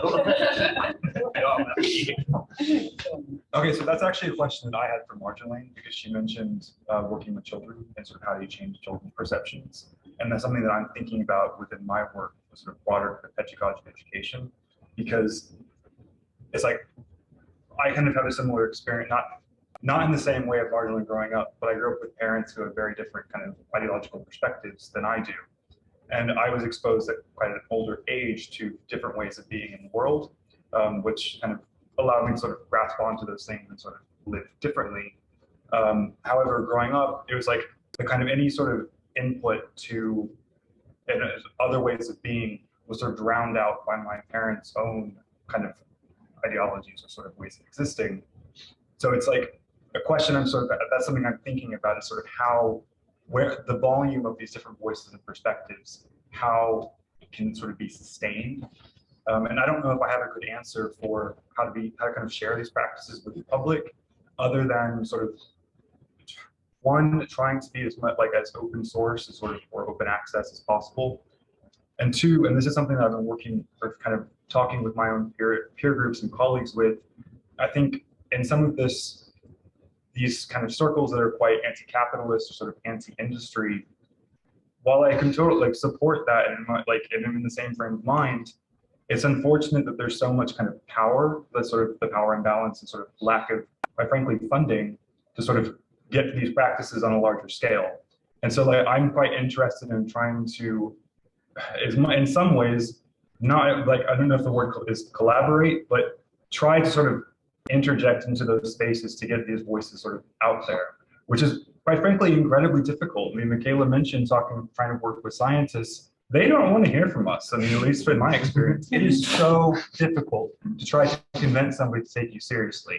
Even from somebody that's doing in a PhD program in food science and a PhD in humanities, it's just it's very, very hard. And it takes a very long time, and it's to try to develop that relationship takes a lot of work.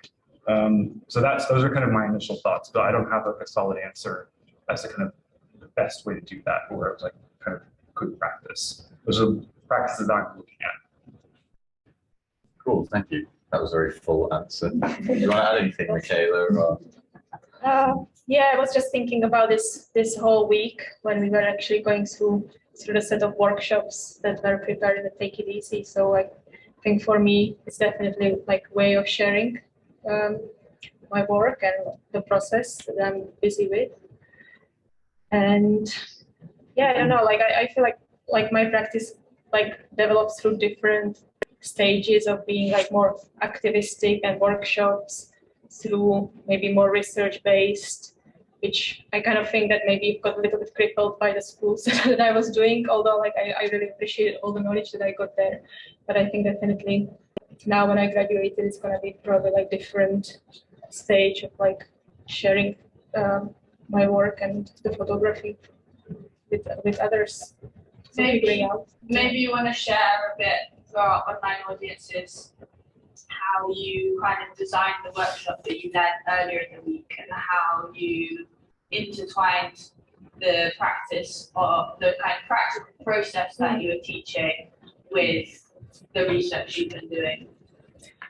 Yeah, for me it was really about thinking, okay, what can I share with people, and I prepared a presentation where I talked about my conceptual background with this process, and then also explaining the process on its own, and letting people also to be creatively involved, because it was also about playing around.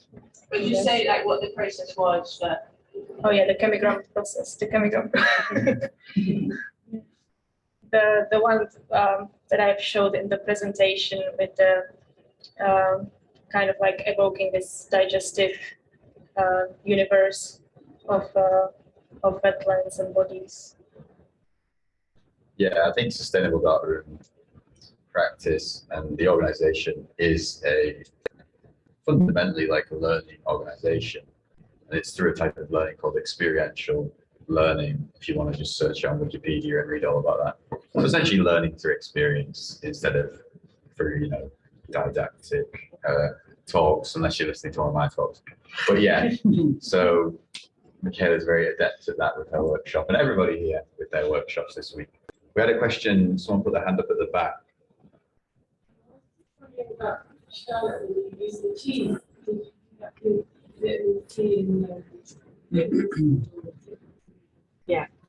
Yeah, it's easy.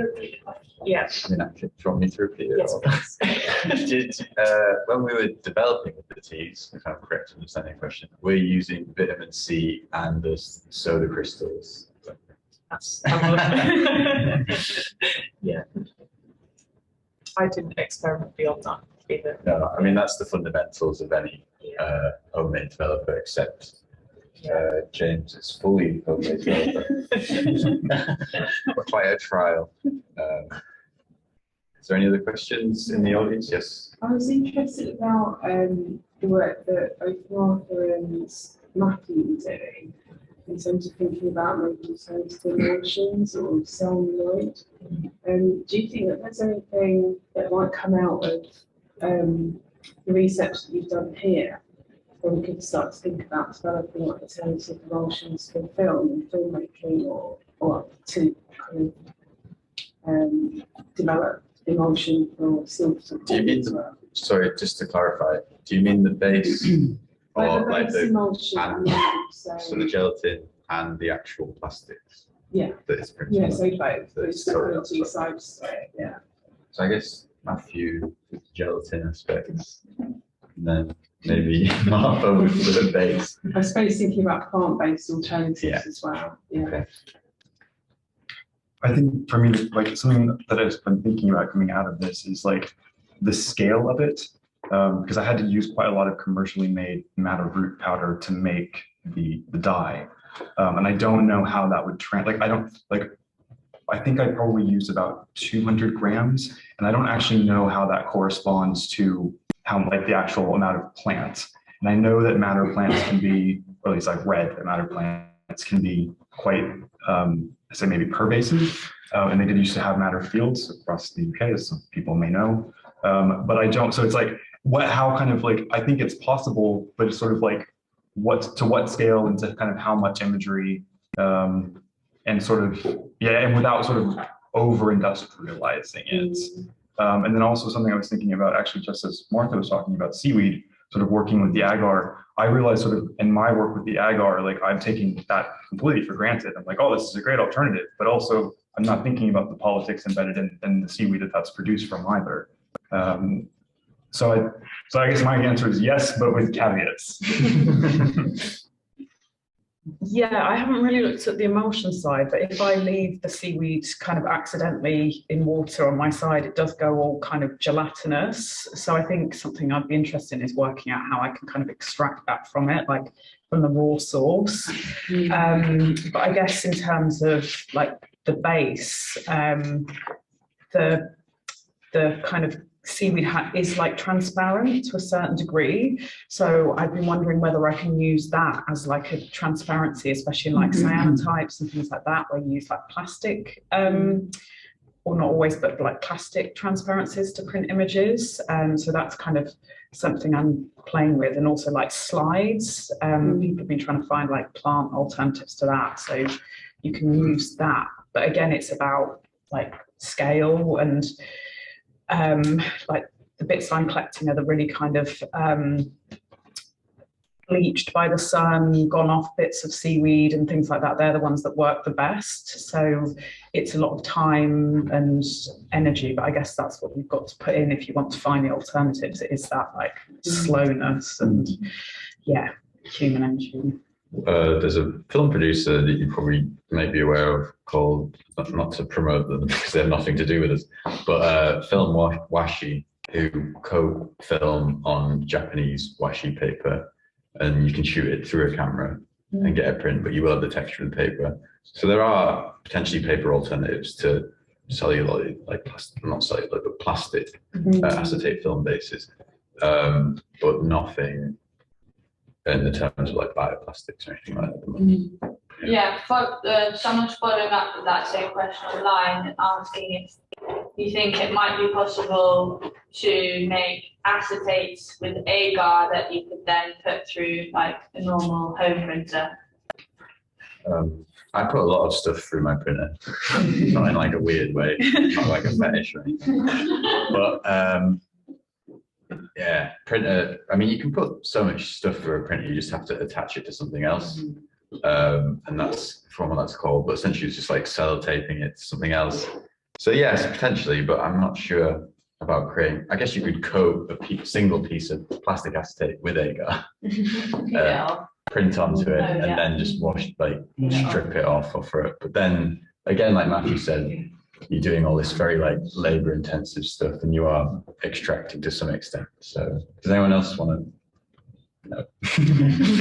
Okay, is there any other questions? We've got one more question for James online and then a few more in the room.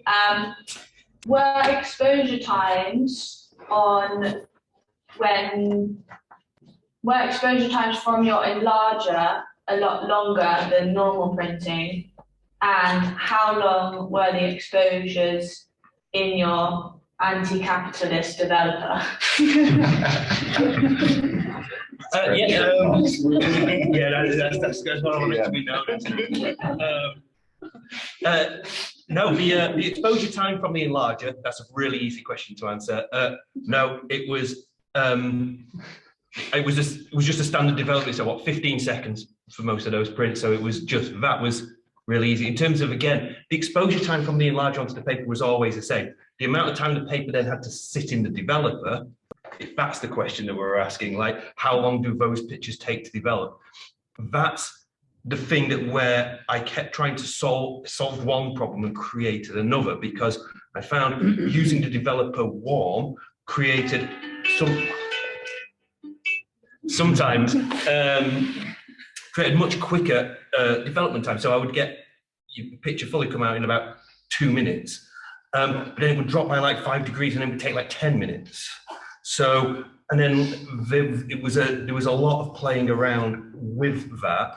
And then also, when you're using it warm, the staining was just happened a lot quicker as well. So you suddenly lost contrast in the picture because they kind of came out, nothing was white. Everything had just come out this kind of like, it looked in the darkroom like I'd just got this muddy grey picture, and it wasn't until you got it out in the light you went, oh yeah, I guess there's an image there. So that's a very long answer to just say, yeah, just expose it for about the normal amount of time, about 15 seconds. And then with the developer, it is trial and error. The warmer it is, the quicker it will develop, a couple of minutes. The colder it is, 10, 15 minutes. But you will find that that will affect the staining on the picture as well. We do right eye, mostly. What do you mean, like? As in, like, when it's in, when I used to be working in the darkroom. Oh, yeah. Out and back in. Yeah. Sorry, I thought you meant, can I just look at a picture and go, yeah, 12 seconds. No, I can't do that. No, well, did a test strip like a normal thing. Yeah. Well, as I said a bit right at the beginning, of my talk, the paper developer I really like because you can just see it happen in that magic process. Like, you know, if it's film, it's happening, you know, in a dark tank, whereas the paper happens right in front of you. So yeah, you just become an adept to going, right, then just yank it out as quickly as possible and then go like, yeah, job done. Well, that's at all areas of life. Yeah, I mean, that's pretty much yeah. The phrase trial and error really was there. You know, it was, there is, I guess, there is a point where you kind of like, if you work in a darkroom long enough, you get a good sense of like, no, this is the point. This is the point where you can, what I'm going to call it. But yeah, that only kind of came through like just trying again and again and again. Any questions in the room? Yes, one. You talked about printing onto the kombucha SCOBY. What's that one? What is that? Why would you do that? Yeah, well, probably like similar as maybe Martha, using the seaweed, I've been trying to like explore the materiality of kombucha. And yeah, I haven't used it as Untitled only with the light, but more like as a Cyanotype or with the salt prints or using the silver nitrate. I've only showed one image of those.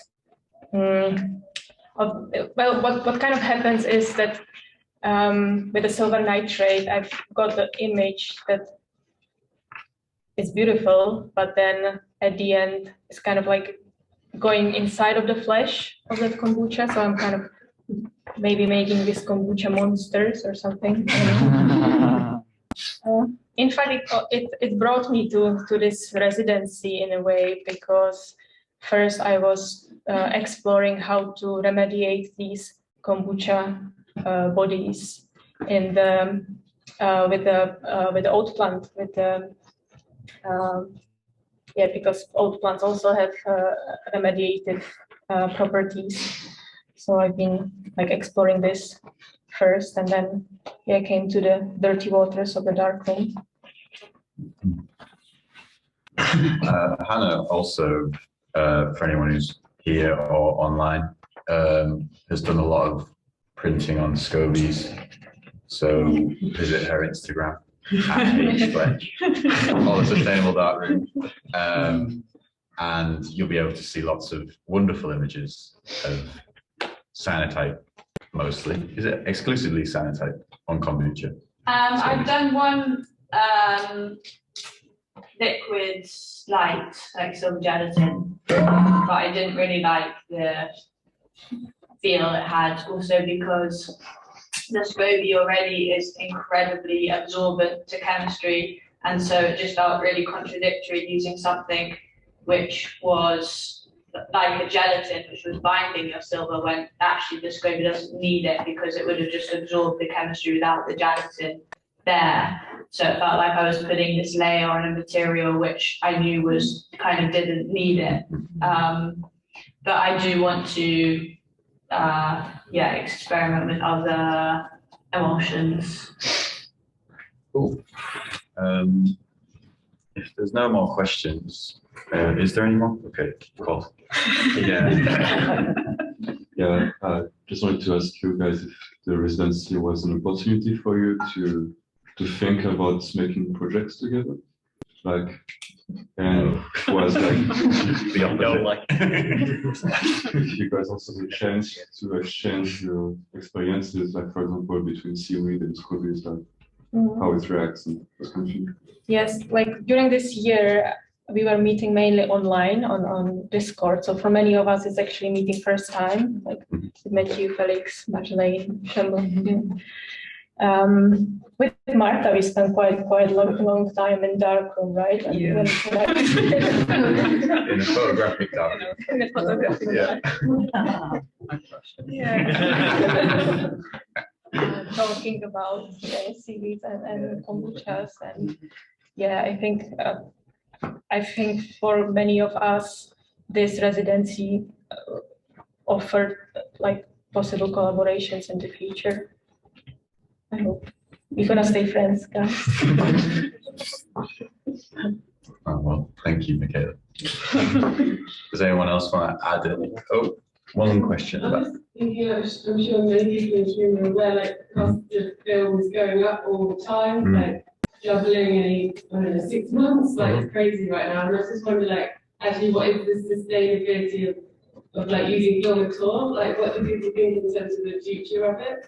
I mean, I know you don't use it anyway, but have you kind of left it in the past in a way because of this? Or? Do you mean from a cost perspective exclusively? Well, is it the future of it in terms of, is it going to be available for much longer, or is it going to become so inaccessible for cost, or it's so hard to find the thing. Yeah. Sorry. No, go for it. I know when I first started the project and I hadn't got to grips with what I was doing, I was really shocked by the waste that is involved with working with film, and it's kind of actually brought waste into my practice that I didn't have before. So in that respect, it jars for me. And also, I've forgotten what the other point was I was going to make. So you go. I think the honest truth from my point is that, you make a good point, and it's hard to know. It's hard to know whether how this will go. I do believe actually it will exist in some form or another, and cost may make it very exclusive, or it might go the other way in the terms of re-emergence of kind of vinyl. Or I still do a lot of work with VHS cassettes, and they're still around and still being manufactured, and you can still get them. But this last few years has seen some just incredible rise in, particularly I've noticed like the cost of paper and film, and Ilford have stopped making Kentmere anymore, so then that's just pushed the price of all of this even higher. Is this just going to continue in this way, or it's impossible, I think, to say. And from my kind of point of view, I really kind of join you in that fear. And I think that's this idea of like, if analog photography can offer something that's really, really valuable, if lots more people want to use it in a sustainable way, then demand will go up and it will still continue, or people won't want to engage in it and maybe it does vanish. But I will say, for the last 20 years, everyone's been saying that. 20 years, it was like, oh, it's only going to last another 6 months and it'll be gone. And then still here 20 years later, and it's like, still get it. It's really ironic because there's so many trends around making images look that way, with filters, etc. But then those people aren't investing in the actual material, so it can continue. It's really,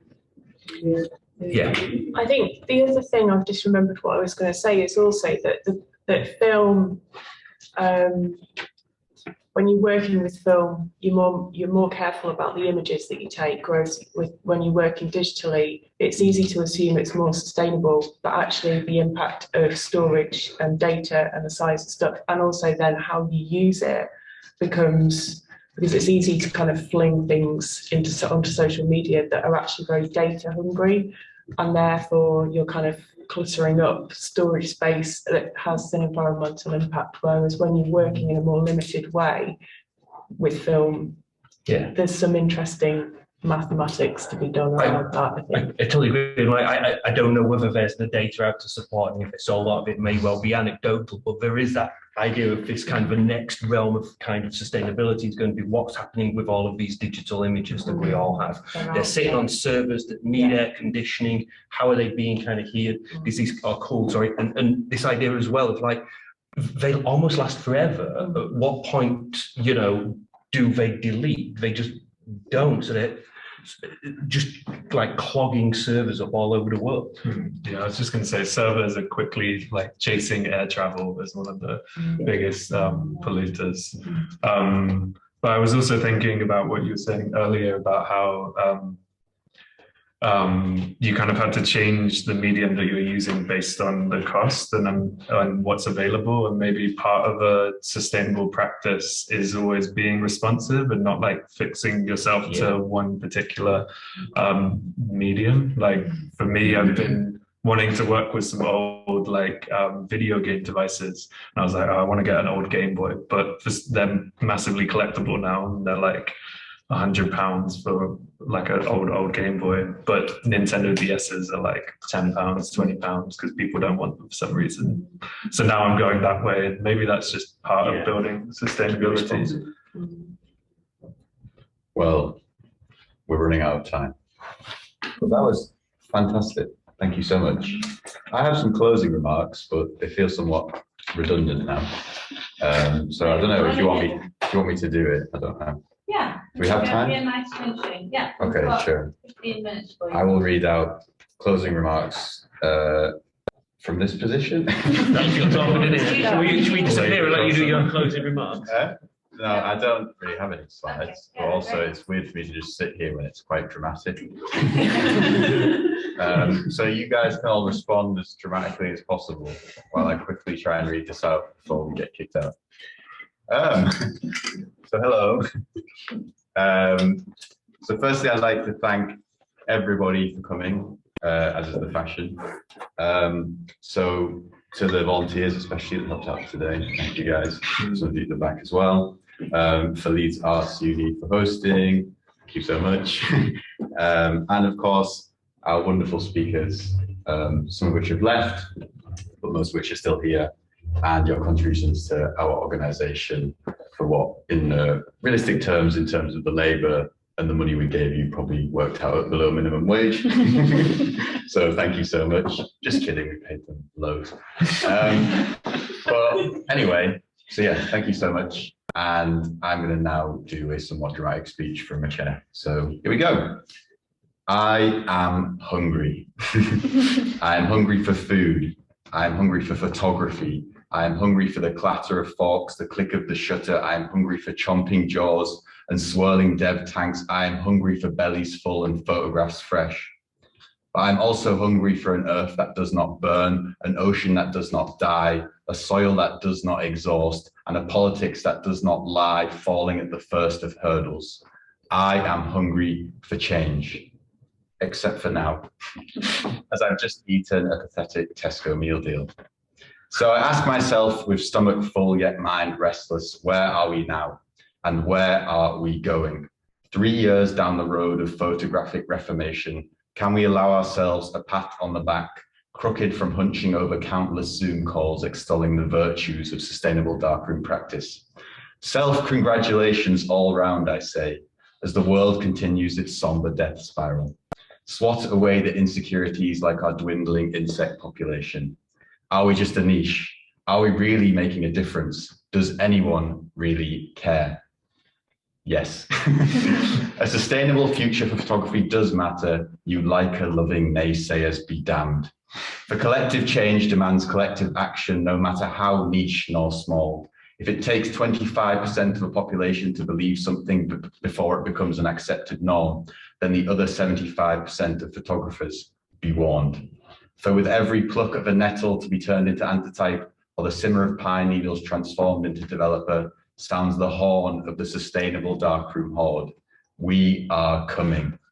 So at the very least, a deserved pat on the back for Hannah and for Alice, who is not here, the two brightest heads of our three-headed hydra, who have built our foundations through a practice of knowledge and care, and not to share, and not just the foundations, but a house for others to share their experiments, their ideas, and develop sustainable darkroom practice insulated from the haunting cold of the photographic industry. Worldwide, photographers, academics, institutions, and even corporate bodies seek now to taste the sustainable darkroom vegan pie. And although a total photographic revolution is distant, whispers can be heard of the rotting stink that lingers in Canon and Nikon's halls. The sustainable darkroom is addressing this call for change, to not drain the swamp, but wade waist deep within it, searching for a new photography amongst the dark and muddy waters. We have shared old knowledge, developed new ideas, supported radical initiatives, founded a community, and enough pats on the back. My hand is tired. But when I turn my gaze from the latest Instagram likes and look out the window, things aren't quite what my rampant narcissism would make them seem. No, folks not happily crushing up rose hips to be turned into developer, nor students excitedly comparing how much silver their copper pipe has extracted from their fix. Instead, I see people having to choose between heating or eating, a government incapable of governance, and a planet at its brink. This is what Donna Haraway refers to as our world sadness, currently casting its gloom over the earth, an unconscious death. The hunger has returned. But hopefully, as today has shown, sustainable darkroom practice sets out to challenge and transform our toxic legacies in photography through ecocentric ethics, ecology at the center and around the middle and the edge and beyond. Ecology as everything, and as such inclusive of not just the material, but the social, the cultural, and the political. To focus not solely on water pollution from fixative in relation to environmental health, but also how the silver, how the plant-based dyes, how the madder, etc., have a history of colonial exploitation stretching back hundreds of years into the present day. An ecology of photography, the system entire. So while we're trudging ahead in our mission to become citizens of photography and not consumers of photography, should we contain this citizenship within our own system? The reality of living in a time of multiplying social crises is that inevitably they overlap and affect us all. The ecological crisis is not just a crisis of species extinction or rainforest depletion, as surface conservation historically teaches us to think, but it is a crisis exacerbating social and political inequalities worldwide, a crisis that we as citizens, not consumers, must address. And to me, the talks today have shown this mass and multiplicity of all these intersections in sustainable darkroom practice. And in such a short time that we can come together like today, and the past year, and the past week, and the past 3 years for me and Hannah, to create new and cutting-edge research from the very basics of our kitchen tables, our at-home darkrooms, or even the simple dirt outside. A new photography that is aware of our coexistence and the impossibility of image production without ecological interaction. Indeed, a bit more than a year ago, the garden was just an idea. A few months ago, it was in full bloom, as you saw, and today it has now been taken apart, a collection of pots half filled with soil and a random assortment of plants left to ruin. Lying in pieces, the darkroom garden is fragmented, like the systems we hope to change. But from all the brilliant speakers today, this shows that the photographic garden is not over. And so may it continue in all of us here and beyond. So thank you all for coming, and do not forget to buy our book and subscribe to our Patreon. And see you all at the pub afterwards. Thank you.